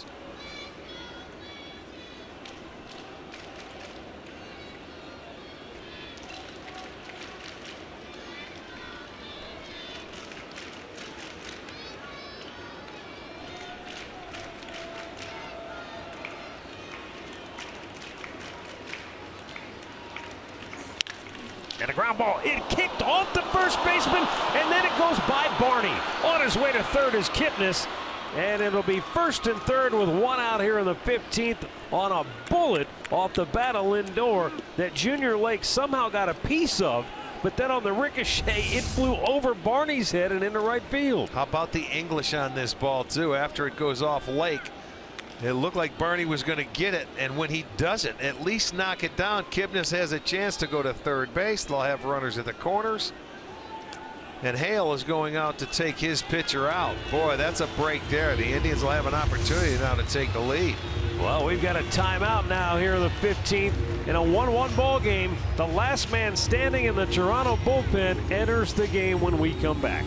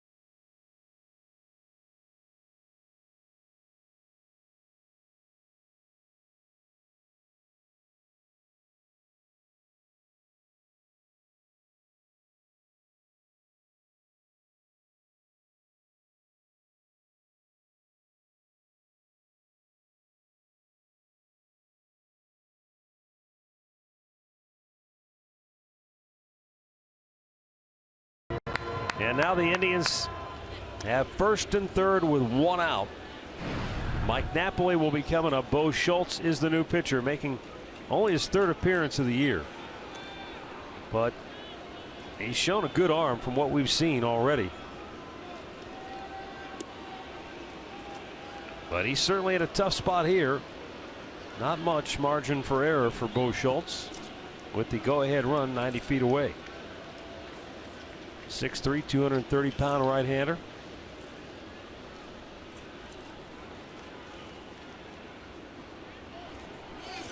Lindor took a couple of really hard steps towards second base, but then jammed on the brakes. Well, they're really pinched in the middle.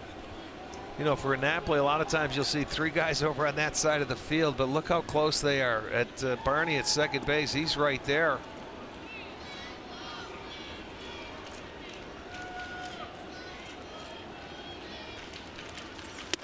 Missed inside, 2-0. Now he delivers a ball and gets it to home plate in a hurry. If they walk Napoli, Jose Ramirez waits on deck. Well, Nap will be disciplined. He'll be looking for something he wants here to at least elevate. Low, 3-0. All right. Well, this is really probably the way you want it. You'd love to see Napoli walk, get on first base. Now does he, if it's to his liking, 3-0, green light, right? I would think so. Why not? But you know, you have to have that discipline there. Taking all the way, it looked like. He didn't want any part of it, so he wanted to see what was going on. And that was one that was down. Not that you can hit in the air as easily.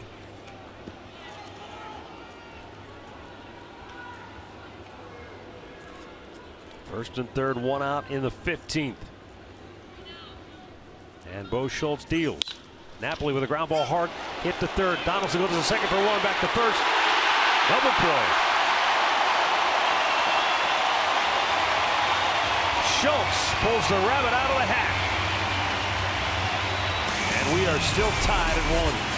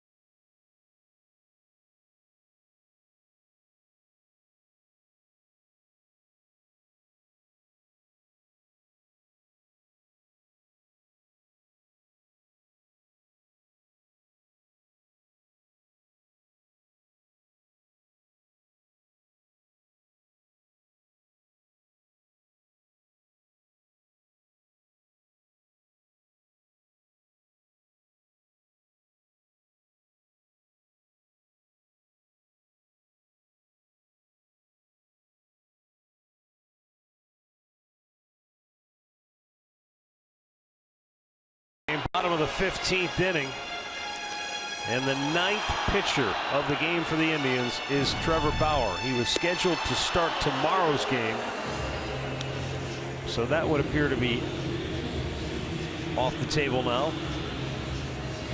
Yeah, no question. Now you're trying to win this ball game.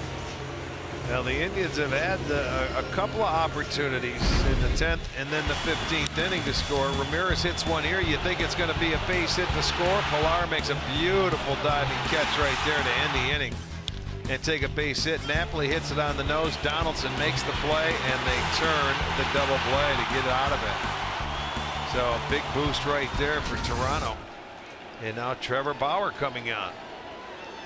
And it will be Devon Travis, Michael Saunders, and Russell Martin. And Bauer's first pitch up and away.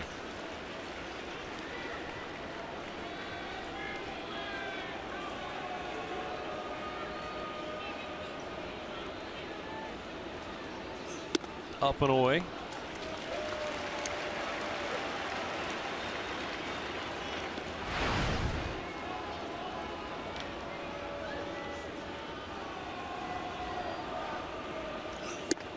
Paints the outside corner, 2-1.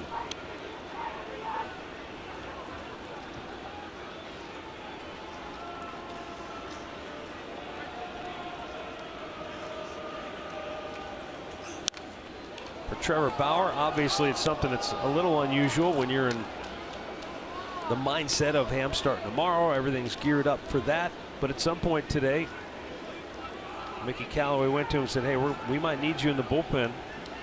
And so you kind of get a bit of an adrenaline surge because it's something unusual, something that's not normal.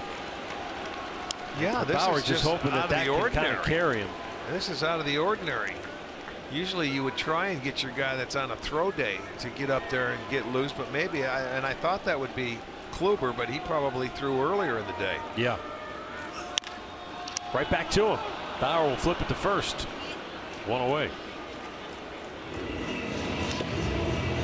Knowing Trevor, in his mind, he wants to go out there and have a 1-2-3 inning and then say, okay, I'll be good to go again tomorrow.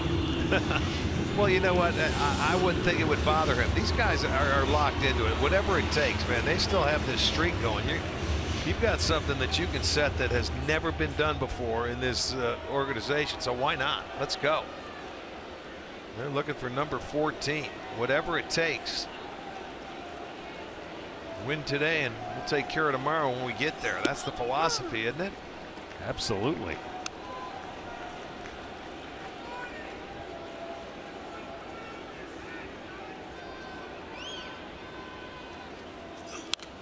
Pop back out of play.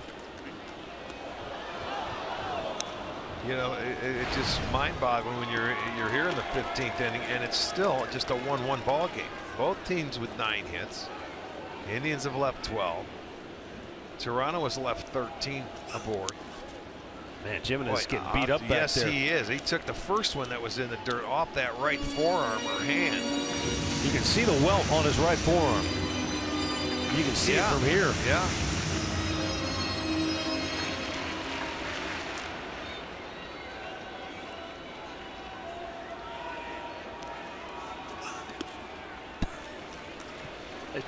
Life of a catcher. Yeah, and they don't complain. It's not fun. Look at that welt on his right forearm. Wow. Swung on and missed. He threw it by him. And there are 2 down in the 15th. 5 times today Saunders has gone down. That's 97, by the way, for Bauer. Boom. Well, that tells you he's not thinking about tomorrow. He's not thinking about his start. He's thinking about, I'm going to come out, throw as hard as I can for as long as I can. Yep.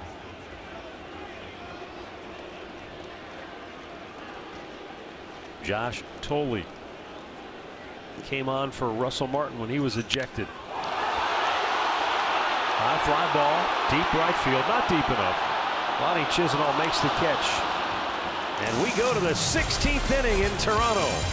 Tied at 1.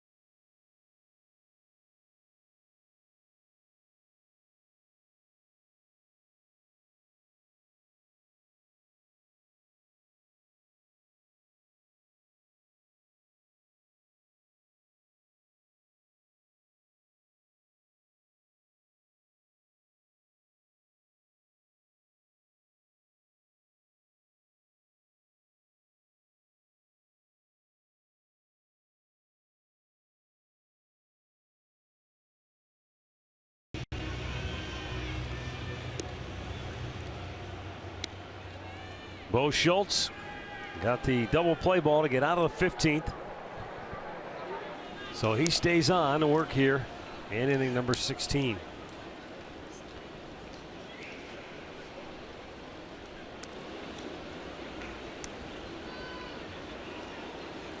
And Jose Ramirez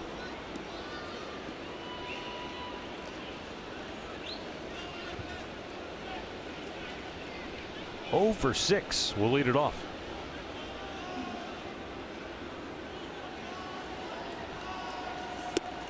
And takes a strike.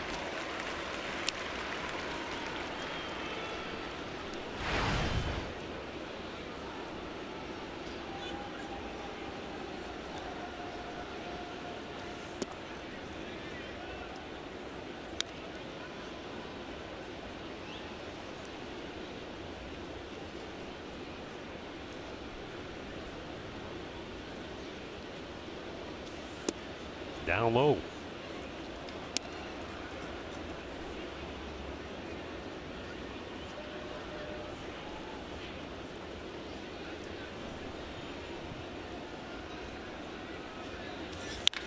Hard hit ground ball into right field, and Ramirez gets the inning started off on a good note for the Indians. Hey, Andre's still here. Let's go down and talk to him for a while. He's definitely still here. I always stick with the crew. You know, as Lonnie Chisenhall comes up to the plate, he admitted in Atlanta that he's ridden the roller coaster, that he's been up and down, and he said he's guilty of it. But he says he's at a point where it's time for him to stay level-headed and push the hot streaks out and try to limit those cold streaks. He understands where he's at in his career, and he says for him to be a part of this team and lead, he's got to get out of those roller coasters and become more consistent day in and day out. Yeah, I would agree with that. Lonnie fouls this one back. 97. Bo Schultz, he can rush it up there, and I mentioned this the other day. It's amazing to me that a guy with the size that he has and the arm that he has could be just given up on. But you know, that's what happened. He was out there on waivers, and the Blue Jays just picked him up at the end of the 2014 season after Arizona cut him loose.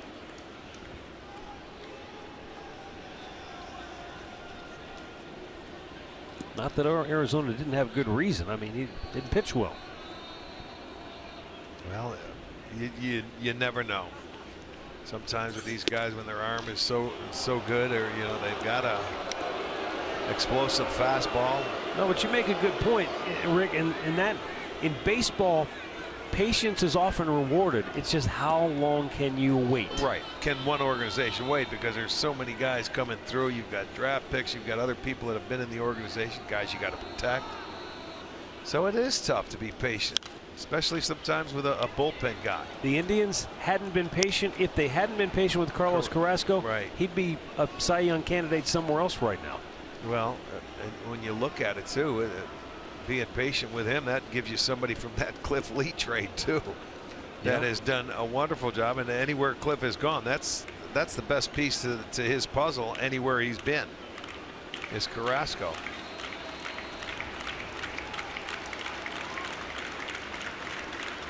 Now the 1-2, a little bit high.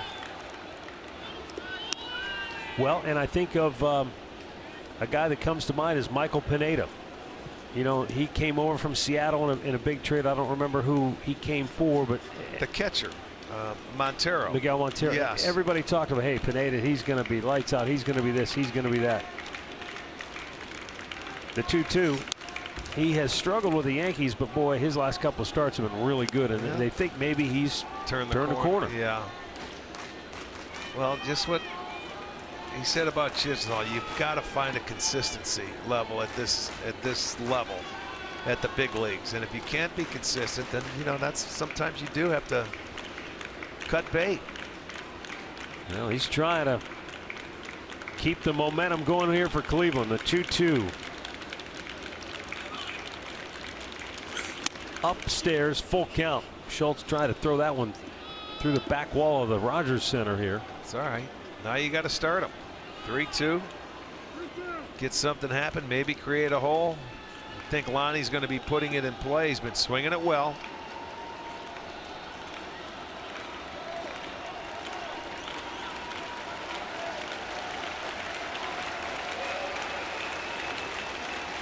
Runner goes. 3-2 foul back.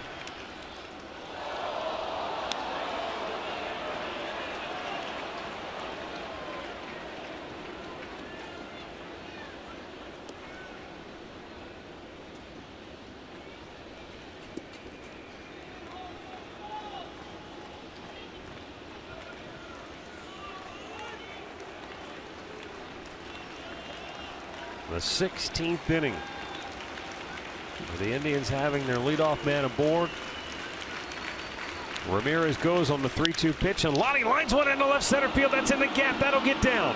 Ramirez coming into third base. He's going to be stopped there as Chisenhall holds with a long single to left center field. Boy, another great job by Pilar. Otherwise, Ramirez scores and Lonnie's still running. He cut that gap off, and Lonnie with his 4th hit. How about that? And he stayed on it beautifully. That ball out over the plate. I bet if you look at his hits today, everyone was the same. Going the other way, staying back, and Ramirez was off and running. And Pilar does the job. He cuts it off and keeps the double play in order. Not that that matters. They're concerned with the guy at third base, but a nice job of hitting there. Well, you're right, though, Rick. 3 of the 4 have gone right to that same spot. He had a little bloop in the right field. But when you look at those pitches out over the plate, the fastballs, he stayed on, boy, and just served it. And he took what the pitcher gave him. Now, Pete Walker, the pitching coach, went out to discuss some strategy here. The Indians have first and third, nobody out, and Michael Martinez, who just came into the game in the 14th inning. He was trying to bunt back then, and he ended up with a ground out.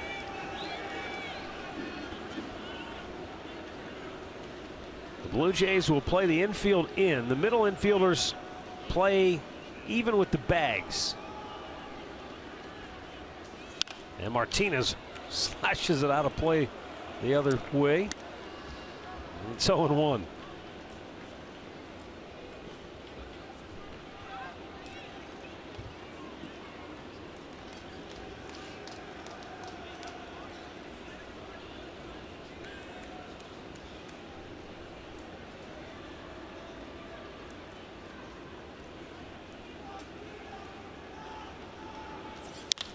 High pop. Not going to get it done. On the infield. Tulowitzki makes the catch. Boy, is that a huge first out now for the Blue Jays. Now a double play could get him out of the inning. That's what I say, with that ball being cut off in the gap, and he can get that out without the run scoring. The double play is still in order. And Tyler Naquin is the batter. And he is 1 for 6 today. Singled his first time up. He did hit a fly ball to deep right field in the 11th.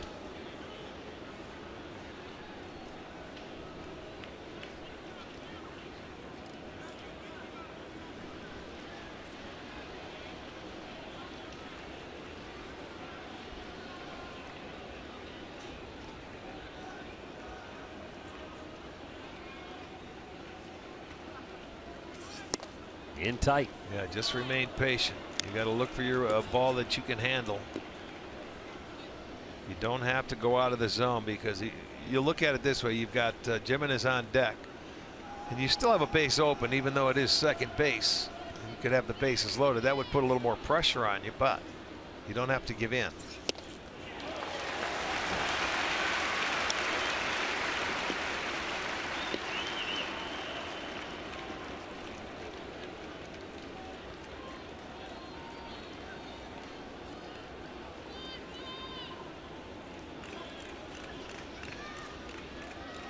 Tyler Naquin trying to deliver here.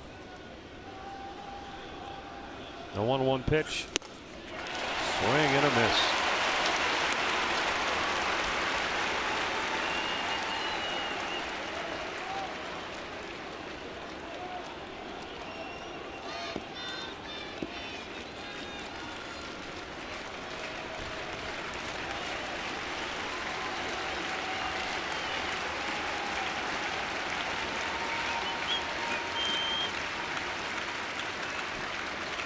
Now Bo Schultz ready with a 1-2 pitch. Inside, almost hit him. 2-2. He's trying to dodge a couple bullets. He got the double play to get out of last inning.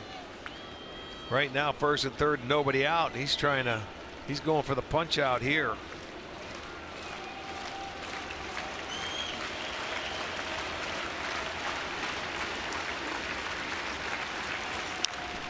And a foul back. You notice they're really trying to smother Naquin. No swinging room allowed. Absolutely. And Tolley's going to go out and talk to him. elevate. He said he's the good low ball hitter. You got to concentrate down on the zone. But what the base runners out there do, put a little more pressure on you. You want to get him in so badly. Sometimes you forget about your zone. And he was he got him to swing through a couple of fastballs up in this at bat.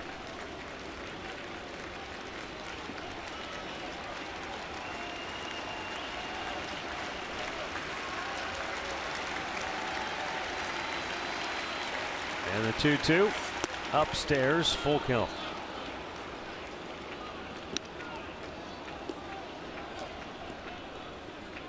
Waiting on deck is Chris Jimenez. Yeah, and he doesn't have to give in here either. You got to go out there and go at him. And if you're Tyler Naquin, man, make him get that high fastball down, not around the letters. Although it's hard, it's easy to say because it's been a high strike zone today. Struck him out. 2 down.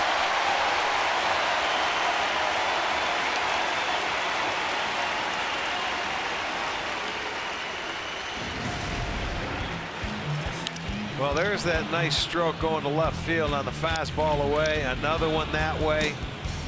He does turn on one, get it off the end of the bat, and bloops it in. But then this one in this inning to set it up, takes that fastball away. And what a job by that guy to cut off the gap. He's got a chance to get out of it now. First and third, nobody out. There are now first and third with 2 outs. It's up to Chris Jimenez now.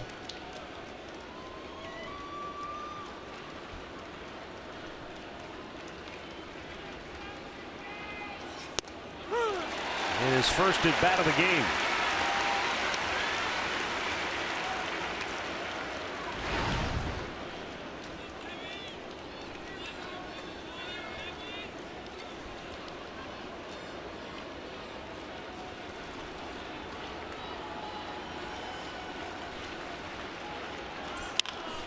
Ripped it foul and almost picked off Ramirez.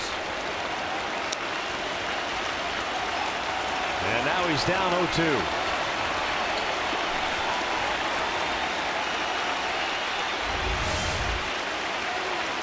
Actually, it was closer to Sarby than it was to Ramirez.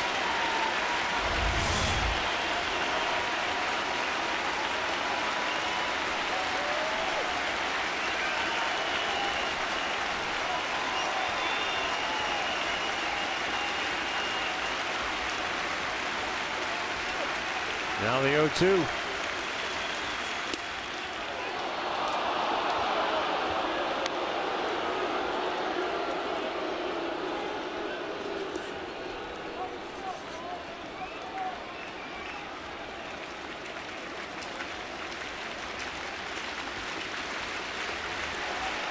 The 16th inning. First and third, 2 down, and the 1-2 pitch.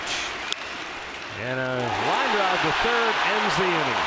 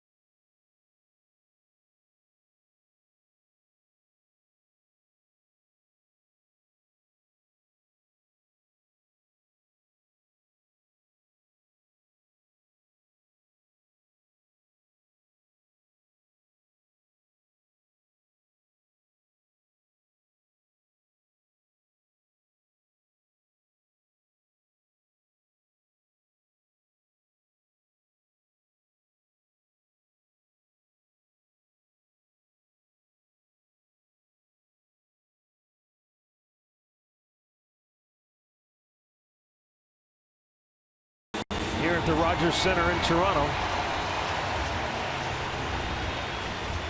It has been thoroughly frustrating now in these extra innings for the Indians because they've had some really good scoring chances that have gone by the boards.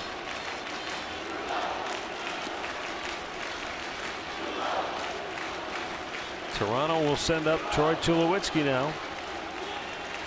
Junior Lake and Kevin Pillar. Trevor Bauer, second inning of relief. Fastball strike. He set him down 1-2-3 in the 15th. Again, if you're just tuning in, Bauer slated to start tomorrow's game, so that's out. They'll need a starter for tomorrow now, but there was nobody left in the bullpen. Yeah, I was thinking if they just tuned in for the 4th time tonight. Yeah. They might have been. And you know, it's a day game here, so it sort of seems like the weekend does, but it's only Friday. Yep. Friday afternoon here on Canada Day. High pop foul out of play. Like I said, when you play games like this, these are ones you truly want to win because it's going to have an impact on them when you play a game this long. And they have fought all the way. These aren't toy figures. You don't just put them in the box and break them out again tomorrow. No siree. They've got to sleep and eat. And this is, I mean, it drains you mentally more than anything and physically. Now the 1-2. And it just seems like the Indians have had many more chances to score than what Toronto has. And, you know, you look at it, and we say it a lot when you get to extra innings, and sometimes everybody wants to end it with one swing of the bat, but you got to create your situations right here. No, they don't get much better than first and third, nobody out. Right. They don't, but they couldn't score there.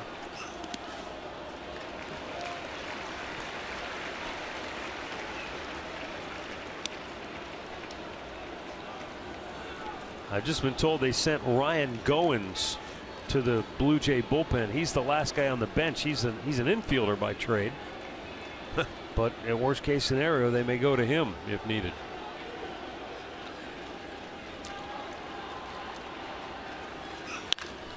Chopped in the hole. Lindor with a great stop and no chance to get him. An infield single for Tulowitzki. And Toronto gets their leadoff man aboard. It's a good effort by Lindor, but by the time you get up to throw it on this turf, he's going to be down the line and get in there. So the leadoff single by Tulo, that's his 3rd hit of the day. He's been walked twice. Now here's Junior Lake. Our first look at him.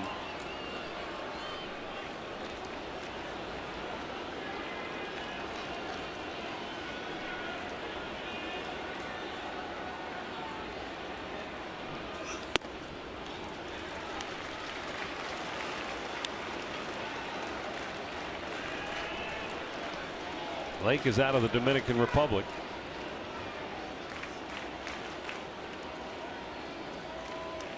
Originally signed by the Chicago Cubs back in '07.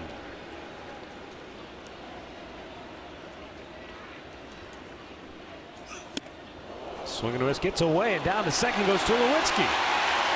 Well, it's a pass ball, and now the winning run is in scoring position. With nobody out. That ball just jumped out of the glove. It was a fastball. He swings through. They wanted it away, but it just caught, I think, down in the crease of the glove. It didn't get into the pocket.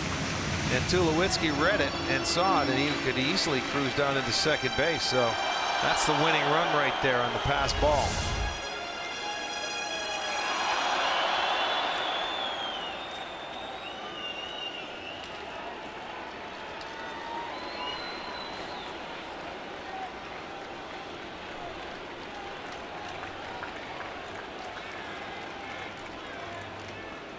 Now the 1-1.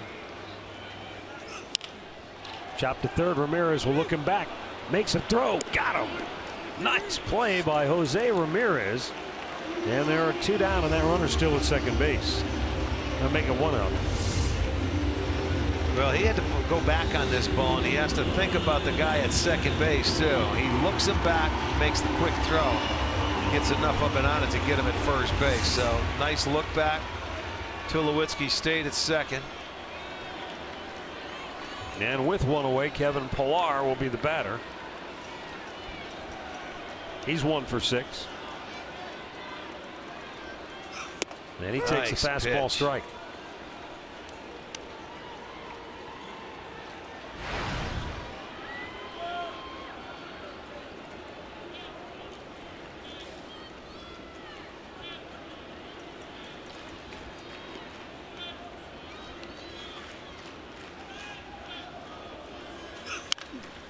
And that's out of play. 0-2. Like he was trying to sit there and maybe slap the look. That was a weird swing. Yeah, he nailed the outside corner with the pitch before, so you think maybe you take a shot at going to right field with next pitch.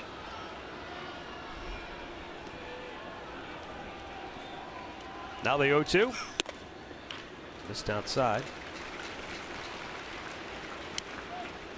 Blue Jays have allowed some scoring chances to slip away in extra innings as well. They had 2 on the 11th. Runner got to third. Leadoff man aboard in the 13th. They had him loaded in the 14th.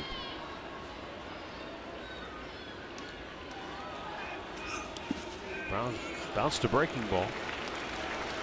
And from 0-2 back to 2-2.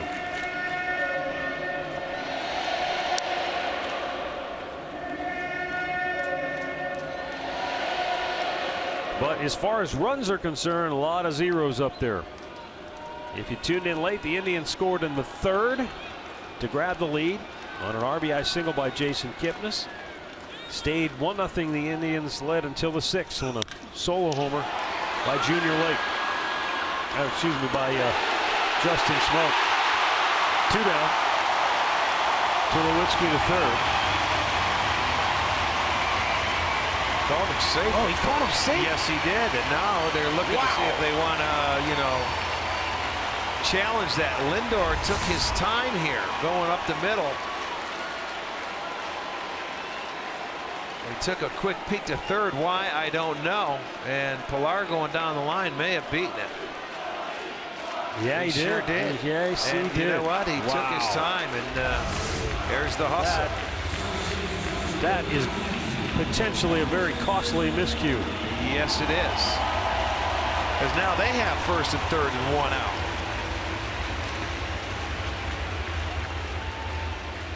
I'm trying to figure out why would he have even looked to third on that? I don't really know, because there's nothing he could have done about it anyway.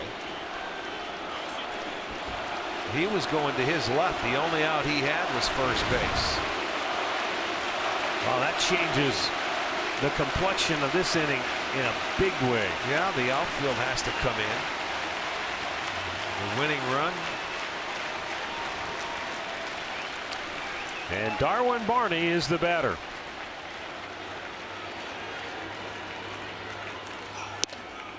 And that's ball 1.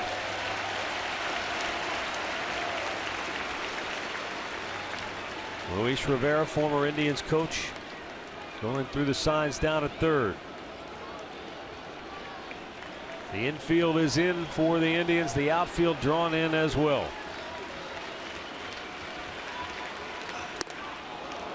And Barney cuts through a high fastball. It's 1-1.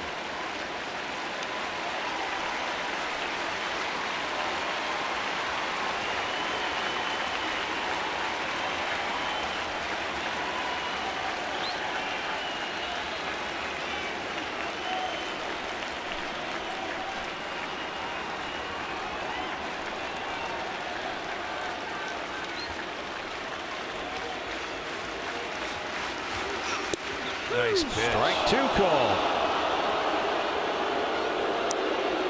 He went high. He got him to chase. He goes down low at the knees. He's going to sit inside, but that was a little dart right there. Can you see if he can elevate and go back up again and get him to chase a fastball? The Indians had a runner at third in the top half of the inning with nobody out and did not score. Blue Jays have that runner at third with 1 out. And the 1-2 pitch is way outside and a good stop by Jimenez. He's made a ton of those already. Comes a breaking ball. It's going to be in the dirt. And as you mentioned, he has seen a number of those since coming into this game. Keeps it out in front of him, and it'll go to a 2-2 count.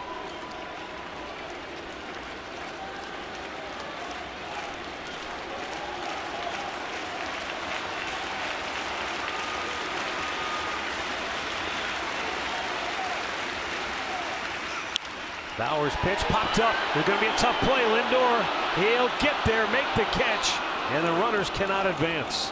Sometimes that's what you worry about when the infield is drawn in, is a little blue pit.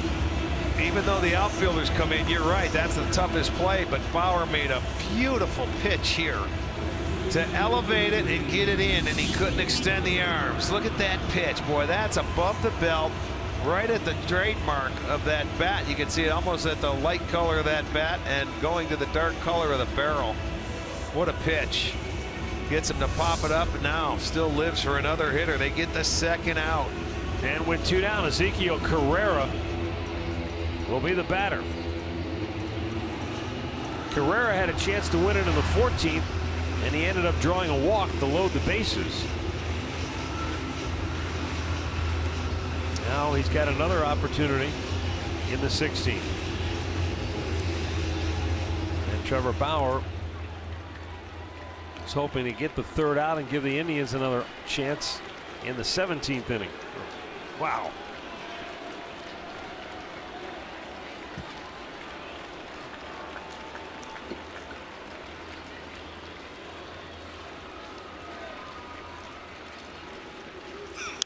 Carrera reaches and fouls it back out of play. You wonder too, Rick, as the physical fatigue takes its toll on a player in a game like this, does that transfer then to mental mistakes because you're just physically starting to get tired? It's draining both ways. That's why that play at shortstop, Lindor, that's what I'm thinking. It's automatic. But why he looked to third is beyond me, and he was just a little slow at getting it to first. Threw it by him. 0-2.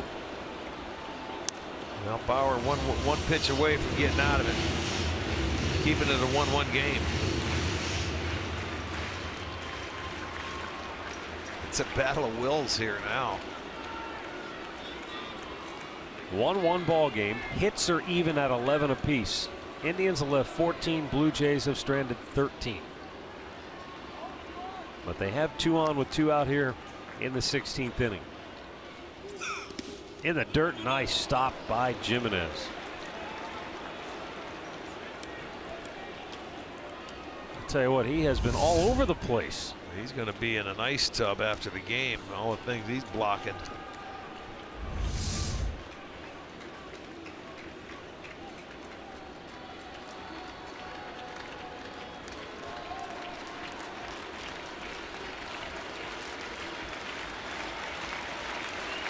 Bauer checks the runners, and the 1-2 offering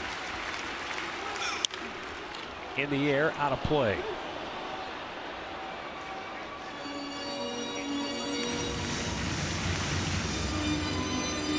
Jimenez out for a quick chat.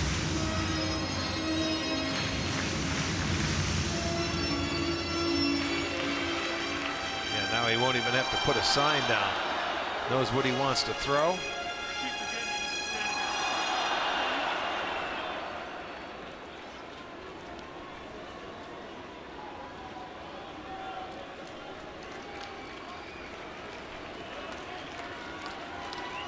And Bauer ready. He fires. Nice. Strike 3 called. Got him. And the inning is over. And we play on to the 17th. Still deadlocked at 1.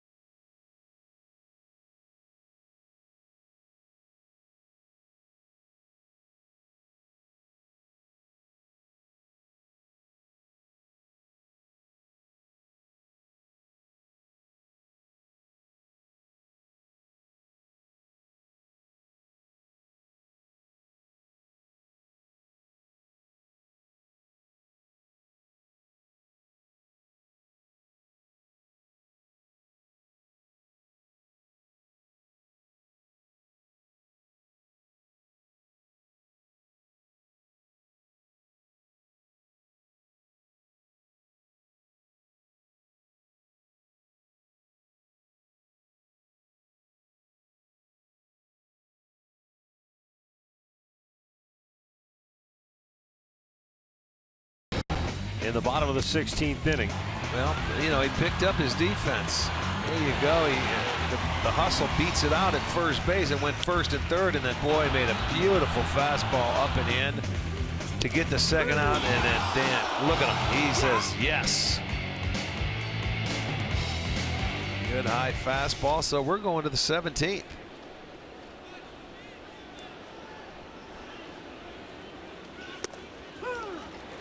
The Indians have had a runner to third base in each of the last 3 innings.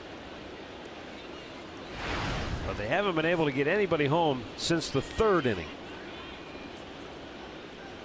And Santana started that inning with a double to center. Yeah. Just missed outside 1-1. Toronto's out of pitchers. This is the last one, and the Indians have their starter that was supposed to pitch tomorrow in there and has already pitched a couple of innings. Bo Schultz has pitched an inning and 2/3 to this point. And that might have been a strike had he caught it. Tolley couldn't squeeze it. And it's 2-1. This is a good looking pitch as it comes in, but when you don't catch it, it's hard to get the call sometimes. Well, that's true. Well, remember, he was catching a knuckleball last night. Now he's trying to catch 96, 97. That's a little difference. And actually, it looked like he tried to frame that a little bit, didn't it? He held it there, tried to. And Santana rolls over on a pitch, and he'll be retired, 1 down. The 2 runs in the game look like this. This was way back in the 3rd.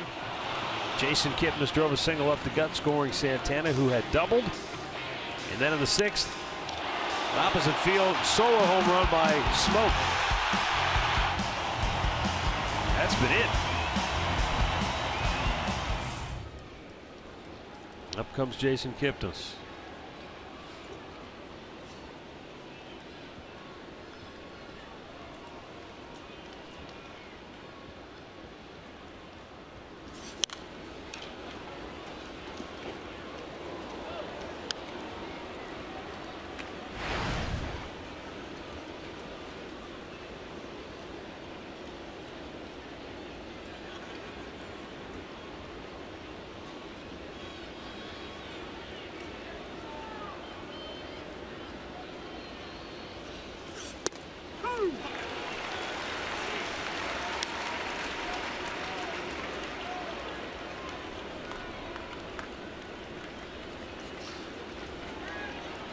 Jason, in addition to that RBI single, has walked. He's also been hit by a pitch today.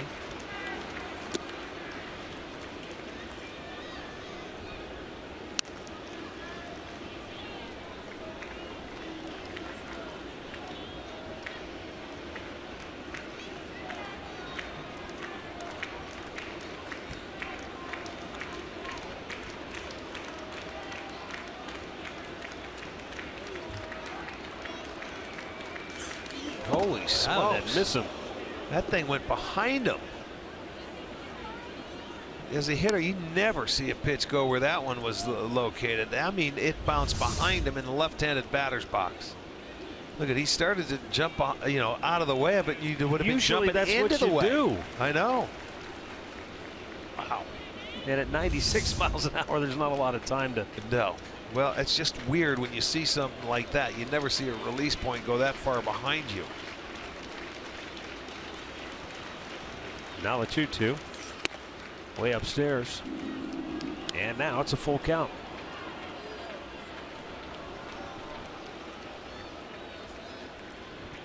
Francisco Lindor waiting on deck.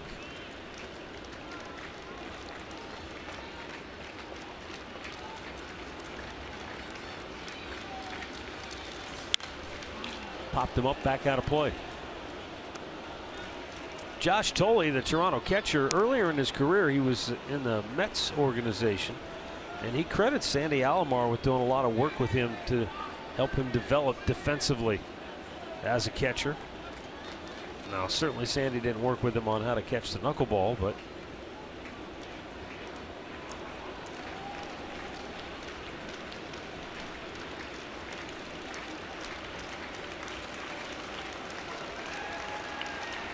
They set up inside, and the 3-2 came back over the plate, struck him out anyway. That's because he elevated that pitch probably just above the belt to where it's a little tougher to get to it. Well, exhaustion, I think, setting in now. They're maybe out of the zone. You can see he was upset he swung at that pitch. And now the trainer's coming out to look at the pitcher, Schultz.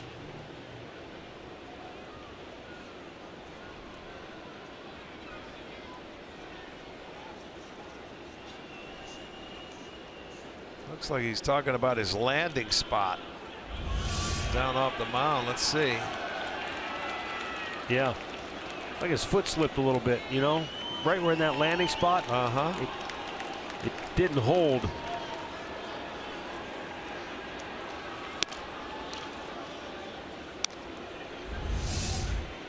He's taking a couple of warm-up throws. He says he's okay. They have no other options. Yeah, I mean, you better be okay. Ryan Goins is up in the bullpen. He's an infielder. Yeah, no other options whatsoever.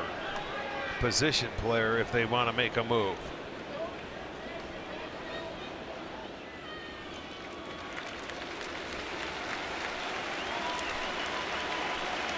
In the meantime, there are 2 down and the bases are empty, and Francisco Lindor will be the batter.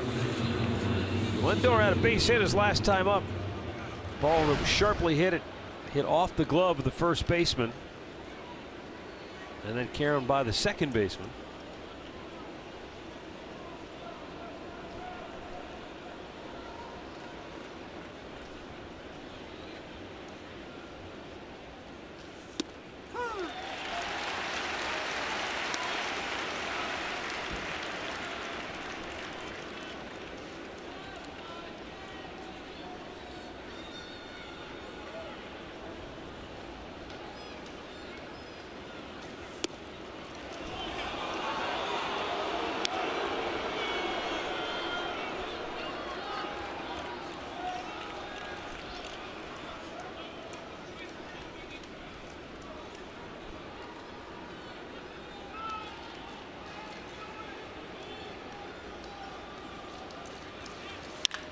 And a ground ball in the hole. And Lindor has a 2-out single to keep the inning alive.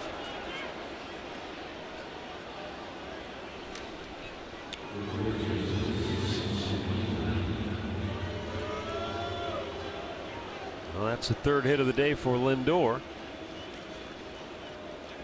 And Mike Napoli comes up. He is 1 for 7 today. And Napoli had a chance to put the Indians ahead in the 15th, hit a ball hard, but he hit it right to Josh Donaldson at third, who started an inning-ending double play. Now Tulowitzki coming out to make sure that everything's okay with his pitcher, Schultz.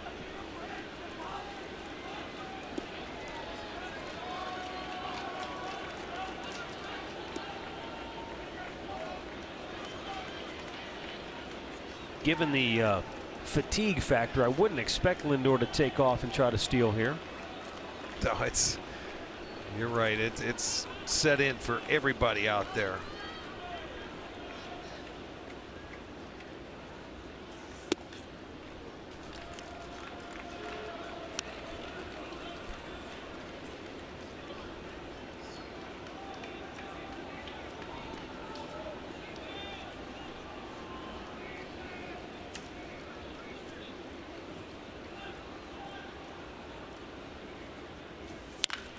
Pulls it foul.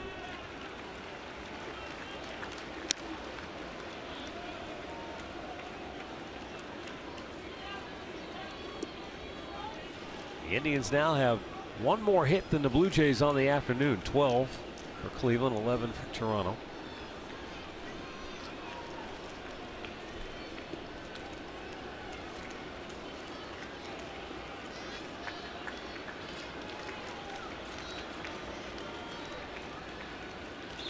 The 1-1 call the strike.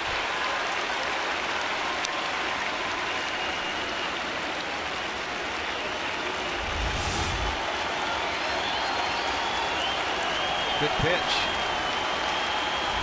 Once again, the crowd wants to come up and see him get the third out here.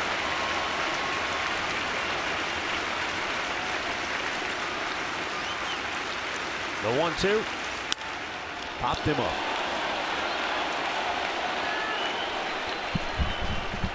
And we're still tied as we go to the bottom of the 17th, 1-1.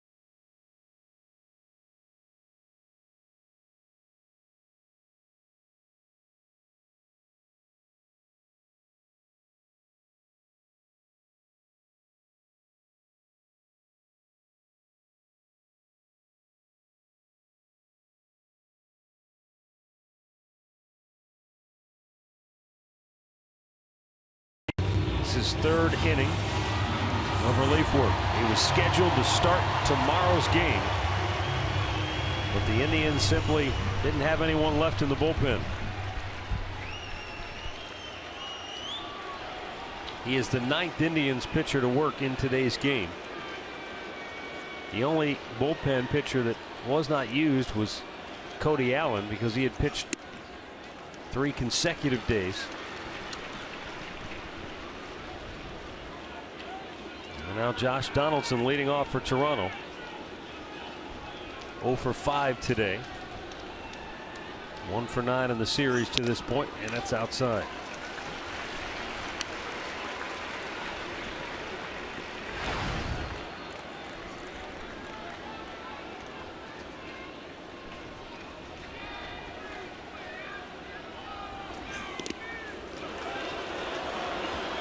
Three and 0.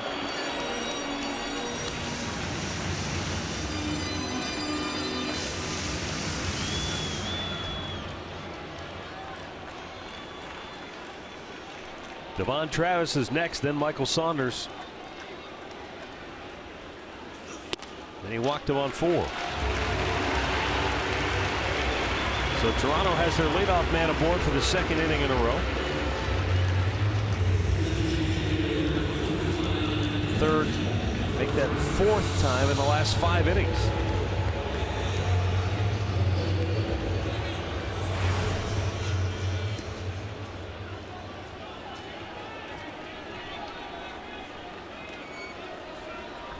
Devon Travis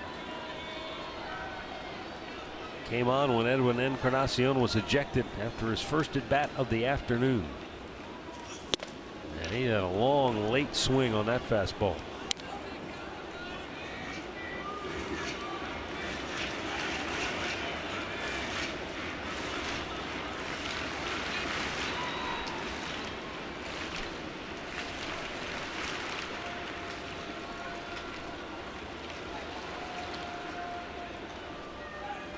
There it goes. Hit and run action. It's hit to right field. Double play. If he catches the ball, he's got it. He can take his time, lob it back to first. Double play. That's the chance you take. I mean, you start your runner, and as the hitter, you certainly want to hit it on the ground. This one was in the air. He hit it too hard. And with the head down, you've got to at least peek to see what he does with the baseball if the hit runs on, and it's an easy double play for Chisenhall. So Bauer, yeah, lead off walk, then get the double play. There you have it. And it will bring up Michael Saunders.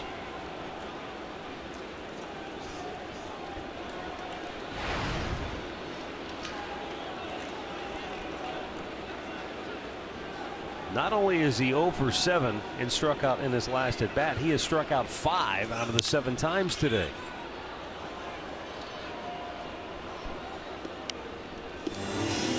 Five strikeouts today, 3 yesterday. So 8 punch outs in the 11 at bats he has in the series. Down low.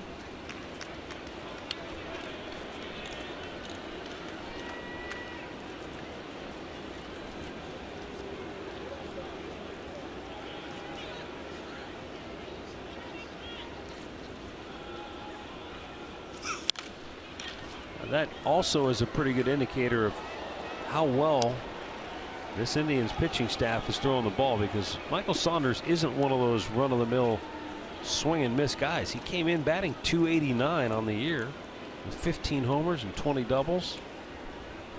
Well, we're almost into 3 games so far in the 2 days here. They've only scored 2 runs in the series. You know what I mean? Tells you everything you need to know right there.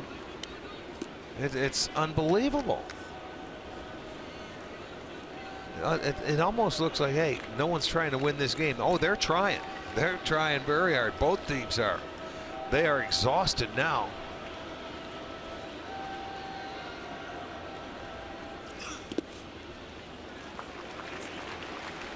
Boy, we need Tommy Bow here to count how many balls were out in the dirt for Jimenez. And he's only been on since what, the 15th? Yeah, he's been, well. And when did he come in? Let me think. He pinch hit, or he came on, yeah, the 15th inning. It seems like he's been blocking a ton of. Wow. A rare walk for Saunders. Keeps the inning alive. 2 walks in the inning for Bauer.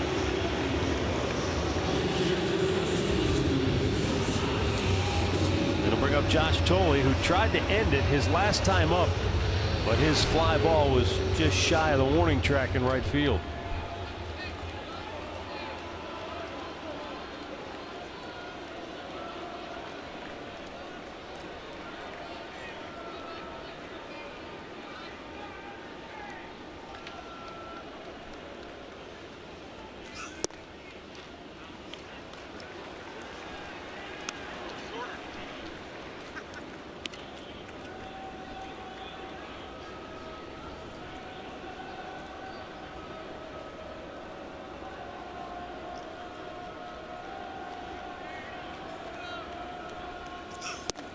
There's a strike right down Broadway at the knees, and it's 1-1.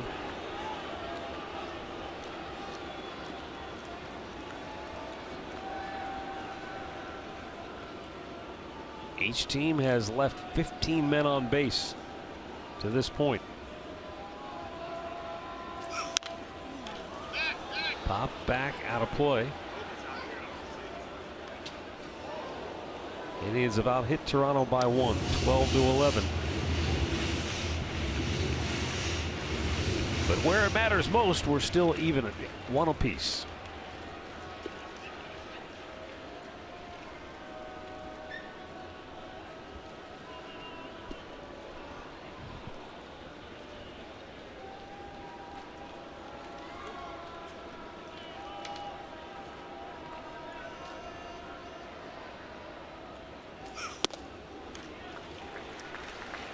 And now the count 2-2. Take a look at what Bauer's done. 52 pitches into the game. He's thrown 29 strikes. He hasn't had a breaking ball that he could rely on. But you have to also remember, this is so different for him in that since he came into this game, every pitch could be the last one of the game. Yes. So these are all max effort, stressful pitches. Out of play. Well, when he's starting a ball game, he gives up a solo home run in the first, second, or third inning. It's no big deal. We can come back from that. But in these situations, just giving up a base hit could end the streak.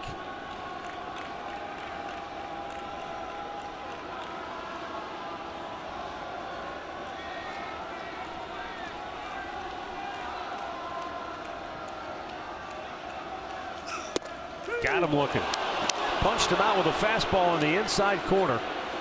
And we will go to the 18th inning in Toronto. Tied at 1.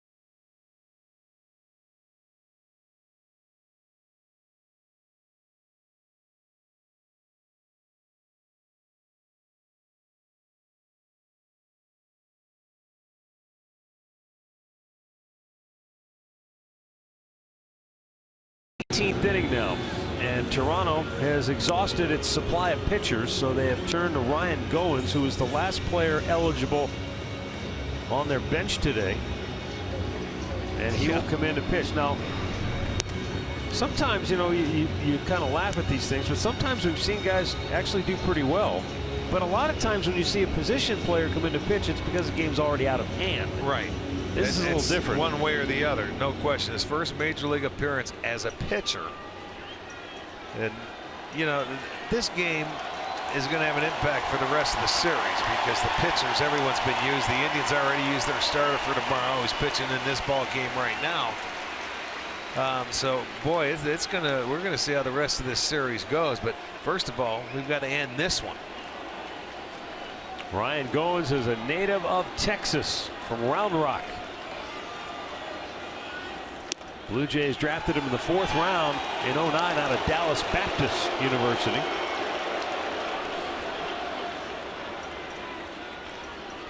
Making his debut, though, on the pitching mound. And he gets Ramirez to swing and miss. You know, the funny thing, when he was warming up, Matt, he was throwing from the full windup. Now he's going from the stretch. That is weird.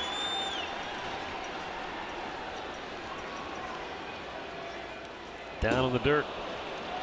Like any manager, when you turn to a position player, here's the first question they ask: can you throw strikes? Yeah, well, can you throw strikes? You don't want anybody to get hurt because it may look simple, but it's not. To go out there when you're not a pitcher and you're in a game situation. But he's throwing 85, 86. That one was what, 87? Yep.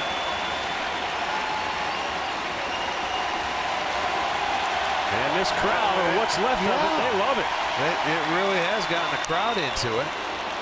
That was up to 90 miles an hour. You talk about the adrenaline flowing, huh? Yes, the crowd hasn't kicked in for him. I bet you're right. He's feeling that extra boost from the crowd. There were 45,825 at one point today. Some of them have taken the party outside. The 2-2. And a ground ball single into left field for Jose Ramirez. Well, Jose did a nice job to stay on that pitch. It was a breaking ball, and he serves it the other way.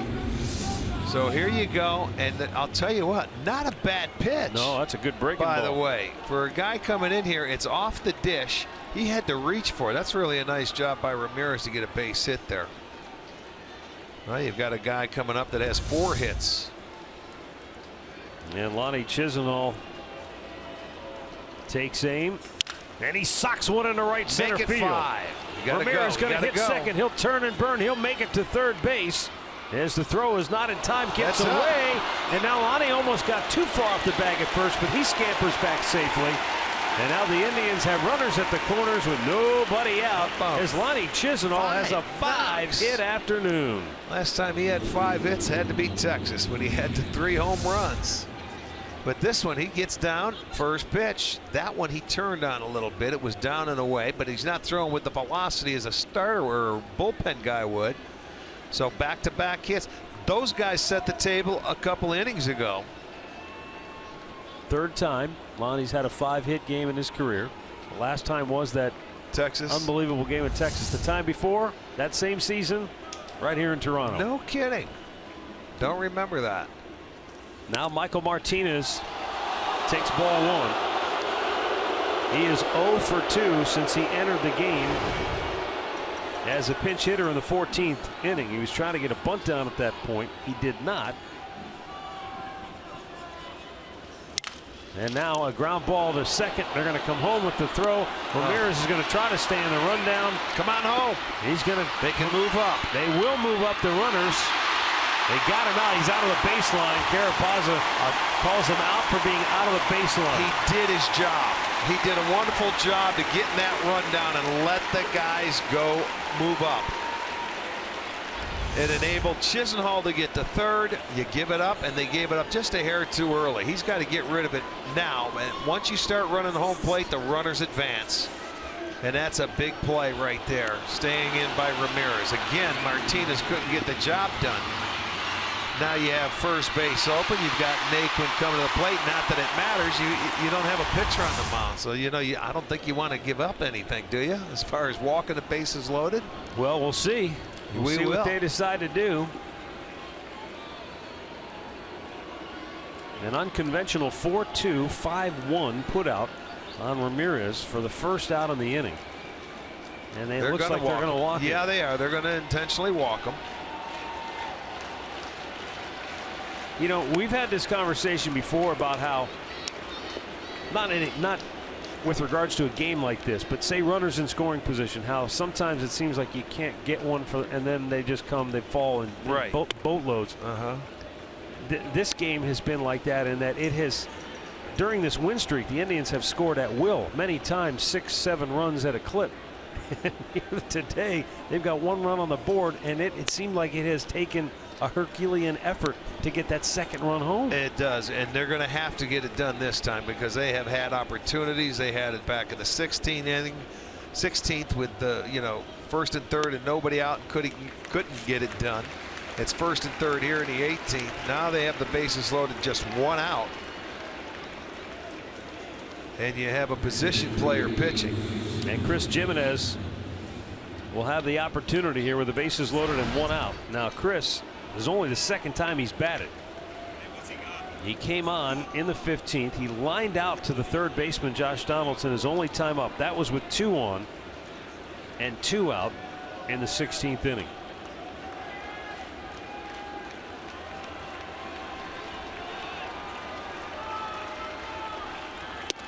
And he takes a strike.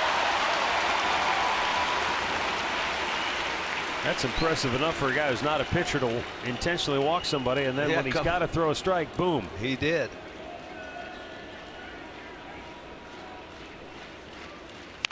And a ground ball to Lewitsky. Gonna get out of it. They get 1 and 2.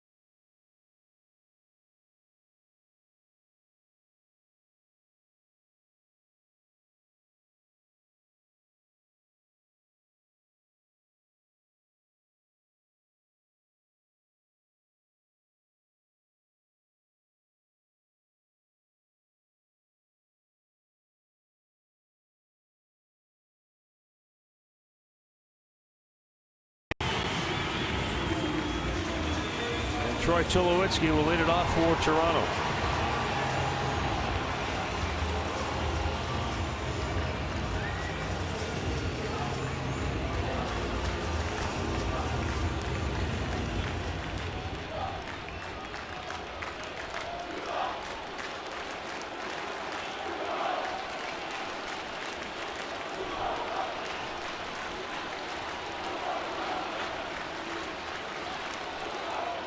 Tulowitzki looks at a high fastball.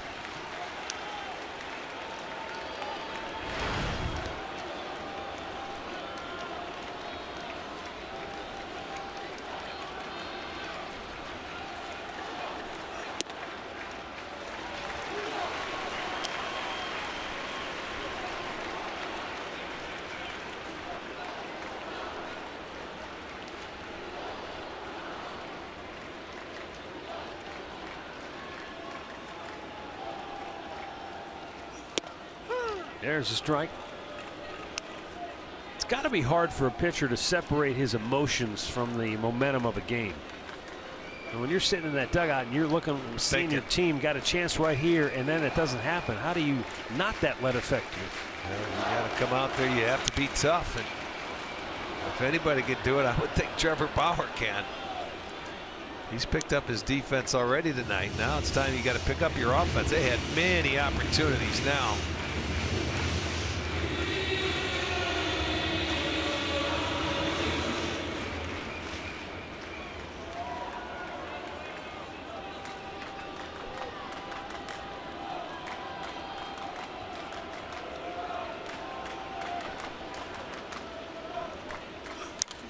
Out of play.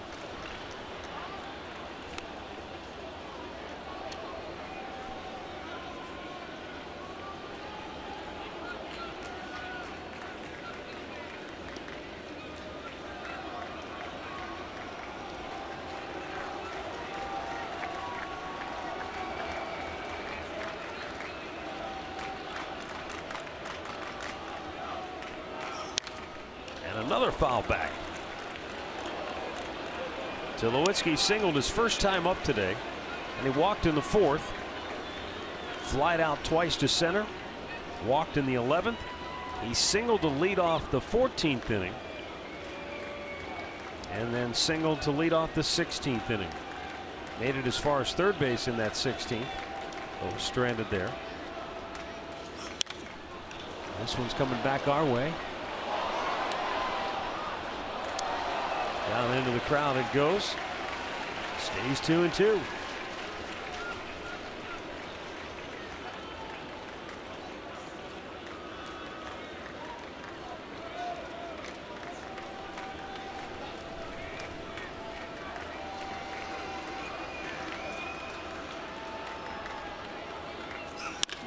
And a ground ball to Lindor at short.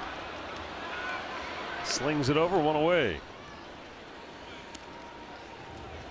Trevor Bauer came on in the 15th inning and set him down 1-2-3. You know, he's been trying to work that breaking ball in, but he's gone with a lot of fastballs. He's located it.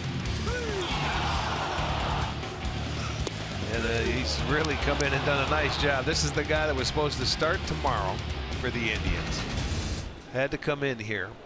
And if you remember at the start of this trip, he moved up a start because Kluber was supposed to start in Detroit. Bauer made the start in front of him. It was on a regular rotation for him. He had enough rest. It wasn't short rest by any means.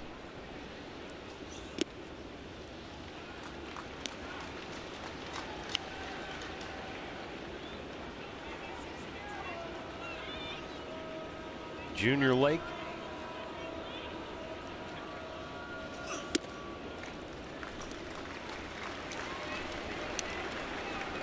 Came on as a pinch runner. I think it was in the 14th. I forgot to mark it down. Yeah, it was for Smoke.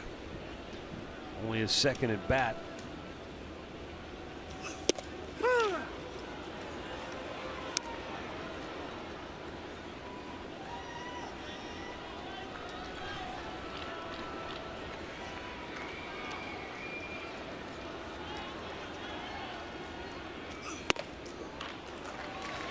Junior Lake was originally signed by the Cubs when he was a teenager.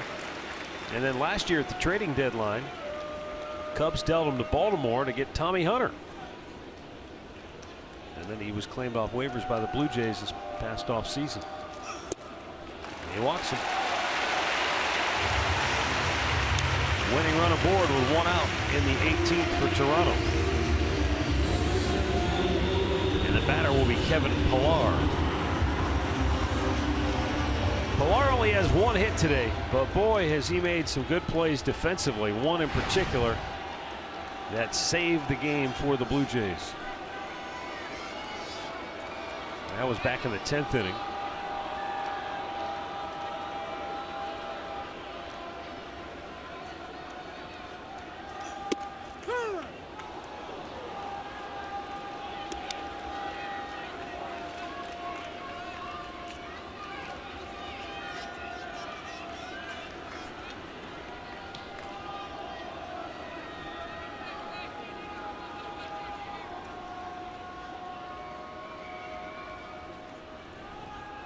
Junior Lake takes off, and Pillar fouls it up the third baseline. Trying to make something happen.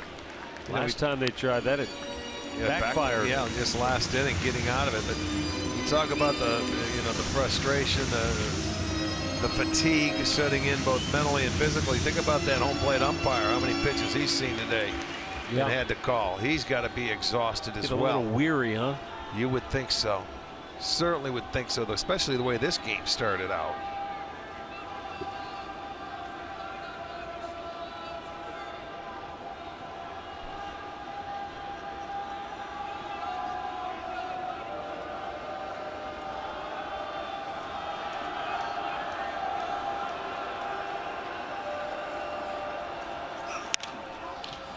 And he popped him up. The infield.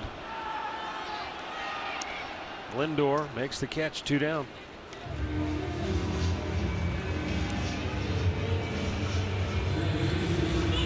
And it will bring up Darwin Barney.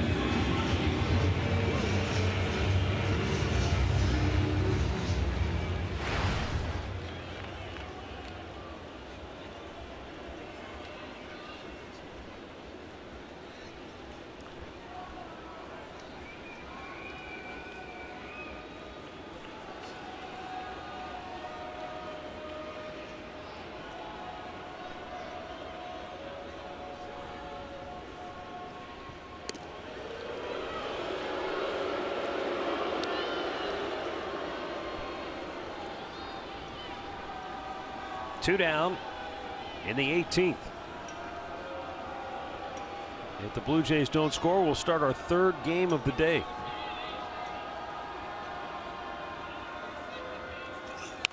Wow, that one was bearing in on him, and somehow as he went to get out of the way, it went off the bat for a foul ball. Boy, he's lucky there. I mean, let's see where this one comes in.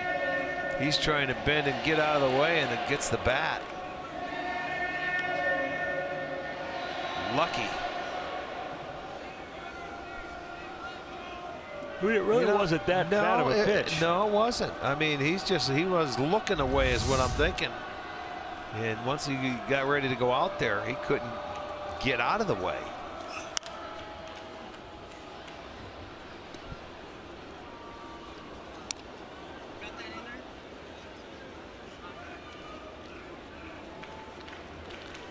For some of these hitters today, this game has been like a trip to the dentist. For Darwin Barney, he knows all about that. His dad's a dentist. His brother's a dentist. He majored in pre-dentistry in college until the course load got to be too much. You better have a shot of Novocaine. Here's the 0-2. Not give me one. Pitch out, but the runner was not going. That was pitch 580 into this ball game. Super. But you know, we are into the 18th inning. But who's keeping track? Not right? me.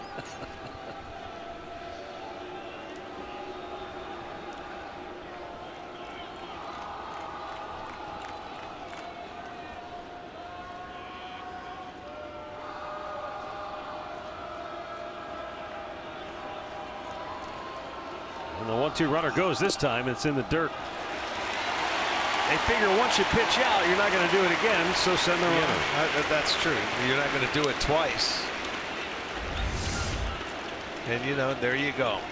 He picked the right pitch because Bauer hasn't thrown many breaking balls, and even the guy at first base, a first baseman, he looked back in to see where the pitch was.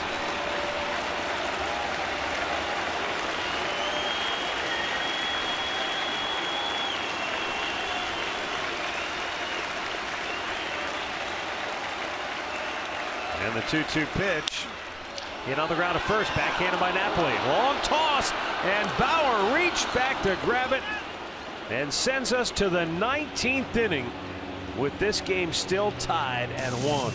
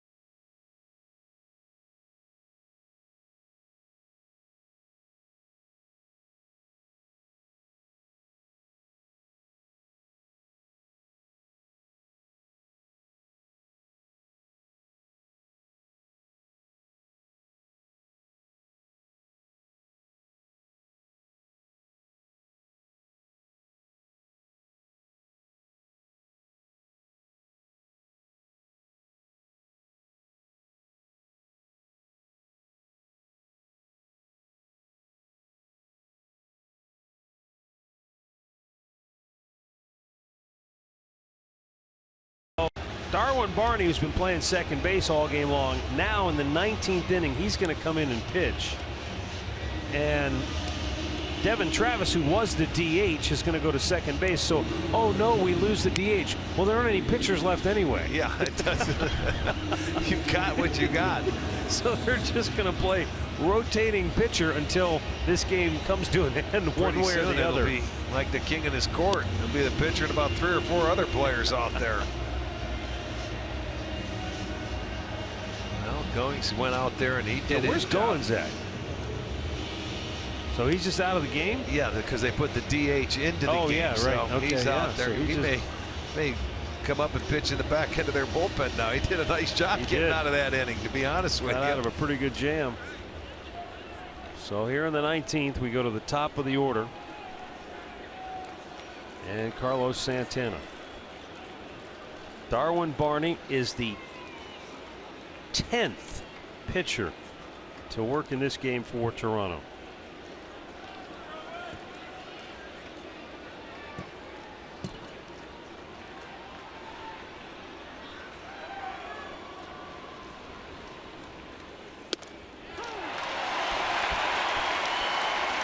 Santana 1 for 7. Doubled and scored the Indians' only run back in the 3rd.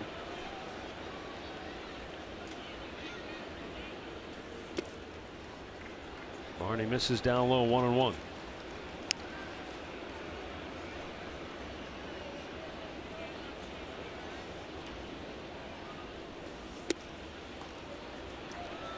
Barney, who grew up in Oregon, went to Oregon State. He was the shortstop for the 2-time Division I NCAA champs. Went to the College World Series 3 different times.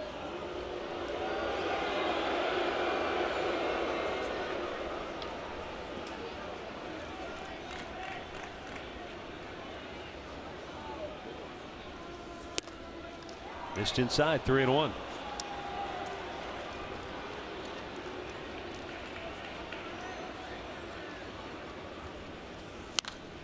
Oh, he swings, pops it back, but it's out of play. Full count. You'd love this. Barney's kind of a throwback in that growing up, His family didn't specialize him. He played soccer, basketball, football, and of course baseball. Athlete. Yeah. Play it all. Enjoy it all. The 3-2 is popped up, foul, and this will be close. Didn't make the seats, but with that shift on, yeah, no way Donaldson could get there. That's right. That's about 130 feet of having to run. He was playing way up the middle over there at shortstop in a pull position. He'd have to run all the way into the foul territory and keep going. And that's not what you want to do when you're into the 19th inning. The 3-2 is hit hard. Deep center field. Back is Pilar, and it's gone. Carlos Santana puts the Indians on top finally with his 17th home run of the year here in the 19th inning.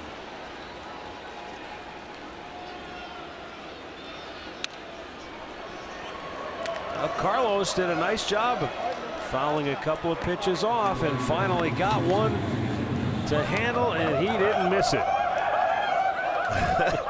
That sounds like a pack of coyotes in that dugout. It does. Or hyenas. Jason Kipnis takes the ball down low. Well, there's your one run with one swing.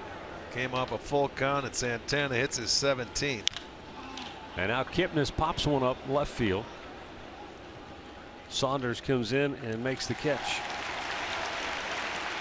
Well, let's take a look at this pitch again, and he gets one right there, down enough. He stayed on it. It was a line drive, and it goes out and it hits the facing above the fence to come back into play. Right back into play. One swing, and it's a 2-1 ball game.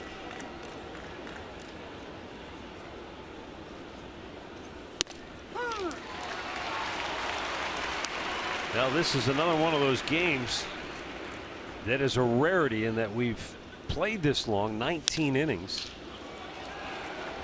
Mike Pachta says it's the latest an Indians player has hit a home run in a game since Willie Kirkland hit a walk-off homer against Washington in 1963. Okay. And Santana's not a walk-off, but it has given the Indians the lead. Redbird's been going through the books then in the scorecard. He said that was in the 19th inning of a game of a doubleheader. Oh boy. Well, this is a doubleheader. It's just we just condensed it into one game.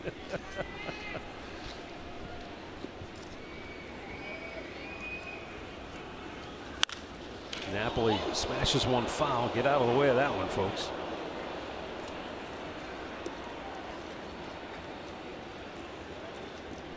The Indians lead at 2-1. They have out-hit Toronto 15-11. But the two teams have combined to leave 34 men on base. That one was right down the line, but I don't know if it had enough or it was. No, it was short of the It was yellow. short. Okay. But not by much. Look at they're saying, give us one more. Go the other way. They're saying, push it out there. Don't go down the line. The 1-2. Napoli pulls it off. A little sinker.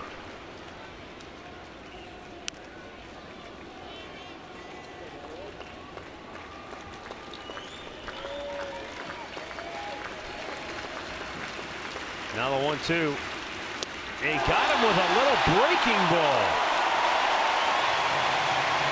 And the inning is over. But Carlos Santana has given the Indians the lead. 2-1 on a solo shot in the 19th inning.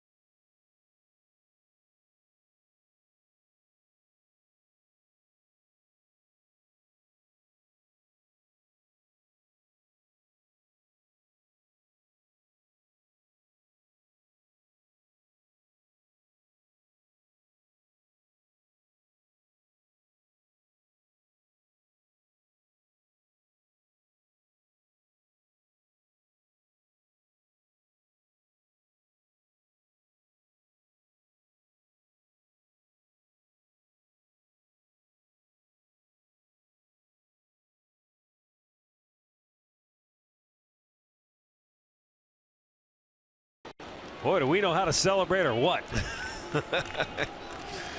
They may have to push back the fireworks out on the lake. Yes, we do. Well, you need 3 more outs to get a win here. And Ezekiel Carrera to lead off for the Blue Jays. Then he's got to face Josh Donaldson and Devon Travis.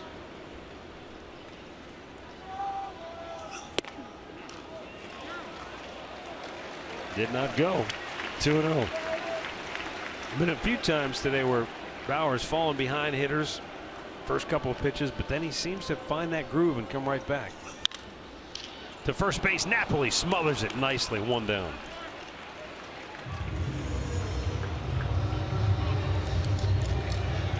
All right, our Pat O'Brien play of the game at this point. Let's go to the 16th inning. Pilar got that goofy base hit up the middle, and it's 1st and 3rd with 1 out. He hustled his way to first base, and Bauer comes back and saves him. Got the big pop-up, made a beautiful pitch to the inside part of the plate, and then gets a strikeout to get out of that inning. You can see how Bauer was pumped up, and the first one to meet him was Lindor, the one guy that he should have had the out. So they put a 0 on the board. If Bauer can get the next 2 outs, he will have pitched 5 innings out of the bullpen. Uh-oh, look out. Deep right. Back is Chisenhall. Makes the catch. A stride shy of the wall. And Bauer says, whoo. Donaldson, the big bat in this lineup, almost hit his 20th home run of the year. But there are 2 down in the inning now. Well, he was trying to stay on it and shoot it that way, but Chisenhall gets it on the track. Look at Bauer. Thank you for staying in here. Now he's got 1 more to go. It may not seem like a big deal pitching on short rest, but it can be kind of a big deal when you're not used to it, not ready for it. What even makes it more is you're coming out of the bullpen with the game on the line. Right. Yeah, not a coming out of the bullpen. Start. Not in the 6th inning either, or the 7th inning. That's extra innings. He came in the 15th inning, where when you're on the road, 1 pitch could end the game. And he's done a nice job.